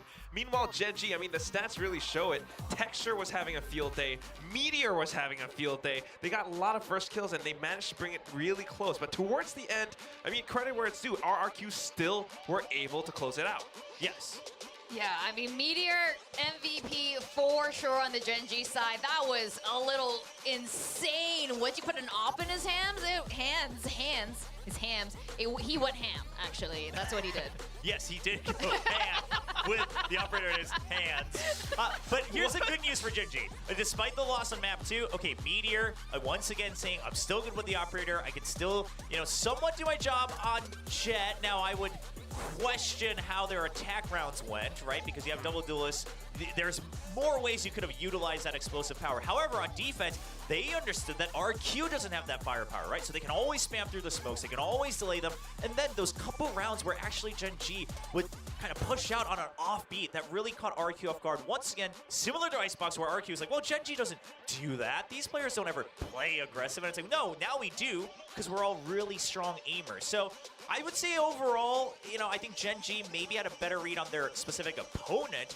But RQ, I mean, also they picked defense on split, and then they picked a composition that's very heavy on defense. So if they didn't have those 10 rounds, I think this would have been over a long time. That was one of the big things, at least for RQ, because in the first half, you can really see they had that game plan. Not a lot of like individual crazy performances, not like what Meteor did, but as a team, they knew what Gen G was about to do. If they got information about a site hit that was incoming, they would vacate the site and just allow for that take to come through, and then pincer maneuver as Gen G tries to go in for that spike plant. A lot of rounds RQ picked up in that first half. It was just the second half that felt so like, oh, it's just not there yet. Oh, it was so painful. They finally, at the 11-11 round, they took it back and bringing us to the final map of tonight, Sunset, which we are actually very excited to see. Again, we didn't see any of these maps yet. We didn't see it from the previous match, and we definitely want to see how these two play it out on Sunset moving forward. Now, there are a lot of mistakes on both sides, especially on RQ side in the second half. What are some things are we looking to see improved going into Sunset? Well, I think they started to work off of these assumptions, right? Like assuming, okay, Gen G's gonna wait for a peak. They're just gonna hold the angle, and then they're getting spammed through the smokes. I would also say RQ, I'm glad to see a team still gambling on the half armor economy to try to kind of build up for a longer run, but you're playing against a team with two guys who are known for their scopes play. They're picking up those outlaws again. I mean, I think these are risks that you have to kind of accommodate for your opponent. So I think after these two maps, recognizing, okay, this Gen G is different. They are living up to the expectations that a lot of the fans had. How do we adjust that on map 3? It was in that VCT Pacific Outlaw video. Almy Moore is like, I'm not a fan of this half-hour thing. And then the Outlaw really does come in texture, and Meteor really showing us what they're capable of. But I mean, apart from all these little things about like, you know, assumptions or whatnot, I do think at the very least, both sides, they had several times individual players like Karon or Elmimore sometimes would individually peek to try to catch players off guard. It doesn't really work, especially when Gen G is, performing at this level. So I would like to see tighter gameplay at the very least. I would also say it does seem like, again, these Sky changes are impacting some of the Sky play, right? You can be much more active you used to be able to be much more active with the Sky here on Split. And now, if you don't have the double duelist, once you use that like first Guiding Light or the first Trailers, you're like, whoa, like maybe we don't want to take this space because if we use it now and like there's no opposition, then like how do we get into the site? So, there's some questions to be had about composition as well. I'm sure they'll review that and see, do you change how you play or do you change the comp? But now going on to Sunset, I think we've seen, okay, Gen G, very revitalized, good aim as well, good operator. But my big question is, Cypher, once again, an agent that we've seen time and time on Sunset throughout the off-season. Clearly, Elmimore has always felt comfortable on the Cypher. But when it comes to Gen G, is Meteor ready to play that? Or are they going to switch? Maybe the Chamber comes out on Sunset as well. We've seen that during the off-season. I'm thinking we're going to see some Gecko. Yeah, that Gecko is definitely likely. Flips definitely showed us Gecko on Icebox at the very least. Both sides, in fact, Lakia picking that up as well. But the Chamber is definitely something that's on my mind right now. Meteor, we saw that op. It's going to come back, or, maybe on a Killjoy, in fact. And on a map like Sunset where there's just so many long angles, so much that you can block off, either agent can be useful. Yes, and also I know some fans are looking at that scoreboard earlier of map 2 on splits, and even though RQ won, they're probably like, oh, well, after a great performance on Icebox, Jemkin went 15 and 22. He bottom fragged for the team. Let us just remind you, he's still top fragged after having 0 kills on a map at Ascension. Sure, they eventually lost the match, but like this guy does not let a performance like that get to him. I am excited to see if he's once again able to prove that I'm in the game, I'm still focused, I'm in it for the long run. I was totally not going to bring up that game, but I guess well, everyone did. else is going to anyway, so we might as well just bite the bullet here on Des. One thing is for sure, we're seeing a brilliant gameplay. Jemkin, Meteor, Texture have been completely on fire. It's been so impressive, and I have to say, it has us screaming here at the desk, both the Korean and the English desk right now. We had the Korean casters come over, and they were saying the moment Texture has his Raze ult in hand, that's it. RQ's done for in that round. I'm really wondering how things are going to be playing out going to Sunset. We have not seen it in Pacific yet, obviously, because it was only launched after Champions last year. But we saw a bit of off-season. But coming into this now, what's in store? Yeah, and again, I think when you look at the way the maps were played, I actually think I might lean towards Gen G looking a little bit better for the haul here for map 3, just because I think even on Split, they're the team that showed us that they understand how to adapt to how their opponents are playing today on that stage. Whereas RQ, like their set plays are good, their prep is good, some of their theory is good. Obviously, they were firing on all cylinders at the beginning of Split, but it felt much more like, hey, we gotta like get back to what we prepped, right? Rather than saying, hey, Gen G is doing this today, so how do we adapt to that? How do we counter that live on that stage? So in that regard, maybe if Gen G is able to do that again on Sunset, sure, but we all know momentum is a big thing. RQ's the one who just clinched out that win and dragged out this best of 3. It was dragged out by Gen G, though. That's the thing. So I think momentum on either side. Although RQ won the last few rounds on Split, Gen G might be feeling a little bit hot coming from that as well. So look at this party pooper. I'm just gonna. Okay, Arthur, calm down. Okay, I have to ask. Whoever wins this is going to be facing against our Pacific champions, Paper Rex. And that is no small ordeal. That might be getting ahead of myself. How do you think that's going to play out? Does Gen G or RQ, are they going to stand a strong chance to beat Paper Rex? And who are we going to see, in the lower bracket? Are these two teams going to face again? Or is it going to be a Paper Rex? Gen G, Paper X, RQ. My predictions were that if RQ wins, they are beating Paper X as well. However, if you're going to have to show Sunset, if you're showing this full best of 3, Paper X is a real winner here, able to identify all that. And Gen G, Meteor will be playing that Cypher, so it's back to the single duelist. Meanwhile, RQ, okay, it's going to be the double controller, the Omen and the Harbor. Not an Omen and a Viper, not anything else. It's Omen and Harbor. So a lot more fluidity in terms of how they're able to take space here. Which is amazing, but apart from that, just Estrella on that fade. You don't have flashes. You're going to have to be really careful with how you execute, and that's what I want to see from RQ. All right, the sun has long since set, but we're gonna go to the sunset anyway with Achilleos and Paper Thin. Alrighty, here we go. Let's top off this evening nice and proper as we go into map 3 of what is now our final series here of the evening. Let's see who is going to be walking away with that win and who's going to be falling down to the lower bracket. Because this is the first meeting of the season of these two teams, but given that Paper X is the other team in the group, they could be meeting again. You never know. Yeah, that is a possibility here. And if my memory is correct and my brain isn't oversleepy, I don't think either team's played Sunset yet. I mean, RQ certainly hasn't. We haven't seen anything from RQ on this one, and I don't believe that we saw it from Gen G at Convergence either, so it's going to be a bit of a first look here for them. And obviously, some very different things going on here with that bait. Either trying to hold the line, able to come up with one, but Elmymore with a nice pivot finds himself another kill, and with that crossfire coming in from XPG, they get the punish on the textures. The 2 members going to be going here from RQ, 3 on the side of Gen G. As the spike gets wrapped around, through Belbet now in towards this B site.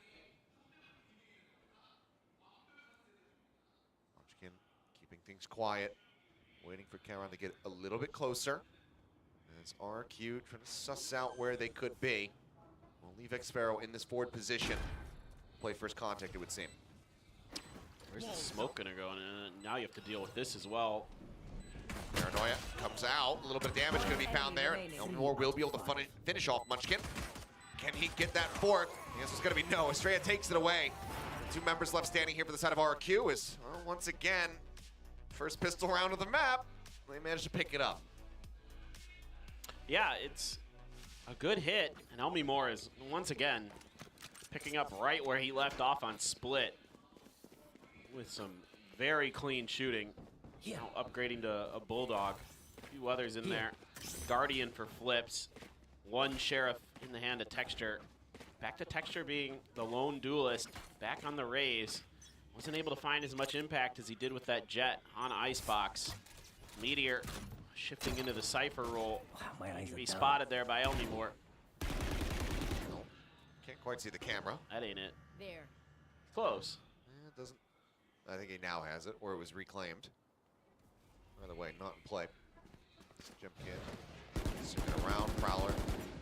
Over. Shop door was shut. Now going to be broken down. Even Gen G's affinity for these, thrifty rounds in the game so far. Don't blame RQ for taking their time with this one. There's Texture drifting back. Puts himself behind the box, waiting to see if he can find the headshot. No, he does. What a high-value target it is. Flip shot are going to be taken down. That's going to be half the smokes eliminated. It's now just XPG's walls remain. Texture shifting over towards Alley. Has to clear out the boom bot, however, so pulls away from the angle. Doesn't find any further kills yet. Shells getting sent. Elmymore able to find Karan. Prowler spotting one back sight. Texture. 1 shot for finishing off Jemkin, who will fall to Munchkin's hand. 30 seconds left. Then get flushed out. Meteor. Munchkin trying to play through this one as the safe point goes in towards backside. Munchkin with the classic finds one plant committed to by XPG. The push forward, can he get the transfer? Yes, he can. XPG will be able to close out the round. RQ move up 2-0, but it damn near cost them everything. Yeah, it's just a phenomenal hold here from Texture. Just buying time, buying time. Initial crosshair placement, really, really good. Catching RQ just enough off guard. Some good util to soften up some members of RQ as well to get those classics a little bit of value. And a chance there for Munchkin at the end. But tough with a classic. And we are potentially in for an interesting one. Doesn't seem like we're going to have a repeat of Split, potentially. Now, oh, Texture. Hello. Texture is really having a good start now. Much better. Here's what the additional setup may have been. Maybe he was full flash and didn't realize that the paint shells were on top of him, but it's a high value kill to be found. So far, RQ have been able to convert every first bonus round. Elmymore is also very good with the Sheriff. Oh, yeah. That has been a known quantity for quite some time. Prowler going out. Texture pushing up here along the wall is Texture. comes up with 3 more kills in the blink of an eye to make it a 4K. And yeah, you can see Lockie, his eyes going wide there for a moment. He's like, damn. Unbelievable. It's that little stutter step he does on the back of this cascade. I think you're right. That flash just kind of. He might have got stuck, or I think he got bogged as he was trying to exit. Was flashing. Look at the timing.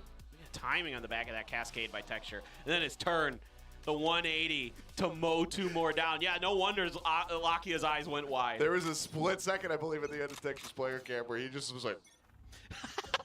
Obviously, the audience can't see what face I made, but hey, you can always rewind it and screen grab it because it was damn hilarious. It was good.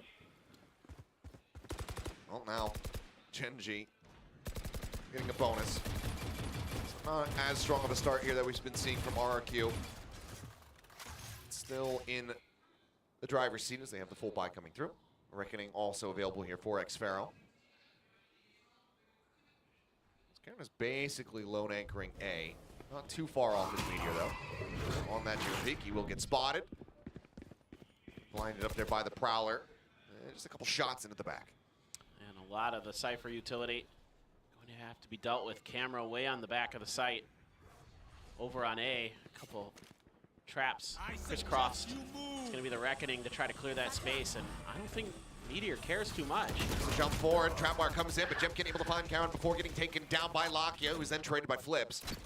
Meteor toggling back into the cam, finding the tag. On that. Cyber Cage here. Wants to push up, trying to intercept right as he hears that spike plant coming through. Showstopper out. Shutter not ready for the angle. Ends up falling, but Texture now. They know he's right here on the site. Boombot sent.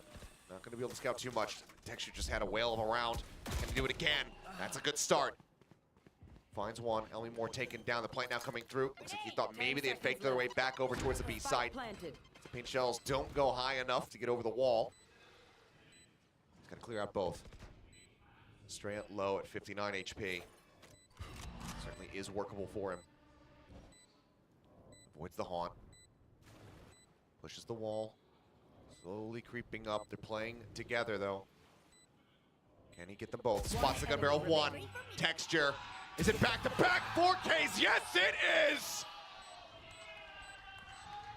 Back on the duelist. Back at the top. Texture. Absolutely dominating. Munchkin just had to take a step away from the computer there. He couldn't believe what he saw. I can't believe what I saw. I mean, the showstopper to kick things off and then able to navigate his way back through using that smoke against RRQ. This guy is truly, truly feeling it today. That is just absolutely 10-2-1. Bananas, dude. This goes here. Unreal performance from him so far, and we're just 4 rounds in. Let's see how he fares going into the 5th. Meteor again trying to hold things down, and he does. Ellie Moore taken out. Gen.G trying to stomp out any hope of a Thrifty. It's Jemkin. Singer in hand, but Judge on the opposite side. And yeah, I don't think that is a fight that you really want to take. Paranoia will get sent through, though. The push on the back end isn't found. Texture just spraying away, trying to find something. Push into the smoke. Jemkin finding one, but as he launches his way back into mid, he's completely and utterly surrounded. Flips. It's very swiftly dealt with. XPG saying, well, guys, I'm just going to get us a little bit of extra cash. Does get the spike planted. Spots the cam. Paint shells. Sends him back out in towards the open. Finds a great headshot right as the bounce is getting ready to come through, but don't get too much other than that. Gen.G now taking the lead as they string 3 rounds together. Yeah, Gen.G really reads this nicely. This crunch they set up towards mid, towards the courtyard, really very challenging to deal with. And because they're able to get so far pushed up with Meteor and Munchkin there, that they're able to bail out what might have been a potential problem for Gen.G, as they're just going to step in and clean up what Jemkin was trying to start. Already the timeout coming through. Yeah. Just trying to tackle this nice and early. Ewok looking to try to turn this around, even though they're only down by just the 1 round so far, but I think he's not liking the trends that he's seeing in the play right now. Yeah, and I think it's stuff like the early picks that they're giving over to Gen G. That's something that has to be addressed like now. And they can't be giving over those first bloods. You know, Meteor pushed around that corner just enough to get that first kill, and then, you know, they try to displace the other players and it doesn't really do much. Gives them a little space, but towards courtyard, and they can't really get through. And yeah, it's really hard because, again, we have zero info on how any of these teams, either of these teams, want to run this map. So they're kind of feeling each other out. I was a little surprised I didn't see a Gecko on one side or another, especially with the Harbor in there. I thought maybe you could combo that for RRQ. Get some of those plants down and that kind of thing. Jemkin with a showstopper, Texture with a showstopper, Neural Theft for Meteor, Seekers for Lakia. And not too far away from a pit is Munchkin. Yep. Stuff to work with here. Straight nearly with that Nightfall. It's showstopper sent. Texture finding one. Elmymore with a quick reply, however, will shut him down. Not allowing for any more of this 4K nonsense to come in. Finds the kill, but where's the pivot going to be? Elmymore for now drifting his way over here in towards the market. And as he swings in, oh, Munchkin wasn't quite prepared for him. Oh, the ring around the Rosie. In towards, this is the showstopper going to be let loose. Munchkin still comes away with a kill. Elmymore unable to find the kill early enough to prevent his teammate's death. And now Meteor finds one. Location ping still coming through from that Neural Theft. To go into the 2v2, the re-ping.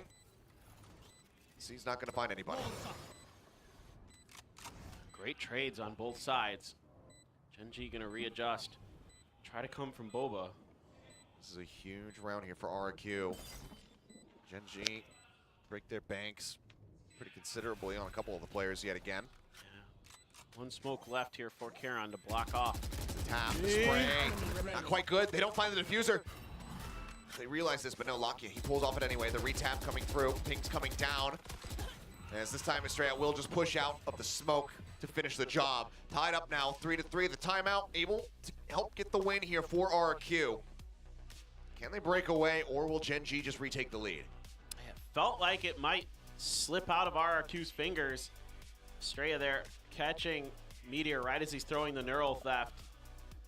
But Munchkin, again, just so tricky to deal with. He's so cagey. He's so difficult to keep track of. He plays around his opponent's utility or his own utility very, very well.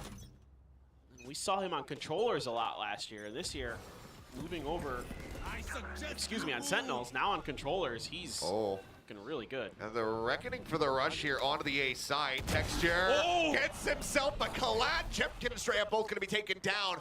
RQ trying to rush forward, but, well, not enough. It is going to be a 3v3 as Flips manages to find Meteor. Still, they have their work cut out for them here. See, they're wary about potential wrap back over towards that B site, right? As Locky finds Xfero, Flips will fall. Elmymore now the last man standing. Clears up the Trailblazer. One flash left available here for Lakia. Goes for the jump peek.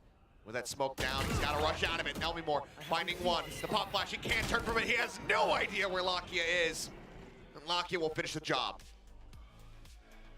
This is a great little timing push from Lakia, sensing that he's in a pretty difficult spot. Turns the corner and says, Karon, you gotta hold.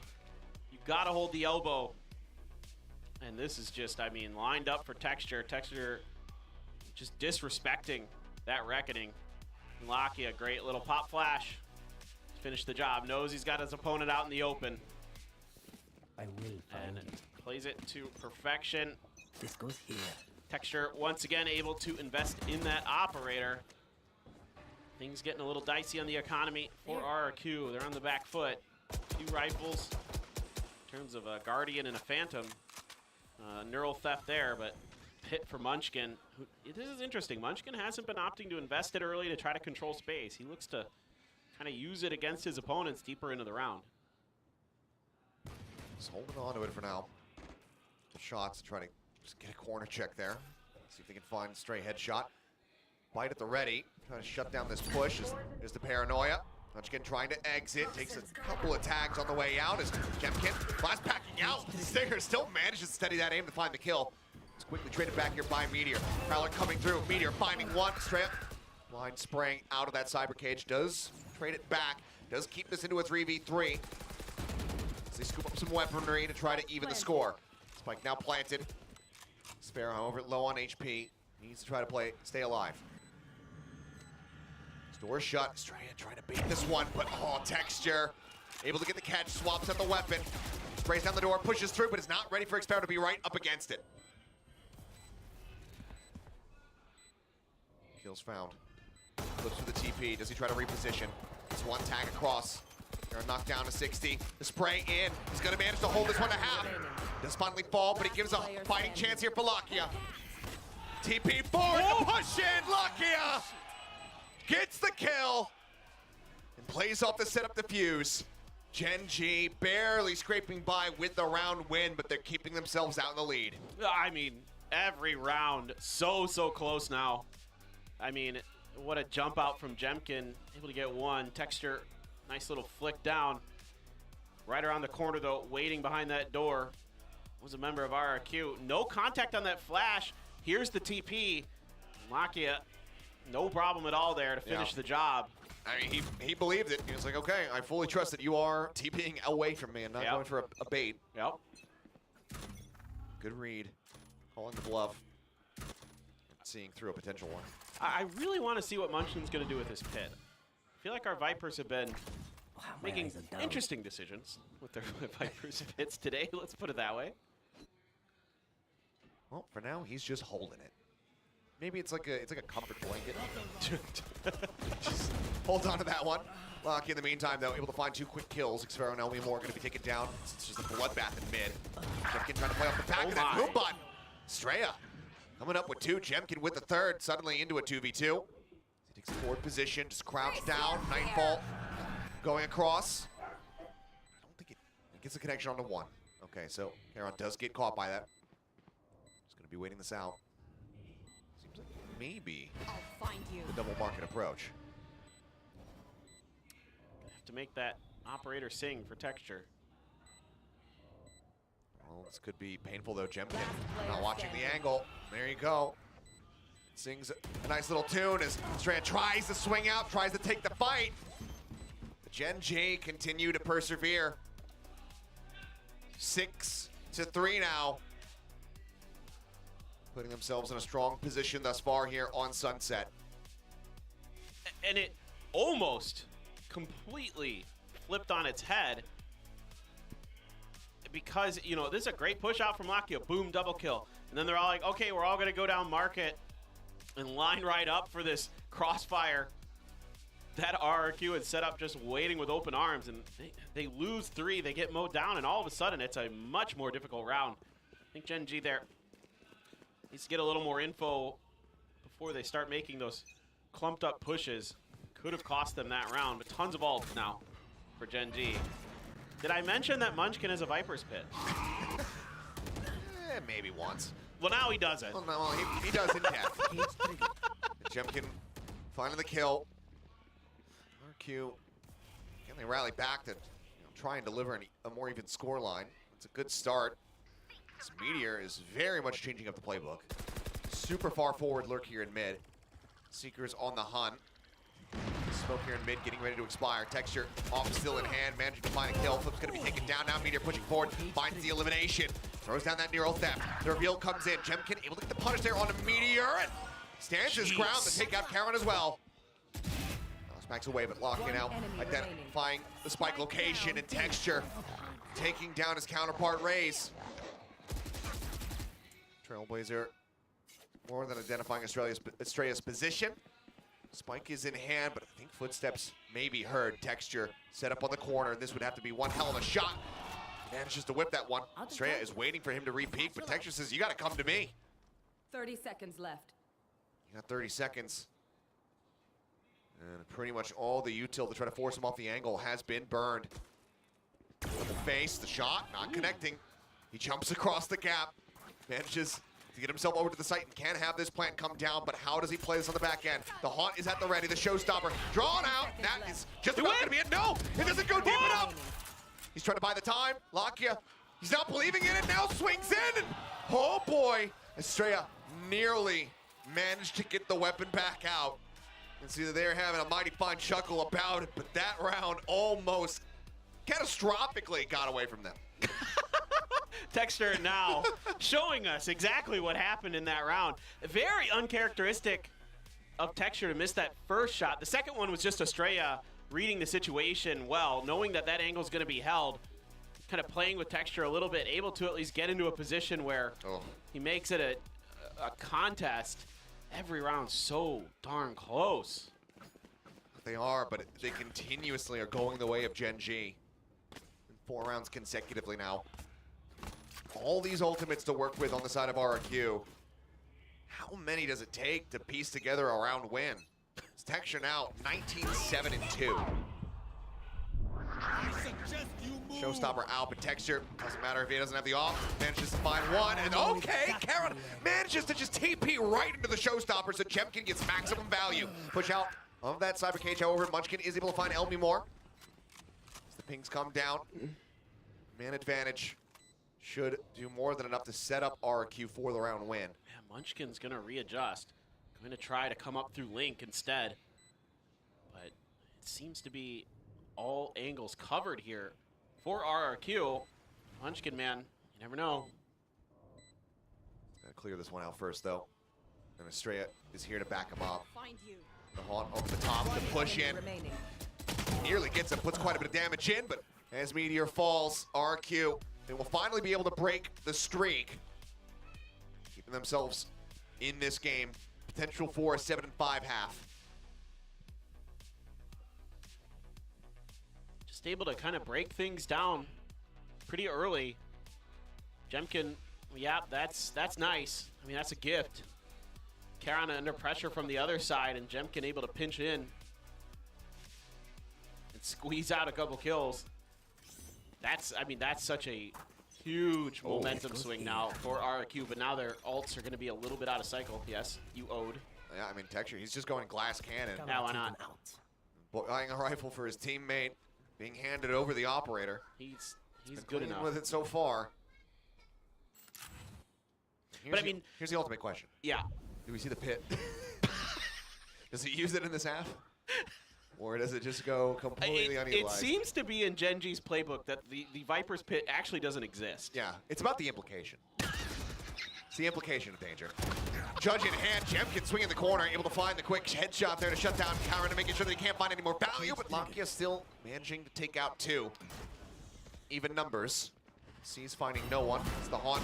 Will get cleared. Meteor, snappy, finds one, finds the other, and now it is all on Xpharrow. Spike planted, just a cove to work with. The Tide still 25 seconds away. Looks like he wants to go on a walkabout, but he's getting ready to rotate potentially over into Texture's line of sight, but Texture pulls off the angle now. I mean, I feel like, though, with the Judge in hand, that Munchkin was actually considering the pit this round. Potentially, although that might have been just a cost-cutting measure to get Texture and Operator. Why? Why no pit? Why no pit to cover this? Please. There it is. Okay, thank you, God. Oh. Pit sent, Texture, shorty in hand. That'll be the thing that finishes the half.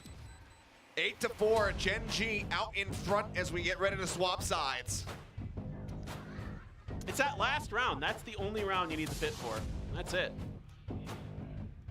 I mean, whatever. They're winning. And Texture is, when he is kind of freed up to do his thing, especially with those operators, tremendous player. And early on, getting himself started with those 4Ks.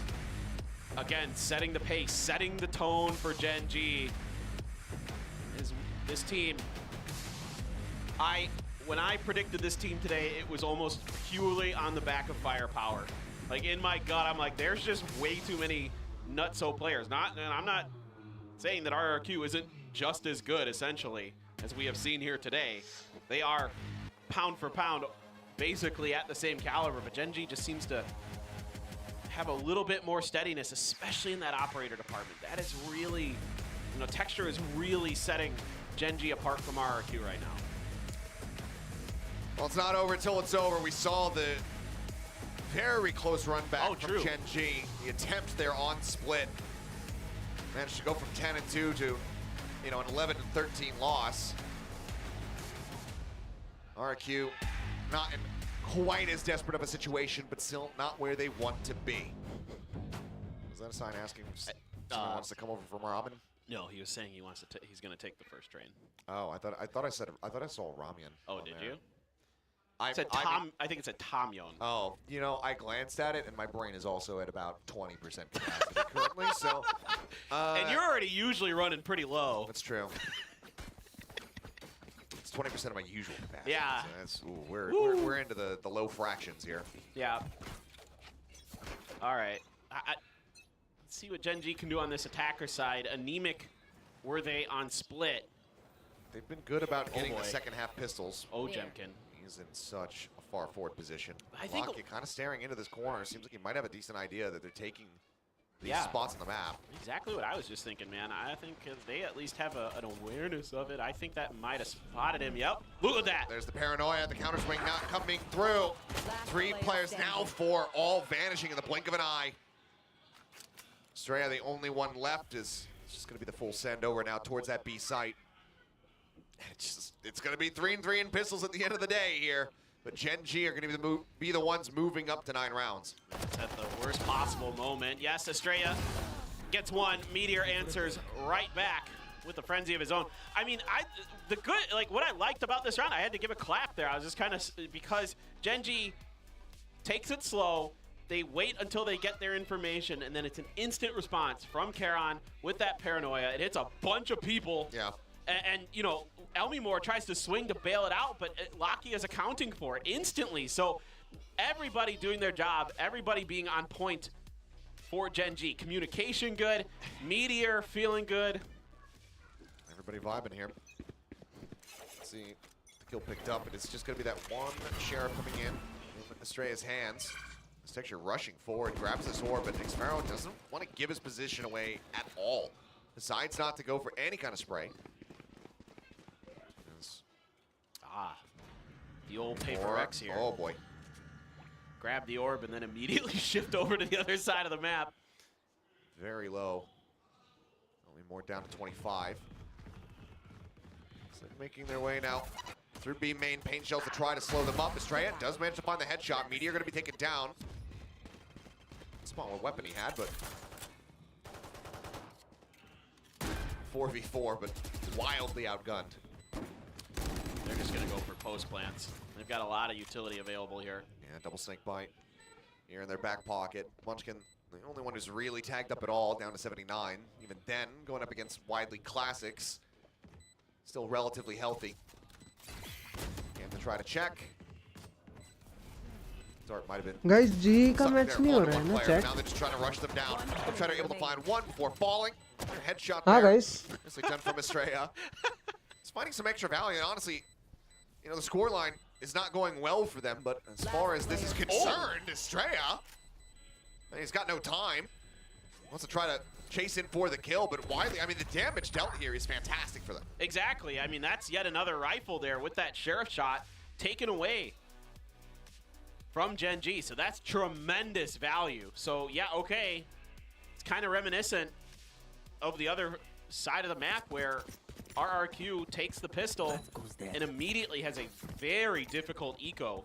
They just barely scrape by, and Gen G just replicated that. This goes here. Let's see. Now everything's all squared up in terms of guns and shields, but the bank still there for Gen G. G का match हो रहा है क्या? Again, rushing forward with the paranoia timing is absolutely gorgeous. Jemkin strikes him down. Flipshider swinging out. Will catch Meteor as well before he gets traded out by Lakia. Things very much slow down here for Gen G. Gonna be a little bit tricky to get through. I mean, any utility should just kind of give it away, but they're just gonna slow push. Oh my. Yep, they had the double face. Stray ends up falling. 3v3 now, back into a winnable position for Gen G. I like what they're doing here, though. They're not giving away any information, any cues. They're gonna snag an orb, then maybe rethink to the other side of the map. Throw up the toxic screen to buy a little bit of extra time, keep maybe a player or two planted. Yeah, it is going to be Elmimore watching through mid, but if you just wrap all the way around the other side of the map, you know, you've got a pretty decent chance here that you're only going to have.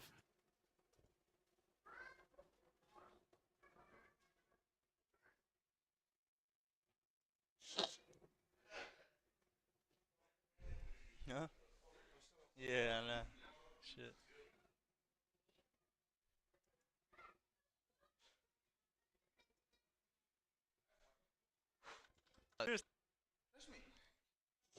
You sure? Watch 5. Alright, if I get banned, yeah, it's on you, bro. I'm already live. Hey, bro, I need some music on, bro. No copyright music.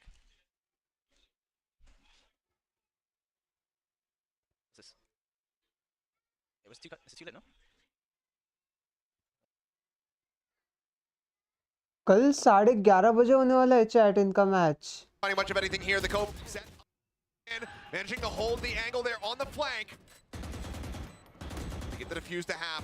Shots coming down at the wall. Will fall. Munchkin finding the kill. And now it is all on Jemkin to try to get this done, but he's just running out of time. He's running out of life. And that's going to be him taken down as Gen G continue upward and onward, trying to bring this night to a close. Yeah, again, fantastic calling for Gen G.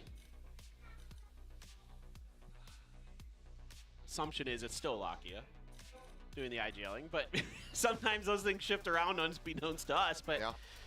Look, this is just great stuff because they buy a lot of time. They again, when you start using utility, like that gives away your position, and they get that extra kill because they don't use any utility. They slow walk it up. And that gives them the freedom to move around the map, and they make great decisions with it. Drop wire, but Texture spotting the hand.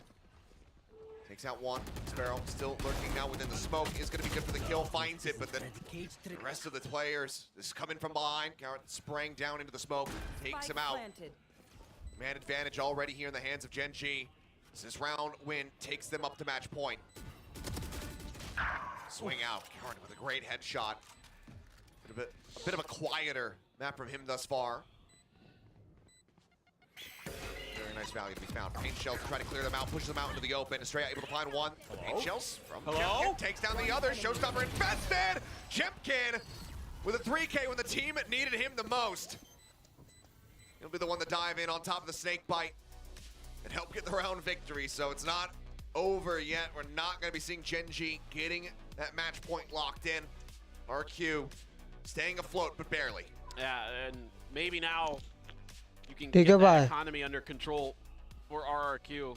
It's been bottom of the barrel, just scraping by with some of these rounds, and now you have to invest a lot here. The showstopper as well has to be used to make sure that it gets done, but that's fine because at this point it's going to take everything in the kitchen sink to claw your way back into this. Yep. And see, finally, you know, a dent dealt here to Gen G's economy. 2 rifles, 2 sheriffs. Just quickly on the classic, keeping that Vandal hidden for the time being, but given the cash, you can expect that there's going to be at least a hero rifle in this. There's the swing out. Jemkin good to shut it down. Looking for a little bit more as they go backpedaling. Estrella pushing fun of the headshot. Runs out of bullets, has to pull away. Lakia with a nice answering headshot. We'll take out Jemkin, making sure they don't get away scot-free. Estrella just backing away over onto the site. Smoke coming down, cutting off that alley access. Sorry यार अमितेश मैं जरा match में ज़्यादा घुस गया था भाई. Munchkin, he won't use the pit. वो अपडेट ही नहीं हो पाया मेरा चैट. अभी देखा मैं. Yep, that's precisely, I believe, the mentality. I mean, what an interesting situation that Gen G found themselves in. They rattled off, what, 4 in a row here to start? And they're already back on an eco. यार मेरे को so, I mean, that's how close it chat के लिए ज़्यादा वो लग रहा है. Casters. Will be able to find one more for his troubles, and I mean, again, you know, Casters के लिए मेरे को सैल्यूट है चैट, ठीक है. So any damage that either side finds, already 3 घंटे का मैच था, वो 6 घंटे हो के 8 घंटे हो गए, और अभी कितना हो गया अभी चैट? ऑलमोस्ट रात हो गया. देखो कैसे खेल रहे हैं इन लोग. 12 घंटे चैट हो गए. 12 घंटे. Crazy close the whole day, and now maybe RRQ is going to push us into another deep second half. Unexpected on split in a way, and Gen G just answered the call, almost taking us to overtime. It's going to be RRQ's turn to rattle off a bunch of rounds in a row. Texture so deep. Oh, yeah, I mean, pretty sure his feet were spotted. Flipshider just hanging out on top of market. Manages to avoid the Trailblazer. No stun to be found. Paranoia sent in, swings the corner, finds Texture, looks for a little bit more, and he manages to get him with one bullet left in the clip. Meteor now lurked forward, revealed, takes so much damage, and swiftly finished off by Elmi Moore. Karan now the last one standing is RRQ. And you just posed the question. I think they replied. They are looking to run this back. They are looking to make this an elongated map. No doubt. And they are right back in it. All of a sudden, it looks like Gen G's the ones who's a little bit off kilter, a little off balance, not really able to react in time. Now RRQ's starting to play off of each other, starting to hit their shots when they need them. We're seeing that RRQ that we saw so often on their defender side on split, where every reaction, every decision seemed to be nearly flawless. And here it's going to come down to Karan. Really probably would like to save this gun. I think he's going to have to. Ideal situation. Just hold on to it, pass it to, Texture. Yeah. As a hero rifle into the next round. I'd like to see a timeout here from Gen G. I'm curious as to when they're going to decide to do that. Maybe this is the moment as they get ready to go into a pseudo-thrifty attempt in the next round. Yeah. I think now's the time. And they have that full loss bonus coming through, so we'll see what they can scrape together. The call might be, let's go for like a half armor purchase, something like that, Bulldogs in the mix, etc. We'll have to just wait and see, though. But for now, 4 rounds separating. RQ need to keep up this momentum. Yeah, and RRQ has kind of found a lot of the success that I think we saw on Split, where they're absorbing a lot of the early utility, putting themselves right before the smoke bloomed.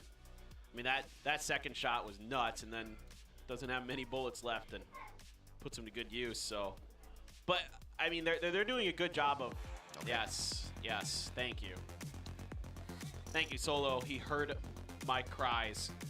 What the hell? अच्छा फिर से time out लिया इन्होंने पर जेन को क्यों time out चाहिए दो ही तो है मतलब हाँ चैट क्या बोलते हो could see them the rest of those utilized here very quickly. Oh, for sure. It's so important. Yeah. If Gen G win the next round, RQ. Yeah. No choice but to use that timeout. And it's time out ले रहे भाई about it a couple times today, but just how यार मत लो time out भाई अभी डर लगता है मेरे को इससे टाइम आउट वो बोल के भाई to Masters Madrid, which is so important for getting those championship points. Yeah. To try to get yourself to Champions Korea, which is nice to say that now. That's true. We can say that out loud. We can say that out loud. Oh my God. It feels amazing. It's no longer the quiet part. It is now the out loud part. Well, Gen G, they're putting their proficiency for pulling off thrifty wins on display throughout the first 2 maps. And you nailed it. They just gave Texture the rifle. Like, here you go. Yep. Also has that showstopper. Looks like he's just baiting, trying to see if विजय पंसरे नहीं तो क्या लिखा bro delete कर दिया भाई तुरंत क्या issue है ब्रो तुरंत delete could find an immense amount of value. Still have one more flash to clear an extra angle. Here to use that paranoia to clear the right-hand corner of elbow. But they're kind of playing with Akshay main ID से आओ main ID से a lot of times it's either been kind of like fast hits or they get contact, but they're pulling up and they're waiting. Main ID से आओ अक्षय भाई Trying to get back into the mix is Estrella. Showing in the corner for now. I think they've quite spotted him out yet, but maybe with that spray fire coming through, maybe okay. they had. A execute हो रहा है देखो देखो देखो वो cipher देखो कैसा city से आ रहा देखो दौड़ दौड़ के Spike noted. Texture in the meantime, set up on top of the box, swings out, but Xpero is a little bit faster. Oh shit! Estrella taking down Meteor on the flank. Seems like they're going to get for this one. Now set for a flawless RRQ. लग गए. Find this last player. गया. 12-8. To try to find any sort of value right Sorry, now. 12-7. 12-7 हो रहा है chat 12-7. The smoke, the camera not spotting anything. The paranoia going to go wide. He gets the dink, but cannot get the kill. The counter swing out. Xpero will find the last elimination.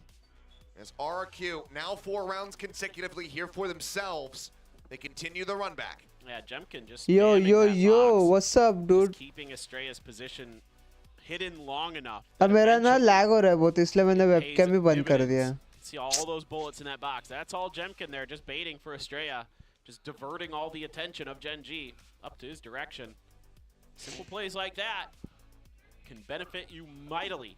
Your opponents flawless निकाला इन लोग ने chat देखा तुमने? Okay, Gen G's turn for a lot of ultimates in a buy, and this one, you know, you really want to get this one for Gen G. You can set yourself up to that 12th round, get a little bit of extra economy, a little bit of extra cushion. Get those ults cycled back in if this goes really sideways. Oh, Texture jumping forward with that showstopper. I chopper उसको पता ही नहीं भाई. Didn't know where he was running, ends up getting taken down. Boombot goes off inside of the smoke. It's a little bit of damage as the reveal comes through. Texture pulling away, however. Not looking to get spammed out, as the pit will be invested. Oh, hell yeah. Munchkin decides to use it, but now the Reckoning coming through, just trying to force them back. Fight's still at the ready. One since used. Paint shells now flying from either side. Poe is thrown down. Jemkin finding one, pushes up, takes out Karan, but now fight in to delay. The Cove gets broken down. क्या बात कर रहा है Gen Z वोन? अभी तो live चालू है bro. Estrellas just sat within the pit, 1 HP, and no hope in hell. Bro, Gen Z चालू है ना अभी तक match. Gen G, they will break the win streak.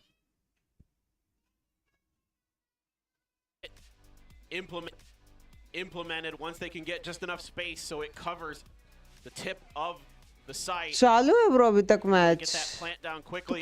तू पहले कैसे बोल रहा है जेंजी वोन? Test that pit, but there's enough room in the back that Munchkin can stay obscured. Once that initial utility, once that initial barrage of mollies is dodged by Gen G, then that pit is so difficult to displace. So many crossfires. Everybody on RRQ is sitting at 1 HP because of the decay. I mean, just exactly what I've been really wanting to see from Gen G. Prediction. Since I started noticing the pits were being neglected. We're lacking. Yeah. अभी देखो अभी जो scene है ना वो मैं तुमको बताता हूँ चैट रुको. Still have one more, so even if this does come down to an 11 ये देखो क्या? अभी चालू है. The breaks and try to come up with a solid game plan to turn things around and finally close things out. And they'll probably अभी इतने team है ठीक है, इसमें से अभी ये चालू है मैच ग्रुप सी का. There's a pretty good chance of that. अभी कल मैच आएगा 13 घंटे बाद, मतलब कल कितने बजे? 11 साढ़े 11 बजे? Yeah, and they had to invest absolutely everything into it. कल साढ़े 11 नहीं 12:30 बजे चैट कल मैच है ठीक है. It's the only ult that we have available right now for the side of RRQ. 2 away from the showstopper if Jemkin. Match देखते रुको थोड़ा, बाद में बताता हूँ तुम्हें गाइस, रुको पहले मैच देखते. Big wraparound over in towards mid here from वही लोग फिर से यही कर रहे हैं. साइफर है फिर भी. Now they're trying to just gain all this mid control off the back of the high tide, and they're being given it. As it's just a trap wire to watch Gen G's back. This is a full-on A commit. Oh, and Elmore down to 10 HP. Munchkin at the same time finding Estrella. गया. Takes him down. The paint बढ़िया kill, बढ़िया kill. Might just be ready to finish this one out. The trap wire. पर इन लोग already flank आ चुके हैं ठीक है. Just saying. Munchkin turning his sights over there for a brief little moment now. Just retreats in towards the site itself. Allows for Texture to move up. Get tucked away. Texture मारेगा, एक दो तो लेगा texture आराम से. The wall raised Texture. Maybe look at the push off the back of this one. And there it is. What is that transfer? Texture coming up with 2. And it's all on Flipshider. Everybody corralled in the same position, but he has just no damn idea. Jumps forward, gets into the smoke, tap on the spike, pushes out, finds one, but Munchkin. GG. He's seen enough, he's had enough, he finishes the job. अक्की भाई सही कह रहे हो तुम, जीत गए. Gen G once again. Gen G जीत गई. तो मैं क्या कह रहा था चैट, देखो अभी है इसका मैच ठीक है, फिर कल होगा जी वर्सेस जेटा. कल 3 मैच होंगे. बदल कल एक्चुअली 2 ही मैच होने वाले थे राइट. इन्होंने थोड़ा सा भी रोस्टर चेंज कर दिया.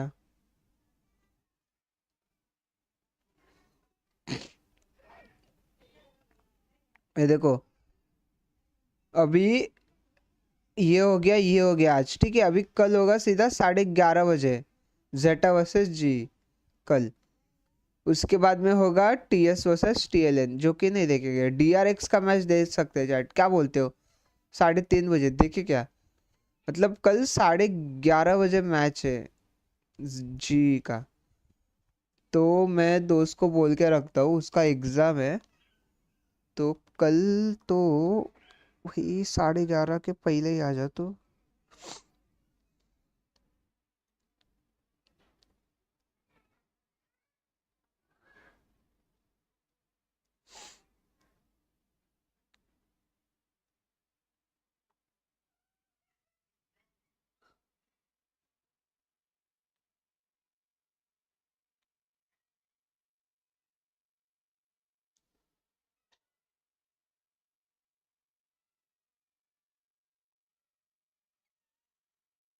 एक सेकंड, अपन देखते हैं कि 19 तारीख को क्या है चैट। 19 को है, 19 को 3 मैच है। T1 है, BLDR PRX है। तो PRX 11:30 है और 11:30 ही बोला है मेरे को। ठीक है भाई, कोई ना, एक दिन चल जाएगा गाइस। तो अपने को कल 11:30 स्ट्रीम करना पड़ेगा सुबह, और कल सुबह 11:30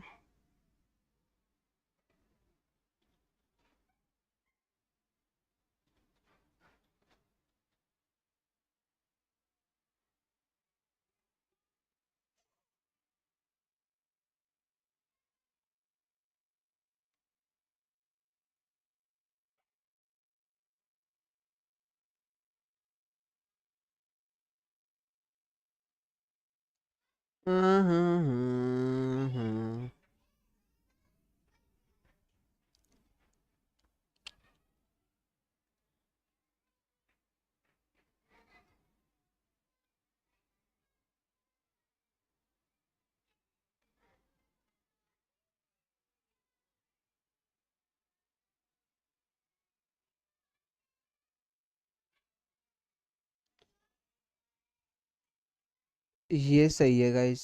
그래야 되지. 지금 배가 좀 많이 고파서 빨리 끝내고 싶은 마음에. चलो गाइस, मैं आता हूँ अभी, ठीक है। अपन थोड़े गेम खेलते हैं, अभी बहुत हो गया ना बकचोदी। गेम खेलते हैं, पर उससे पहले ना चैट में फटफट आया, ठीक है। फटफट आया चैट में, खाना खा के आया, ठीक है। तब तक तुम लोग के लिए मैं गाने लगाता इधर।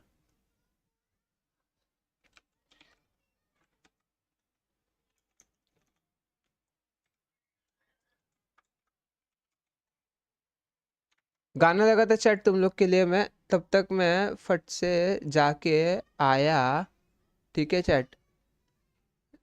तुरंत आया गाइस, ठीक है। I will be right back.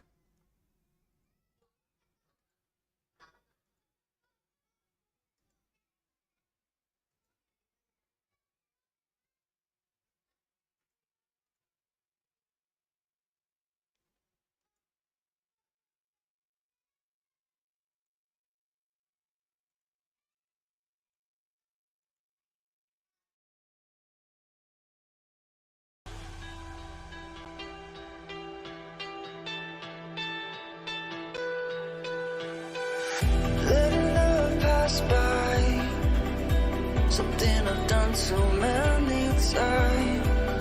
Trying to keep my head high while everybody's dancing.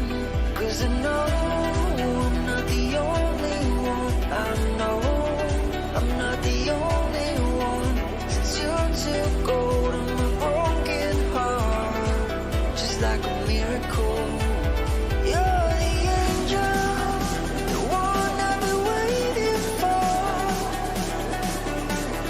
You're the angel,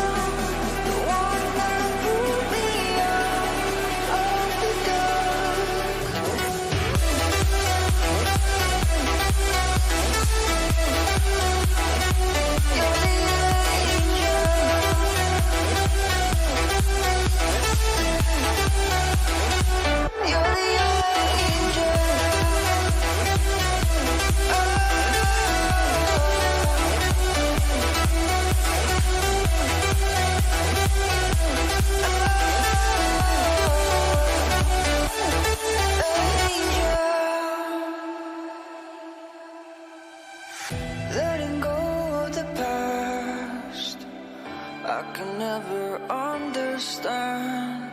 So many questions, why? Well, everybody's dancing, 'cause I know I'm not the only one. I know I'm not the only one. Since you took hold of my broken heart, just like a miracle. You're the angel, the one I've been waiting for, waiting for. You're the angel, the one that pulled me out of the dark. Oh, oh, I've been waiting for, waiting for. Oh, oh, the one that pulled me out of the dark.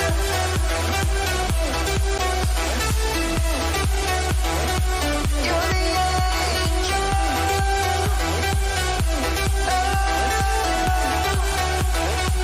You're the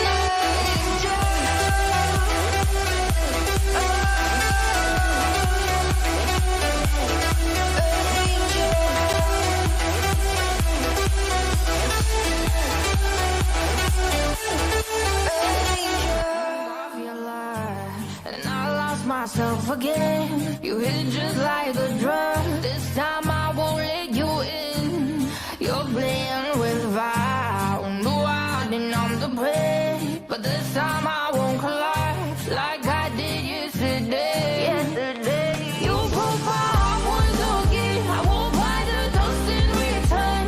I can't give it, I can't give it, I won't give it this time. You broke my heart once again. When you're bad, but you're bad it for me.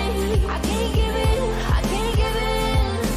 I've already run with the wolves. Far from the light of the day. I can't go back to you, I'm stronger today. Been to the dark side, I don't know. So if you wanna shoot far away, I won't go back to you. I'm stronger, I'm stronger, I'm stronger today.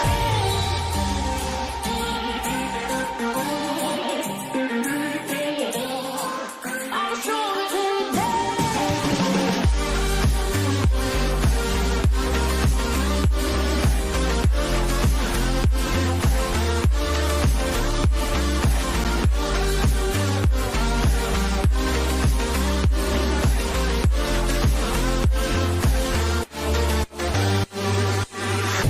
Tú tienes la pócima para enloquecerme, pero voy a draw the line. Que yo ya sé que es de ti. I got to stay away, got to stay away. Sé que como un trofeo quieres tenerme, pero I don't need no one. Que yo ya sé que es de ti. I got to stay away, got to stay away. No, no, no, no, baby, no, no, no, no, no setbacks. No, no, no, no, baby, no, no, no, no, this time. You broke my heart once again. I won't buy the dust in return.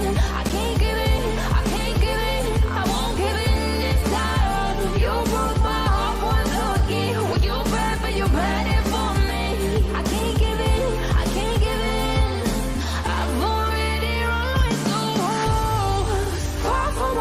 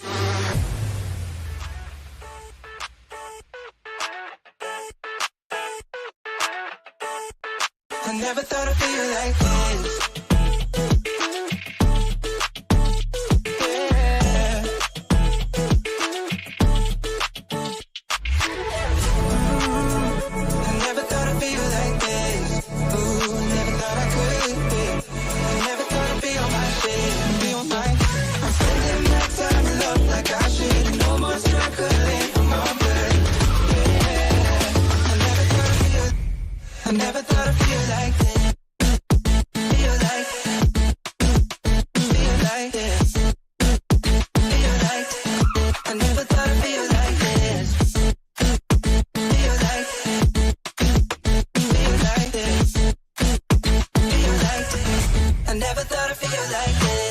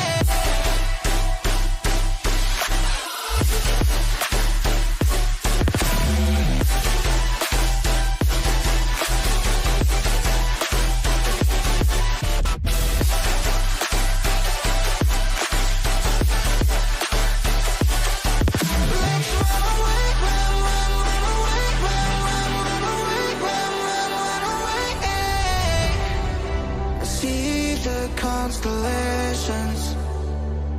They remind me that this life cannot be lost forever. I watch my generation. It's so evident this world will soon be gone. Will soon be gone. Can we leave for tonight? Run away. Let's run away, run away. Can we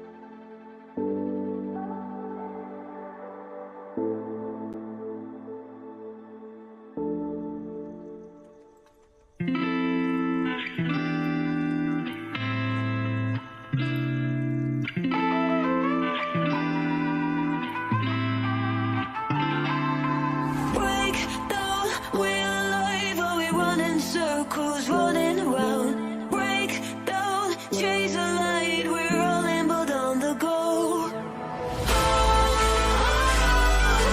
Running for my life. Feel the light. Running for my life. Running for my life. Running for my life.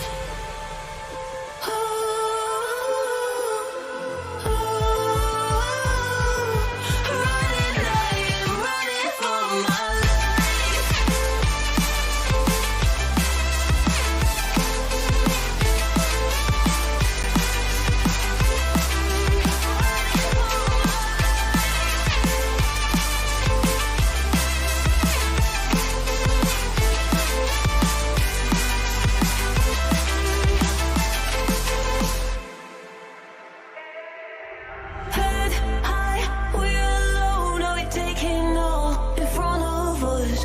Head high, how could we know it was all along on the side?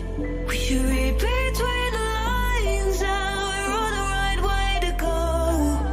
Head high, we're not alone. Oh, we are not out of luck. Running for my life.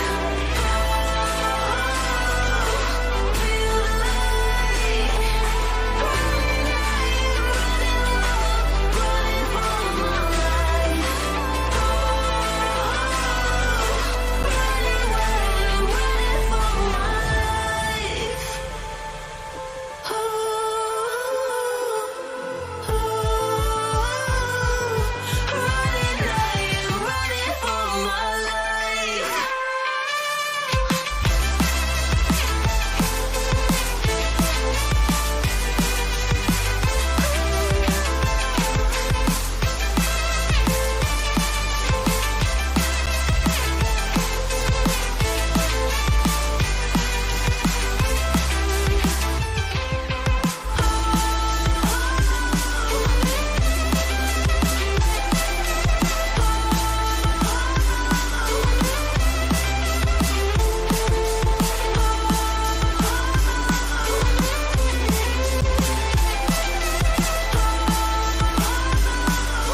Running wild, I'm running for my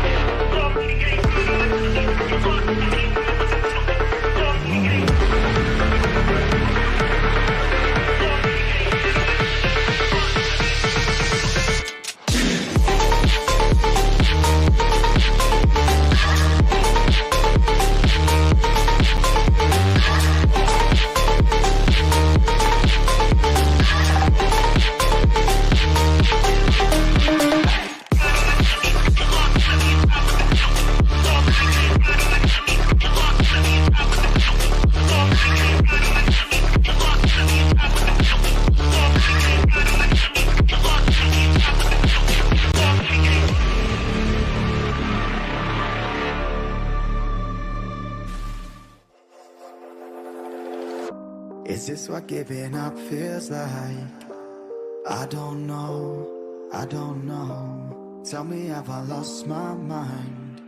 Nowhere to go, so far from home. Is this what giving up feels like? I don't know, I don't know. Tell me have I lost my mind? So I break these walls and hold my head up high, and I swear my ground until the day I die. As the rain falls down, there's no more tears to cry, tears to cry. So I break these walls and hold my head up high. No, I'm not giving in. No, I'm not giving in.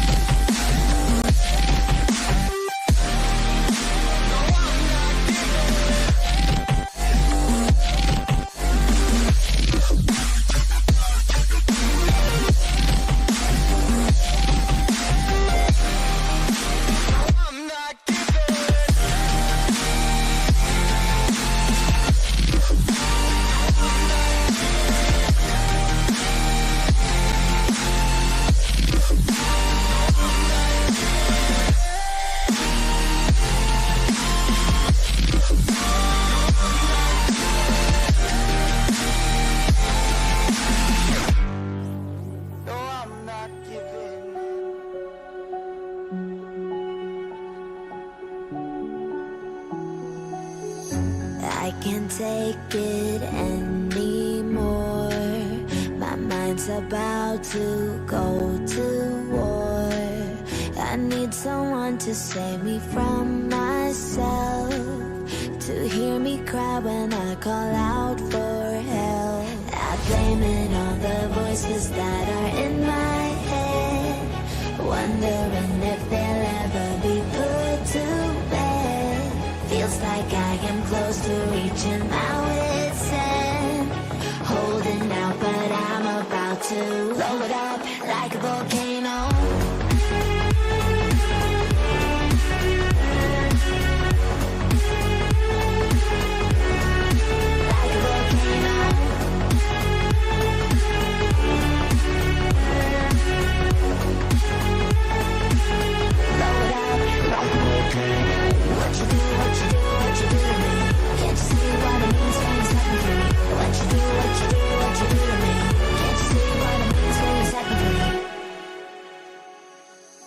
Another day to lose control.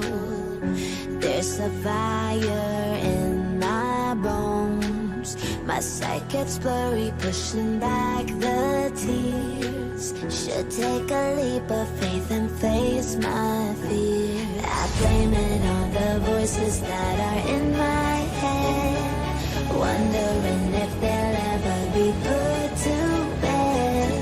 Feels like I am close to reaching my wit's end, holding out, but I'm about to blow it up like a volcano.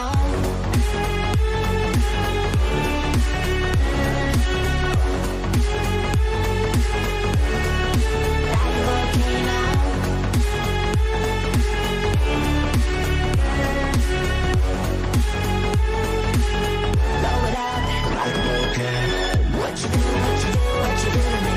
Can't you see what it means?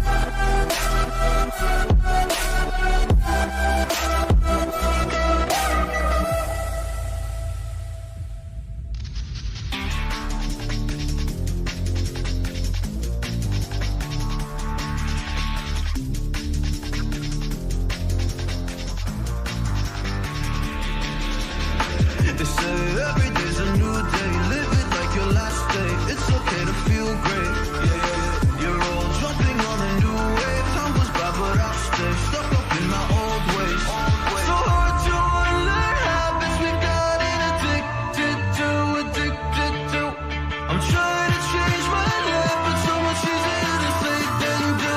Say than do. Oh, please help me. Please go easy, easy on me.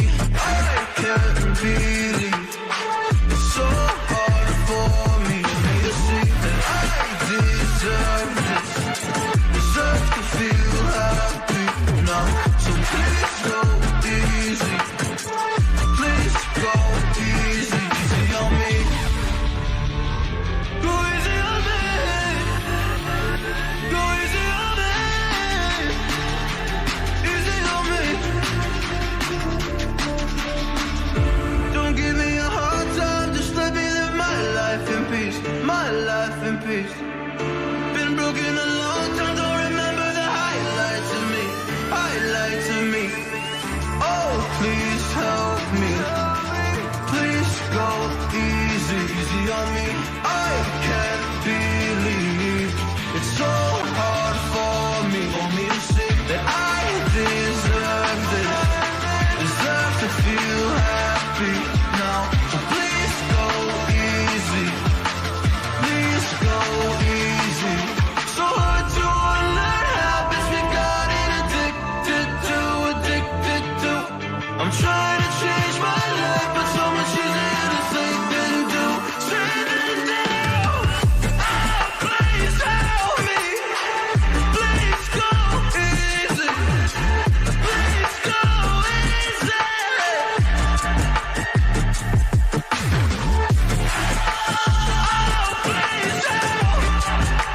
Please go easy. Go easy on me. So go easy.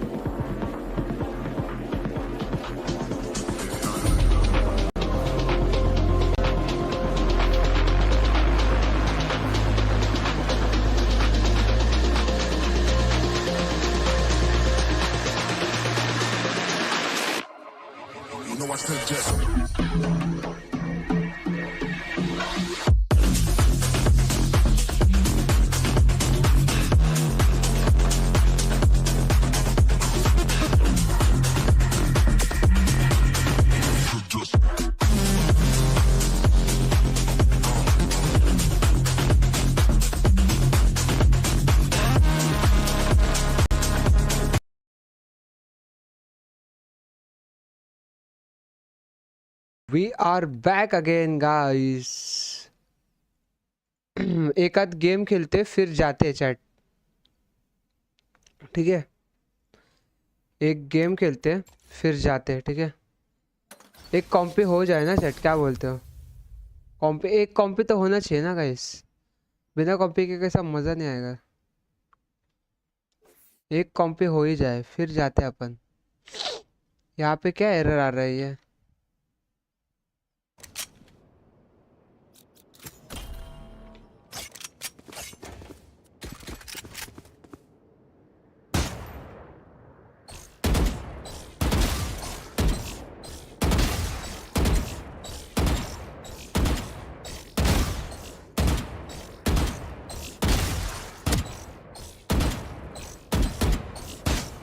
रुको रुको रुको, पहले इसको लाते पास, इसको करते नीचे, ठीक है? थोड़ा सा दूर, हाँ डन। Practice mode on.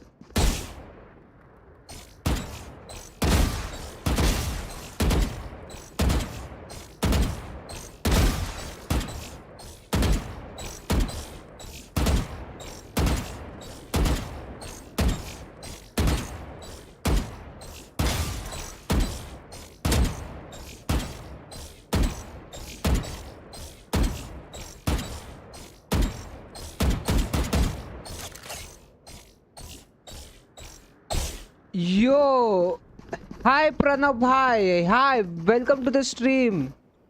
कैसा है ब्रो, कैसा है? रुक, मेरे को चैट तेरी दिखती क्यों नहीं है? अभी दिखेगी। या cool cool cool. HS gamer RJ, welcome to the stream bro, what's up?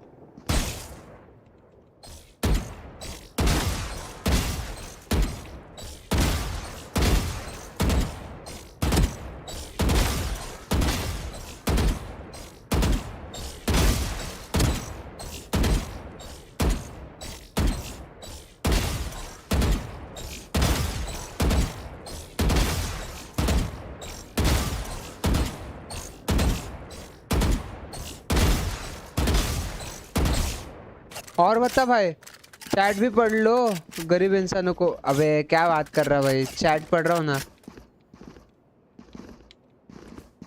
बढ़िया भाई, बट एनी क्या लिखा है? एनीवेज क्या? आज आप प्रैक्टिस क्यों कर रहे हो? थोड़ा सा लाइक मेरे को नींद आ रही थी और मेरे को भी एक गेम खेलना है, तो मैं सोचा थोड़ा प्रैक्टिस कर लेता हूँ, फिर जाऊंगा कॉम्पी के लिए।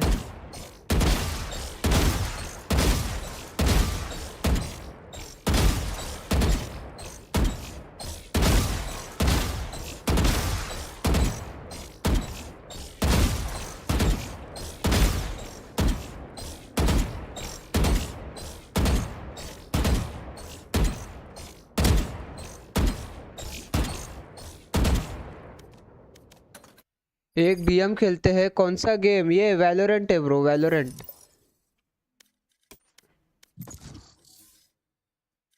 इसको बोलते हैं कि खेलेगा क्या? ऐसा सोलो क्यों करने को अच्छा नहीं लगता ना, इसलिए अपन डुओ करेंगे। कॉम्पी मैच फाउंड। आज तो स्पेशल गेम खेलने का डील हुआ था ना? हाँ हाँ ब्रो, पर अभी क्या है, 17 से 25 तक, ठीक है? 17 to 15 तक सिर्फ वॉच पार्टी चलेगी, समझ रहे? क्योंकि अभी है VCT स्पेसिफिक तो 8 टीम है, उनकी मैच होगी रोज 3-3 मैच होंगे, समझ रहे?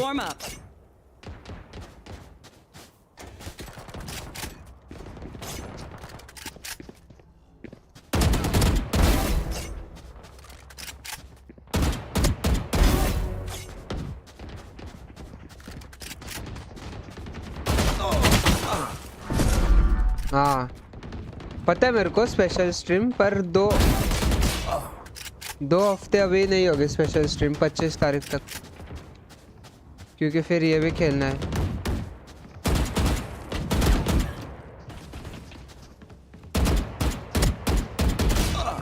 नहीं देख, इसलिए मैं प्रैक्टिस कर रहा हूँ, पता है डायरेक्ट कॉम्प में गया ना तो मैं वही अभी नींद में हूँ।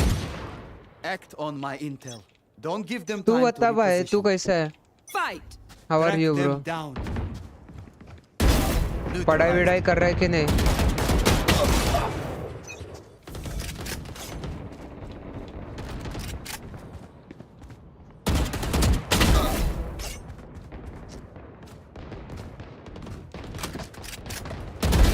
Shot down.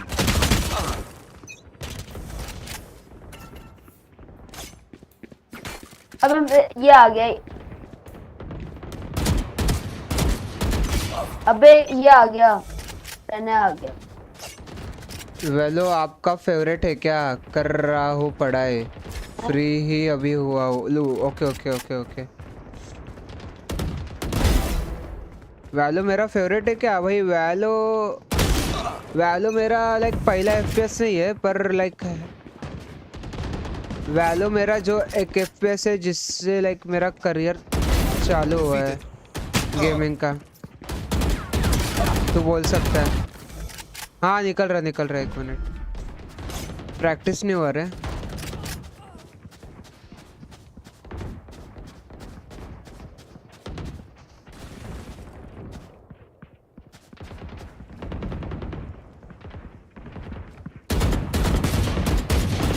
देखो चैट कह रहा हूँ मैं, सही है ना? अरे मैं स्ट्रीम बंद करने वाला था, फिर मैंने देखा मेरे को डायमंड जाने के लिए एक ही मैच चाहिए, तो मैं बोला एक मैच खेल लेते ना। तो कैसा डायमंड, पर ये एम के साथ तो नहीं पहुंचेंगे अपन डायमंड, ये एम के साथ तो नहीं पहुंचेंगे अगर मैं ऐसा खेलूंगा। तो एक लाइक कर दे भाई, मजा आ जाएगा।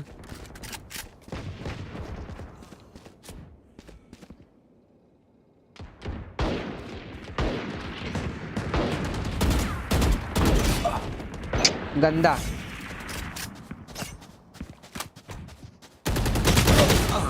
What the hell?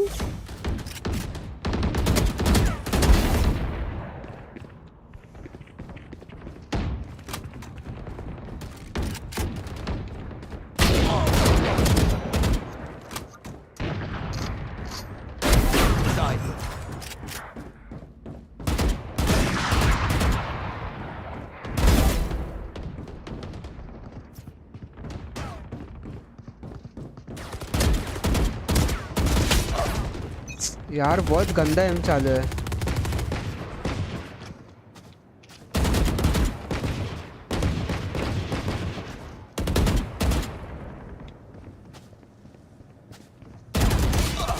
ओके कर दिया, thank you bro.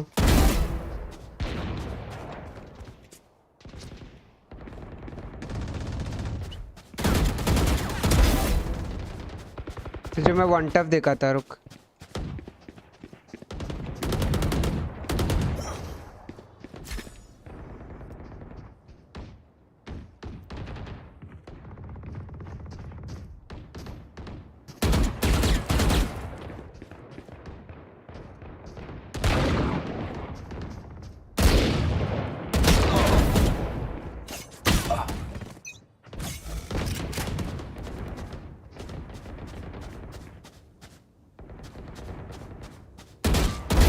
Enemy down. Shot रे, jot.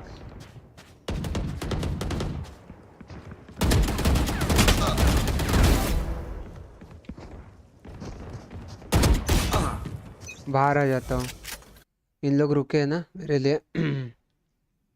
ये चालू कर दे, मैं बाहर आ गया। अभी पर मैच लगेगी नहीं बे, ये गोल 2 का है। लगेगी क्या? देख लग रही है। अच्छा बस वो डायमंड के साथ सीन होता है। Lol lol lol lol lol.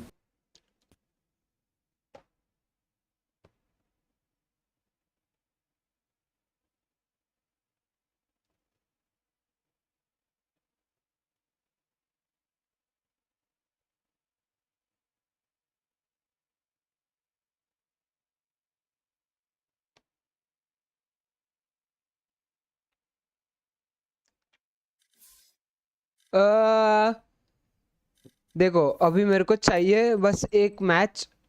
79 है ठीक है, तो 79 से अगर मैं प्रेडिक्ट भी कर लूँ 22 प्लस अगर हो गए, मतलब अगर मैं अच्छा खेला, पर मेरे नहीं लग रहा मुझे मुझे एक मैच में इन लोग दे देंगे भाई, क्योंकि मैं टीम में भी रहता हूँ तभी भी मेरे 18 प्लस होते हैं, समझ रहा?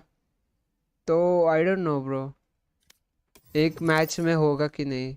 लेट्स होप कि एक मैच में डायमंड हो जाए, पर बहुत हार्ड लक है ब्रो एक मैच में डायमंड होना, मतलब मुश्किल से होगा। इसका क्या सीन है? इसका भी सेम ही सीन है, इसका भी हो जाएगा। अच्छा इसको 2 मैच लगेगा, मुझे एक ही लगेगा, मुझे एक ही लगेगा, पर वो सीन है। लाइक अभी मैं एक फटफट खेल के चला जाऊंगा, अभी मैं तो लूंगा फिर। I am playing Viper. हाँ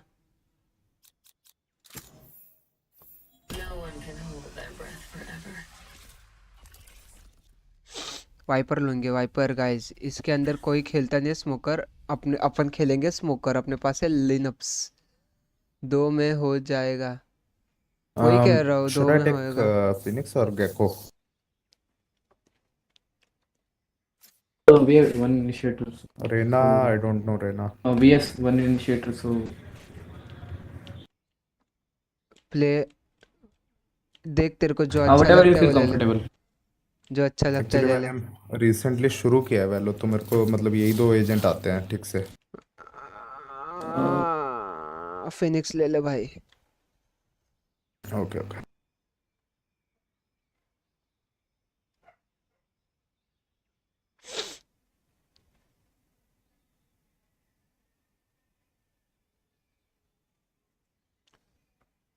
2 में हो जाएगा, वही कह रहा हूँ, 2 में होएगा, एक में तो नहीं होगा, क्योंकि राइट इतना गंदा है ना। 99 दे देगा मेरे को even if I win. Like मेरे को चाहिए 21 प्लस, ठीक है 21 लेजिट। तो मुझे वो कितना देगा पता है? +20 देगा, लिख के ले ले भाई, +20 even if I win.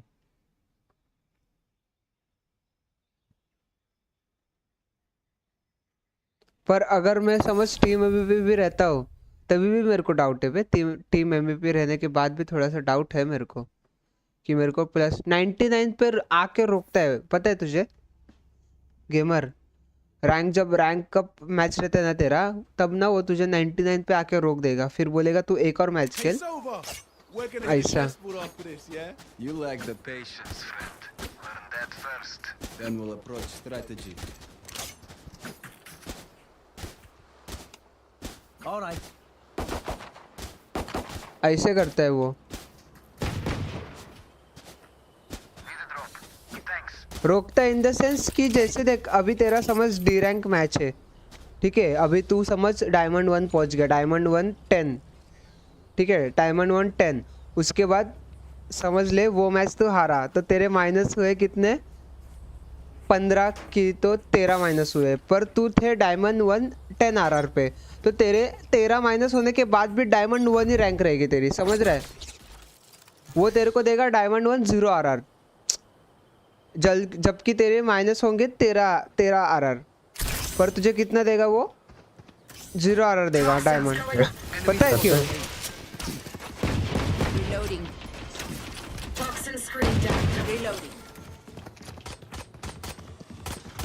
Reloading.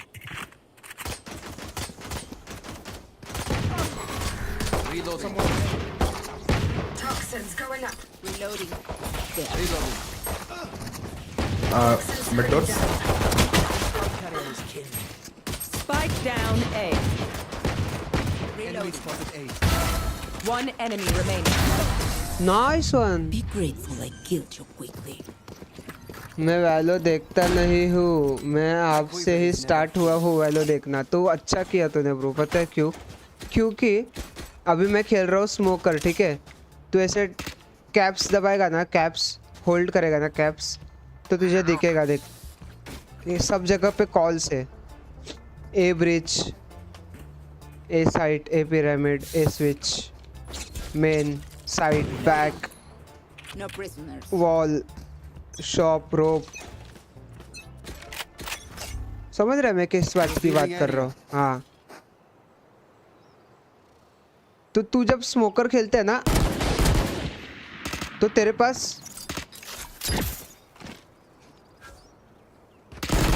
ज्यादा चीज का कंट्रोल रहता है, मतलब समझ रहे? अभी देखो, अब उसको कैसे मैंने मारा। B is clear. A is clear.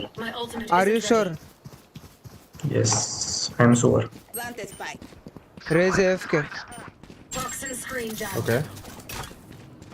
One enemy remaining. Spike planted. Reloading. अभी ये आएगा बैक स्टेप। कैम चेक कर। अब मेन हो सकता है, मेन पुश हो सकता है, देख के।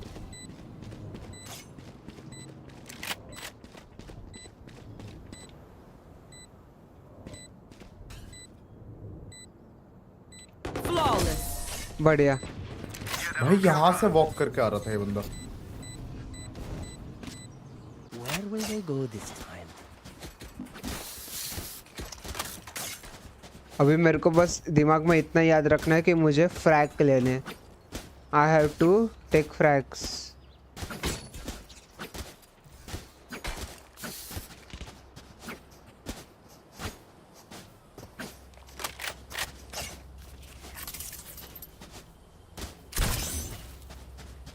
सो बी चल ना, बी तेरे यूटिल पे मारते हैं इसको, साइफर को। आजा बी पे। अरे पहले बता दे। शॉक डट मारेंगे इधर।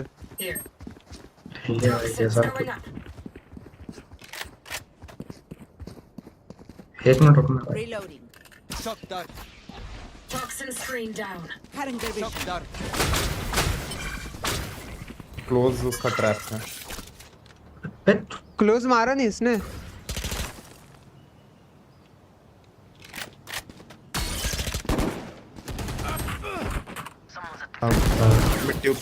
Reloading. रेना तेरा killer. Here. One enemy remaining. Last किधर है? Spike planted. Gun here.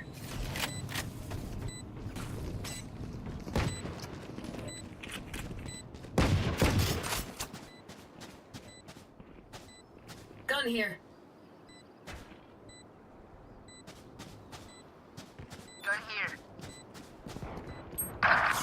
अबे 130 ये पैंट मिड पे बैठ 130 टाइम इधर स्मोक में ही अपने जजेबल लेके बैठ। अपना थूक फेंक देना। हाँ।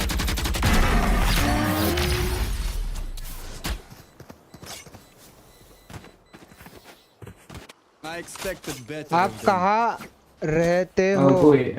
तेरे दिल में ब्रो, तेरे दिल में रहता हूँ मैं, तुझे पता नहीं? तू कौन से स्टैंडर्ड में ब्रो? तुझे मैं एक बात बताऊँ क्या? देख अपने हार्ट, अपना हार्ट रहता है 4 चेम्बर, समझ रहे? उसमें से एक चेम्बर में मैं रहता हूँ तेरे। हाँ तो तुझे पता होगा ना, तेरा हार्ट रहता है 4 चेम्बर, तो एक चेम्बर में मैं रहता हूँ।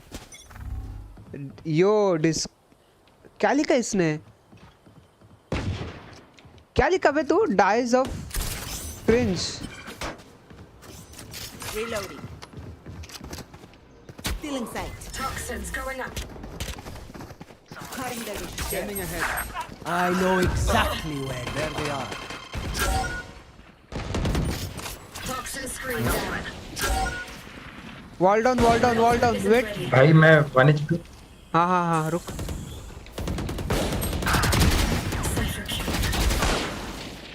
एक्सटेयर निकलो यहाँ से निकलो ना।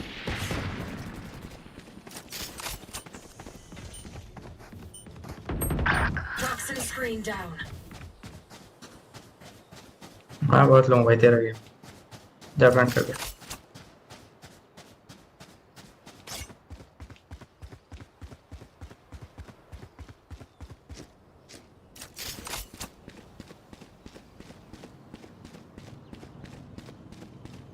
Thirty seconds left.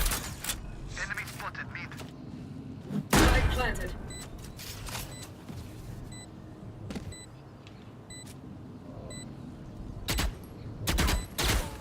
छुप जा। एक सिटी से आ रहा है, 2 यहाँ से आ रहे हैं। Killed.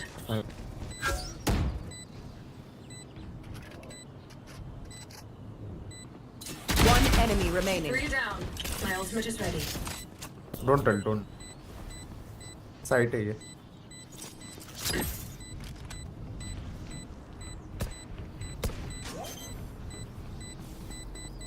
नहीं कर रहा।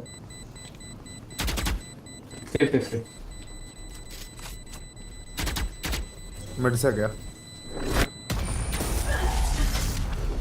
क्या मारा तेरे भाई ने, देखा? ओहो शॉट तो है गाइस।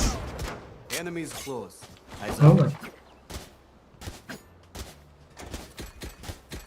Need a drop. मुझे पिक लेना मतलब मुझे पिक लेना ही था, अगर नहीं लेता ना तो 100 पे गेम था मतलब। वैंडल्स का नहीं सीखा? नहीं भाई। ओके भाई। कोई नहीं बाद में ले। पिक्स के लिए खेलो, ट्राई करो इसका निकालने, साइफर को निकालने ट्राई करो। मुझे 1 मिनट रुको, रिवील दे रुको।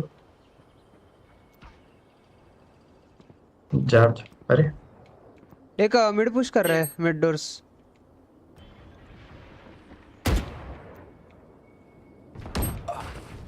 बहन चोद क्या मारा उसने? तो बोला नहीं वो इसको भी मारा है। अरे रुक। Last player standing. 1 minute.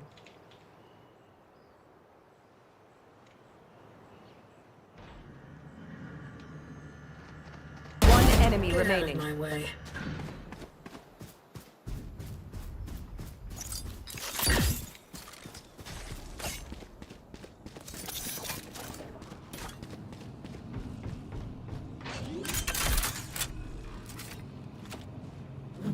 Planted.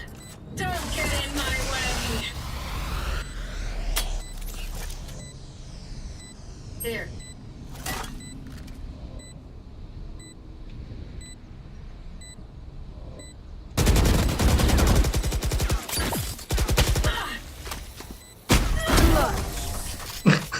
Something done right? Do it yourself. W game play बोलते, छड्डी खोलते हैं। For a scientist, you are very violent. Reloading. Need a drop. Thanks. अरे मैं बोल रहा हूँ मेरी एम ट्रेन नहीं हुई रे, मैं नींद में हूँ थोड़ा। डीएम में भी नहीं लग रहे थे शॉट्स। गाइस देखा तुमने क्या धागा पर निकाला, तुम्हारे भाई ने राउंड निकाला, ठीक है। दैट व्हाट मैटर, राउंड तो निकला भाई। मेरे को कैसा थोड़ा आउटफ्रैग करना है ना इनको, इसलिए मैं ऐसा खेल रहा। अरे ये बहन चोद। तोड़। Scanning ahead. गुड। ये इधर क्लोज रहेगा लेफ्ट। ये रहा बॉल के पीछे। एक डब्बे के पीछे, एक डब्बे के पीछे, मिड वाले डब्बे के पीछे।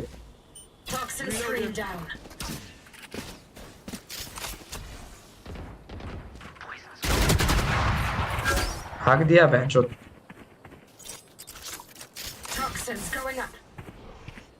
सो आजा।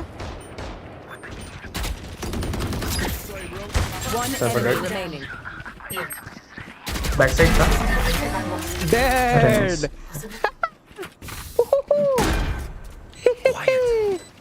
भाई सुन वाइपर हेलो बोल बोल बोल तेरे पीछे कोई बैठा है क्या? मतलब देखियो पीछे क्या मुड़ के देख कैसे 180 डिग्री मुड़ पीछे देख कोई बैठा है क्या? नहीं तो स्ट्रीम कर रहा हूँ मैं।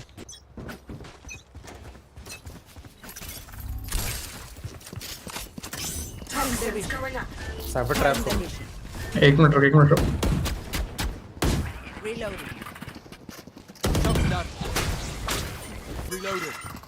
तोड़ दिया। रुक वॉल डाउन है रुक फ्यूल आन दे। हाफ वॉल सेज है।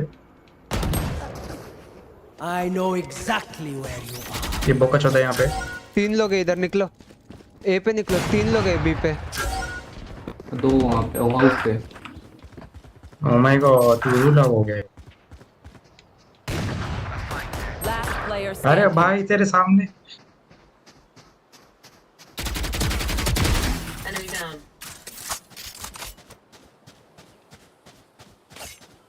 Toxins going up.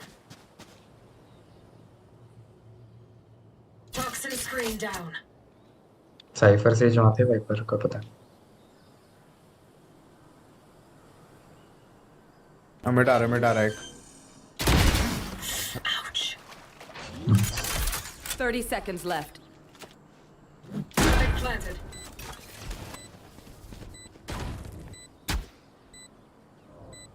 One enemy remaining. 3 down.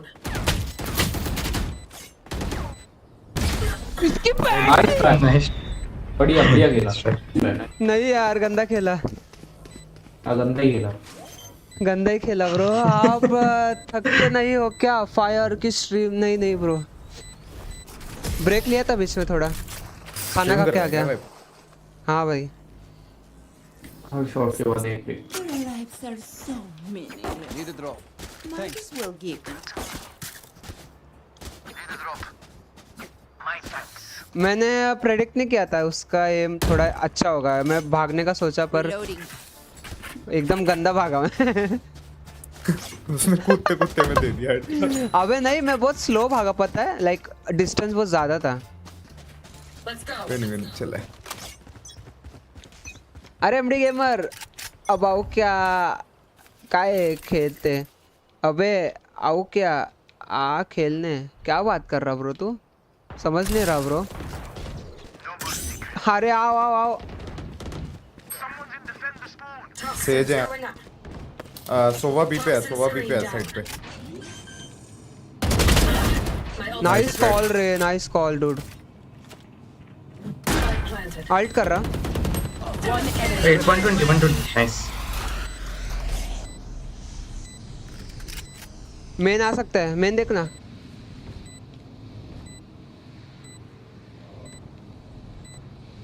Main नहीं आएगा हॉल सर ठीक है।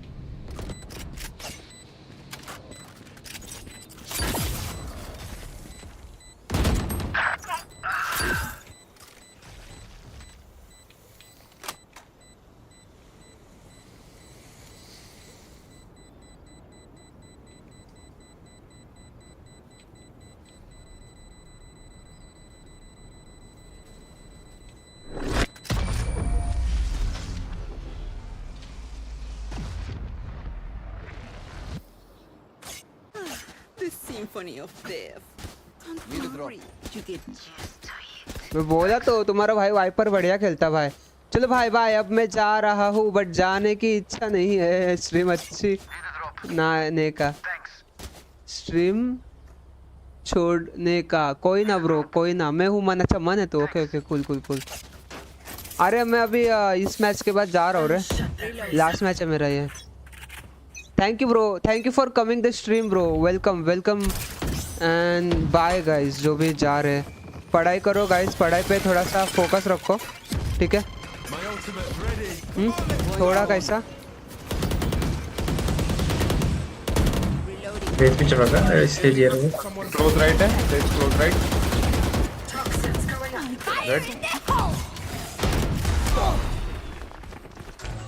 बच कैसे गए भाई?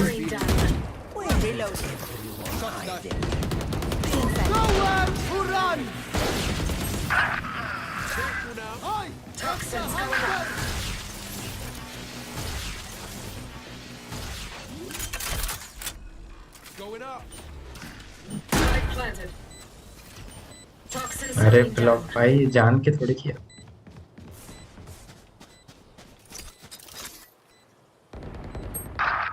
लाइनअप पे मेरे लाइनअप पे चिल खेल ठीक है। सेफ न्यू मार्क करो spike. Last player standing. -80 Viper. नहीं होगा। वाइपर मैंने 40 दिया।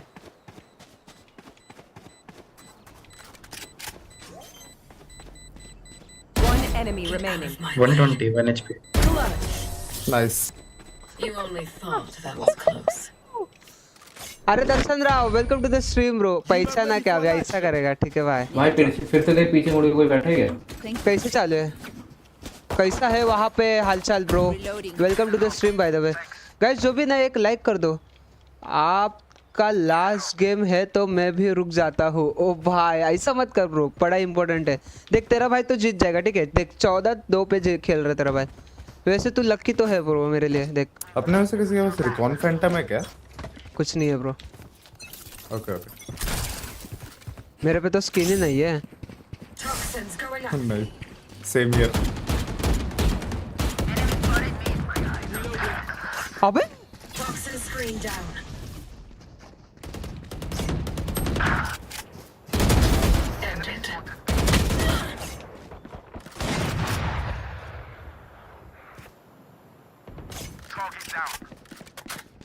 प्लांट वो रेव करने आएगी वो इसको।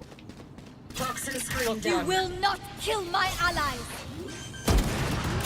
I know exactly where you are. पता नहीं क्या हो रहा है। हाँ both there।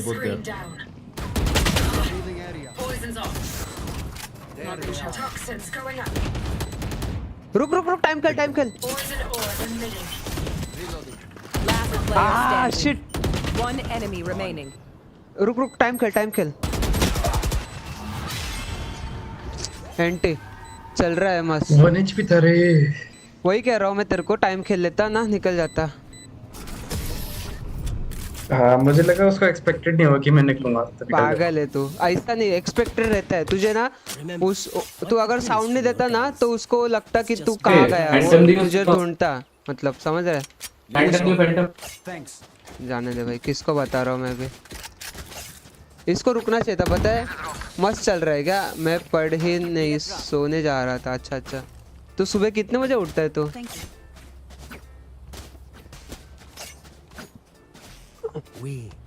कुछ चल कर देना।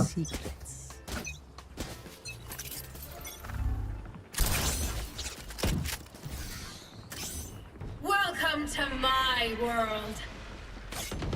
अल्ट की क्या इसने? निकलो यहाँ से। अल्ट की रह गई साइफर, उसने तो निकलो। वाइपर ने अल्ट की। निकल फिर बाहर निकल। एक ऑलरेडी है।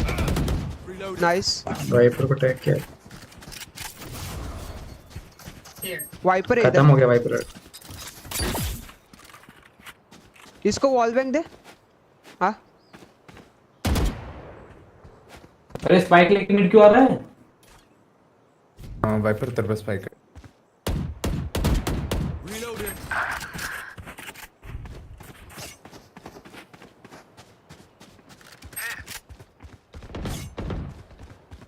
Toxins going up. Toxin screen down.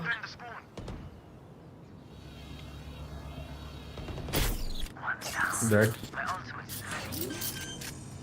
Says भी वहीं थी। Sage nest. 30 seconds left. Plan दे रहा मैं। तुम मैंने देख। दे। Jett Sage back side I.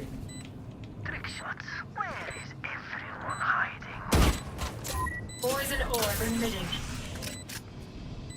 Poison's off. So what है इसके?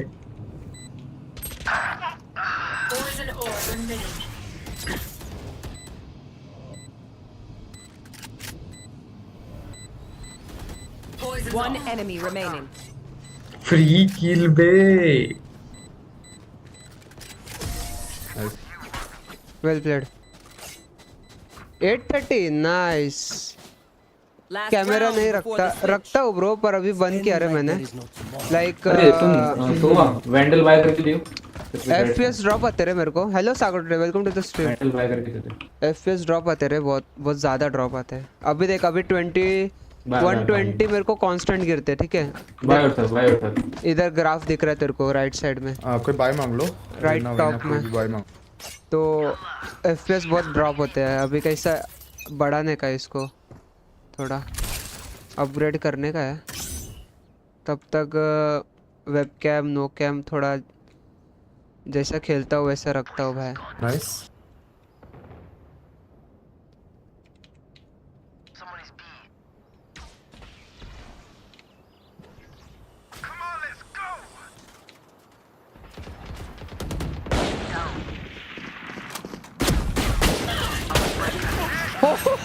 Spike down mid. अरे कौन बैठा भाई, पीछे बता दे. स्पाइक लेके आ जा. One enemy remaining. प्लांट दे रहना तेरे पास. नाइस. इसलिए फिर वो सीन होता है ब्रो. देख 15-4 तेरा भाई. Switching sides. कितना था तेरा भाई? 14 नहीं, कितना था? 12-2 था ना, पता नहीं, याद नहीं, भूल गया. हाँ 12-4 था. नहीं पता नहीं भाई. अब रेना का चालू होएगा शरीफ. टप्पे देखो. सुनना, इधर वॉल देता तेरे को मिड पे और एक हिलता. इधर जरूरत नहीं है, तू डाल ले मिड और एक. नहीं आए तो वॉल अप करने.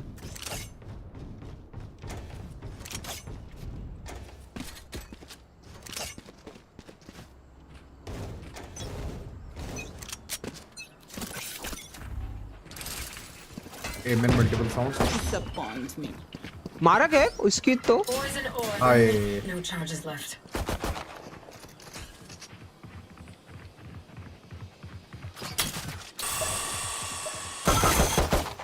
ए के बाहर घूम रहे हैं लोग.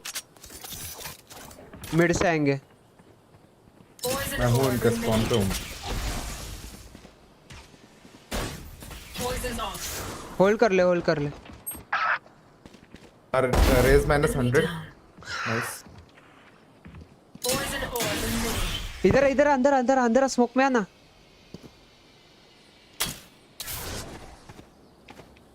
एक इधर ही है. ट्यूब से क्या होगा भाई? पीछे से आएगा. हाँ पीछे से आएगा वही.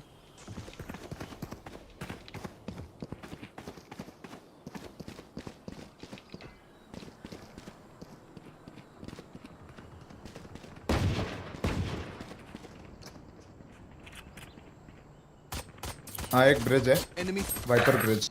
भाई मेरा क्रॉस हेयर ही नहीं दिख रहा. ब्लू आसमान. 30 seconds left. रखता क्यों है फिर वैसा? तेरा भी ऐसे ही है. क्या बोल रहा है? Reloading. रेड कर ले वो ज्यादा. Last player bro standing. तुम इधर क्यों आया ब्रो? तेरे माँ कैसा नाम रखा है ब्रो? Spike planted. ब्रो रुको ना ब्रो. तो नाम भी ऐसा है ना. आपकी कितनी भाई, ये सब मत पूछ.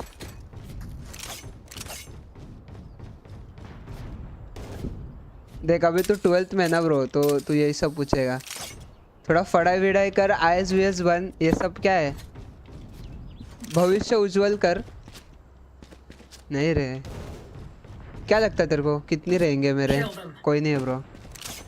मत ना उधर क्यों जा रहा है तू?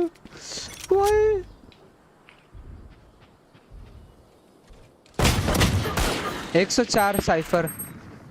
ए क्या फिर से? ए ऑल एक ऊपर चल रहा है क्या? एक डोर से ब्रो. क्या है साइफर? एक डोर से ऊपर आ रहा है.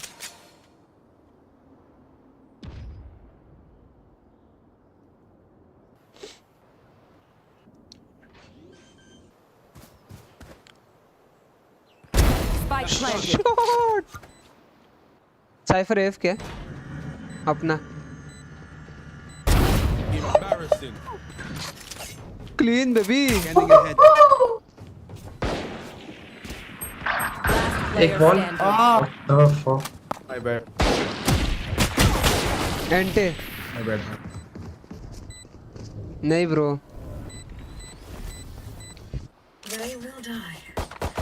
साइफर साइफर साइफर ए खेलना साइफर में बी खेल रहा अरे मैं भी जाऊंगा अबे तेरे पे अबे तुझे प्रेडिक्ट करेंगे वो ब्रो तेरे लिए अरे मुझे भाई मुझे बी के सेटअप आते हैं इसलिए तो ए के आते हैं नहीं क्या भाई क्या साइफर है तो ये बाइंड थोड़ी है कि तू बस बी पे बैठेगा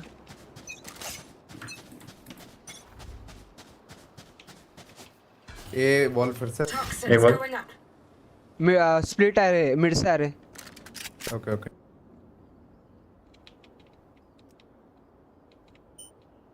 वॉल डाउन भाई मिड मिड अबे रेना क्या कर रहा है तू हॉल्स देख रहा हूँ हॉल्स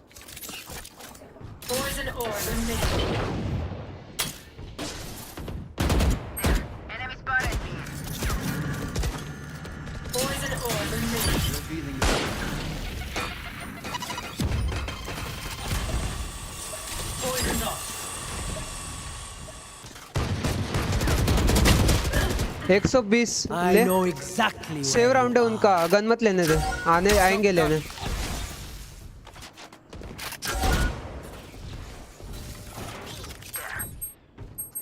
नीचे कूद गया गन भी डाला हो सकता है होल्ड कर क्रॉस किया मिड डोर्स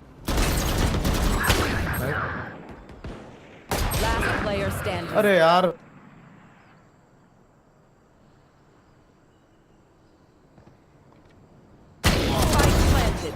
रेना तू नेक्स्ट गेम मेरे साथ खेलेगा मिड पे ठीक है तू मिड डोर्स खेलेगा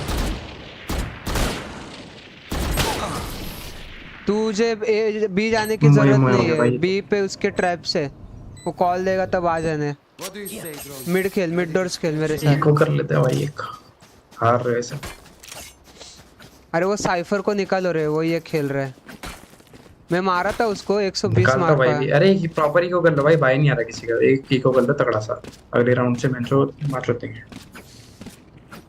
इको कर ले रे ना शरीफ किसके पास थी सो आपके पास थी ना can you drop thank you Toxins going up.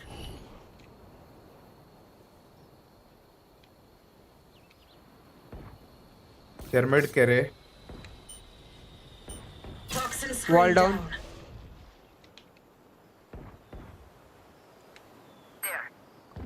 एक का गेम है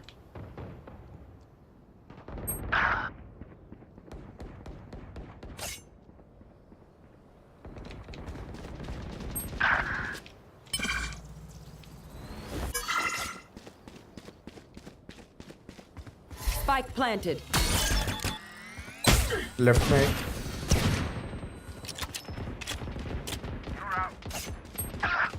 हील दे दो भाई कोई please No charges left.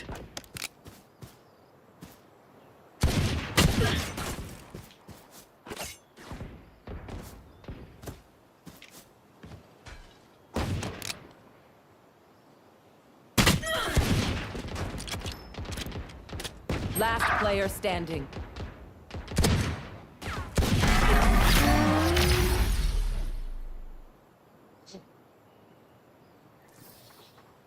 Buy stuff, ka-ching, little skirr, to my done, yeah? Phantom give bro, go. Be careful बीजा ना तो एक क्यों आ रहा है बीजा thank you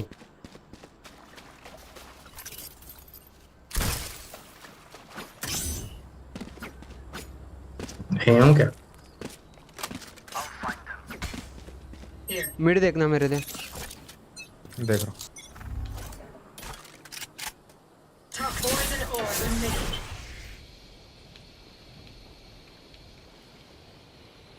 Poison's off. Toxin screen down.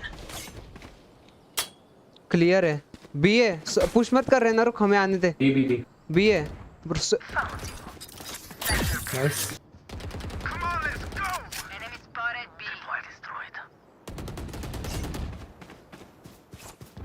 Sage is low, maybe healed.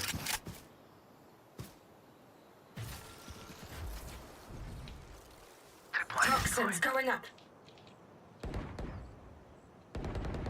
Toxin screen down. Spike down B. अरे lag हो गया, fuck. One enemy remaining. Nice. Nice. Your life won't go to waste. They will scurry, and then they will die. Phantom. Need a drop, thanks. Thank you. Cipher तू इधर क्यों आया bro? उधर जाना। मैं खेल रहा इधर ब्रो, मैं खेल रहा हूँ, सॉरी। बोलते क्वाइट। हाँ ना, बोल कॉल भी नहीं देता कि मैं इधर खेलने वाला हूँ।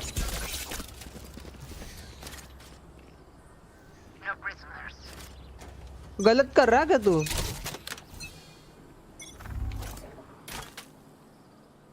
बी वॉल मैं रिवील लूंगा, वॉल के पीछे से मारेगी। I'm low.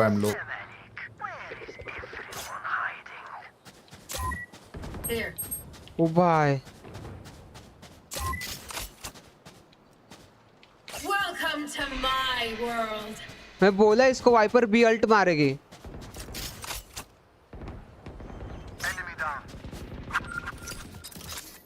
Spike planted. Nice.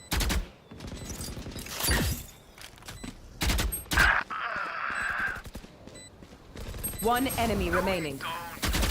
Viper dead.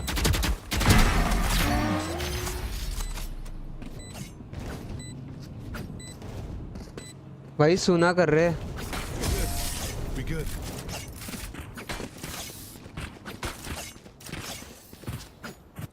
Match point. Need a drop. We win this. अभी मेरे साथ फिनिक्स आ। साइफर ये बी पे ले खेल। साइफर बी पे खेल तू। सेल कर दो उसको, सेल कर। एक ड्यूलिस्ट आ, इधर आ रहे ना। सुन, रिजल्ट मारेगी उसको, मतलब तू उसको प्रेजेंस दिखा कि तू है बस। मैं आगे जाता हूँ इधर।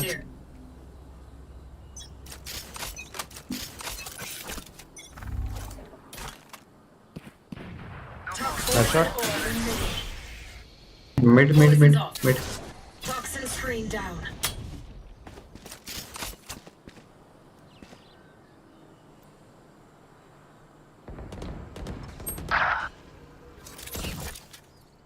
You will not kill my allies. Spike down mid. One enemy remaining.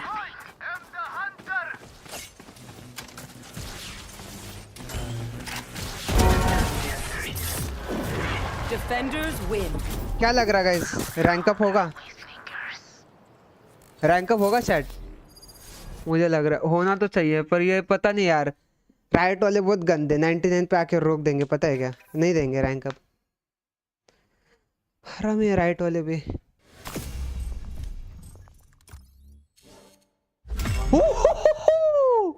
Let's go.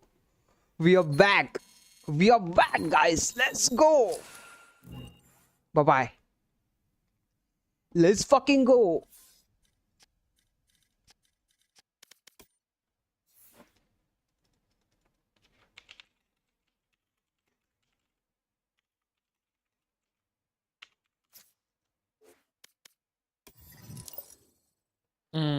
जा रहा हूँ भाई। जा रहा तू? हाँ जा रहा हूँ। अरे मैं कब से स्ट्रीम कर रहा। वाह, रैंक अप कर लिया जस्ट अभी। देखना मैच, देखना कैसा मारा है गंदा। तेरे ओपोनेंट में तो गोल्ड के लोग आए थे। हाँ मतलब गोल्ड प्लेट लॉबी थी। हाई गोल्ड लो प्लेट थी।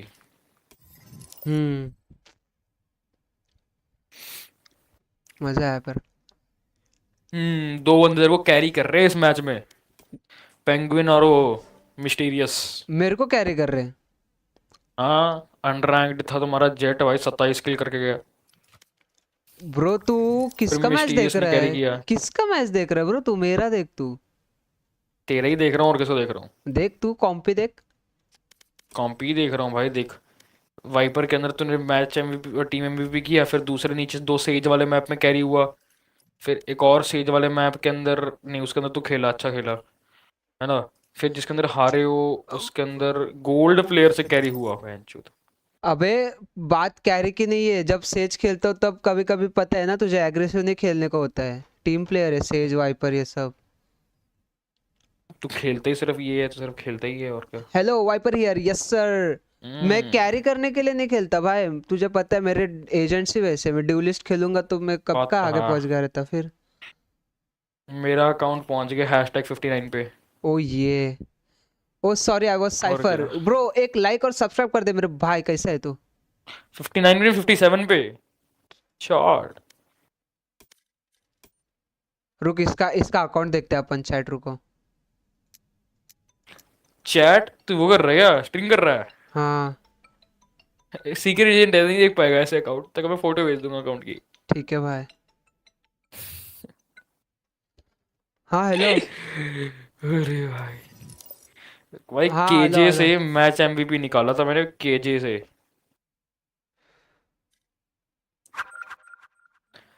तेरे को डीआरएक्स पता? डीआरएक्स हाँ हाँ हाँ डीआरएक्स की टीम आई थी पूरी ओपोनेंट के अंदर, इतना मारा है ना उन लोगों को, इतना मारा है।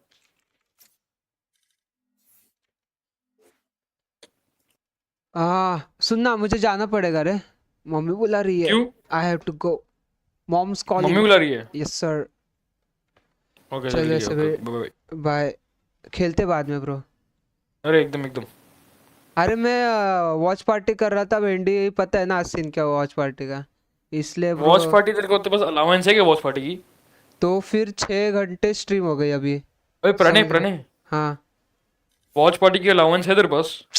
स्पेसिफिक कर सकते हैं ना अपन, वीसीटी जी है ना अपने, समझ रहा? अच्छा हाँ मतलब अपन जीई की वॉच पार्टी कर सकते हैं? हाँ ओके कोई भी कर इस, सकता है? इसलिए तो मैं रुका था पर नहीं है, मतलब हुआ ही नहीं, तो मैं अभी फिर तो गेम खेलने आ गया। ओए वैसे इसकी अलाउंस वेयर कहाँ से मिलती है, परमिशन कहाँ से मिलती है कि तुम वॉच पार्टी कर सकते हो? पता नहीं, मैंने स्ट्रीमर का सुना था कि लाइक है, तो मैं देखा नहीं इतना, मैं बोला छोड़। ओके अभी अभी ये स्ट्रीम एंड करूंगा तब पता चलेगा, मतलब अलाउंस मुझे सबको है या फिर पर्टिकुलर उनको ही है बस, लाइक ओके स्ट्रीमर्स ओके को। ओके मुझे भी नहीं आइडिया। चल कोई बात नहीं फिर, तो फिर ठीक है। गाइस जो भी स्ट्रीम देख रहे हैं एक लाइक चल सब्सक्राइब कल कर दो, खेलते हैं मैं भी जा रहा हूँ। हाँ ब्रो कल खेलते हैं। Okay bye bro. Bye bye.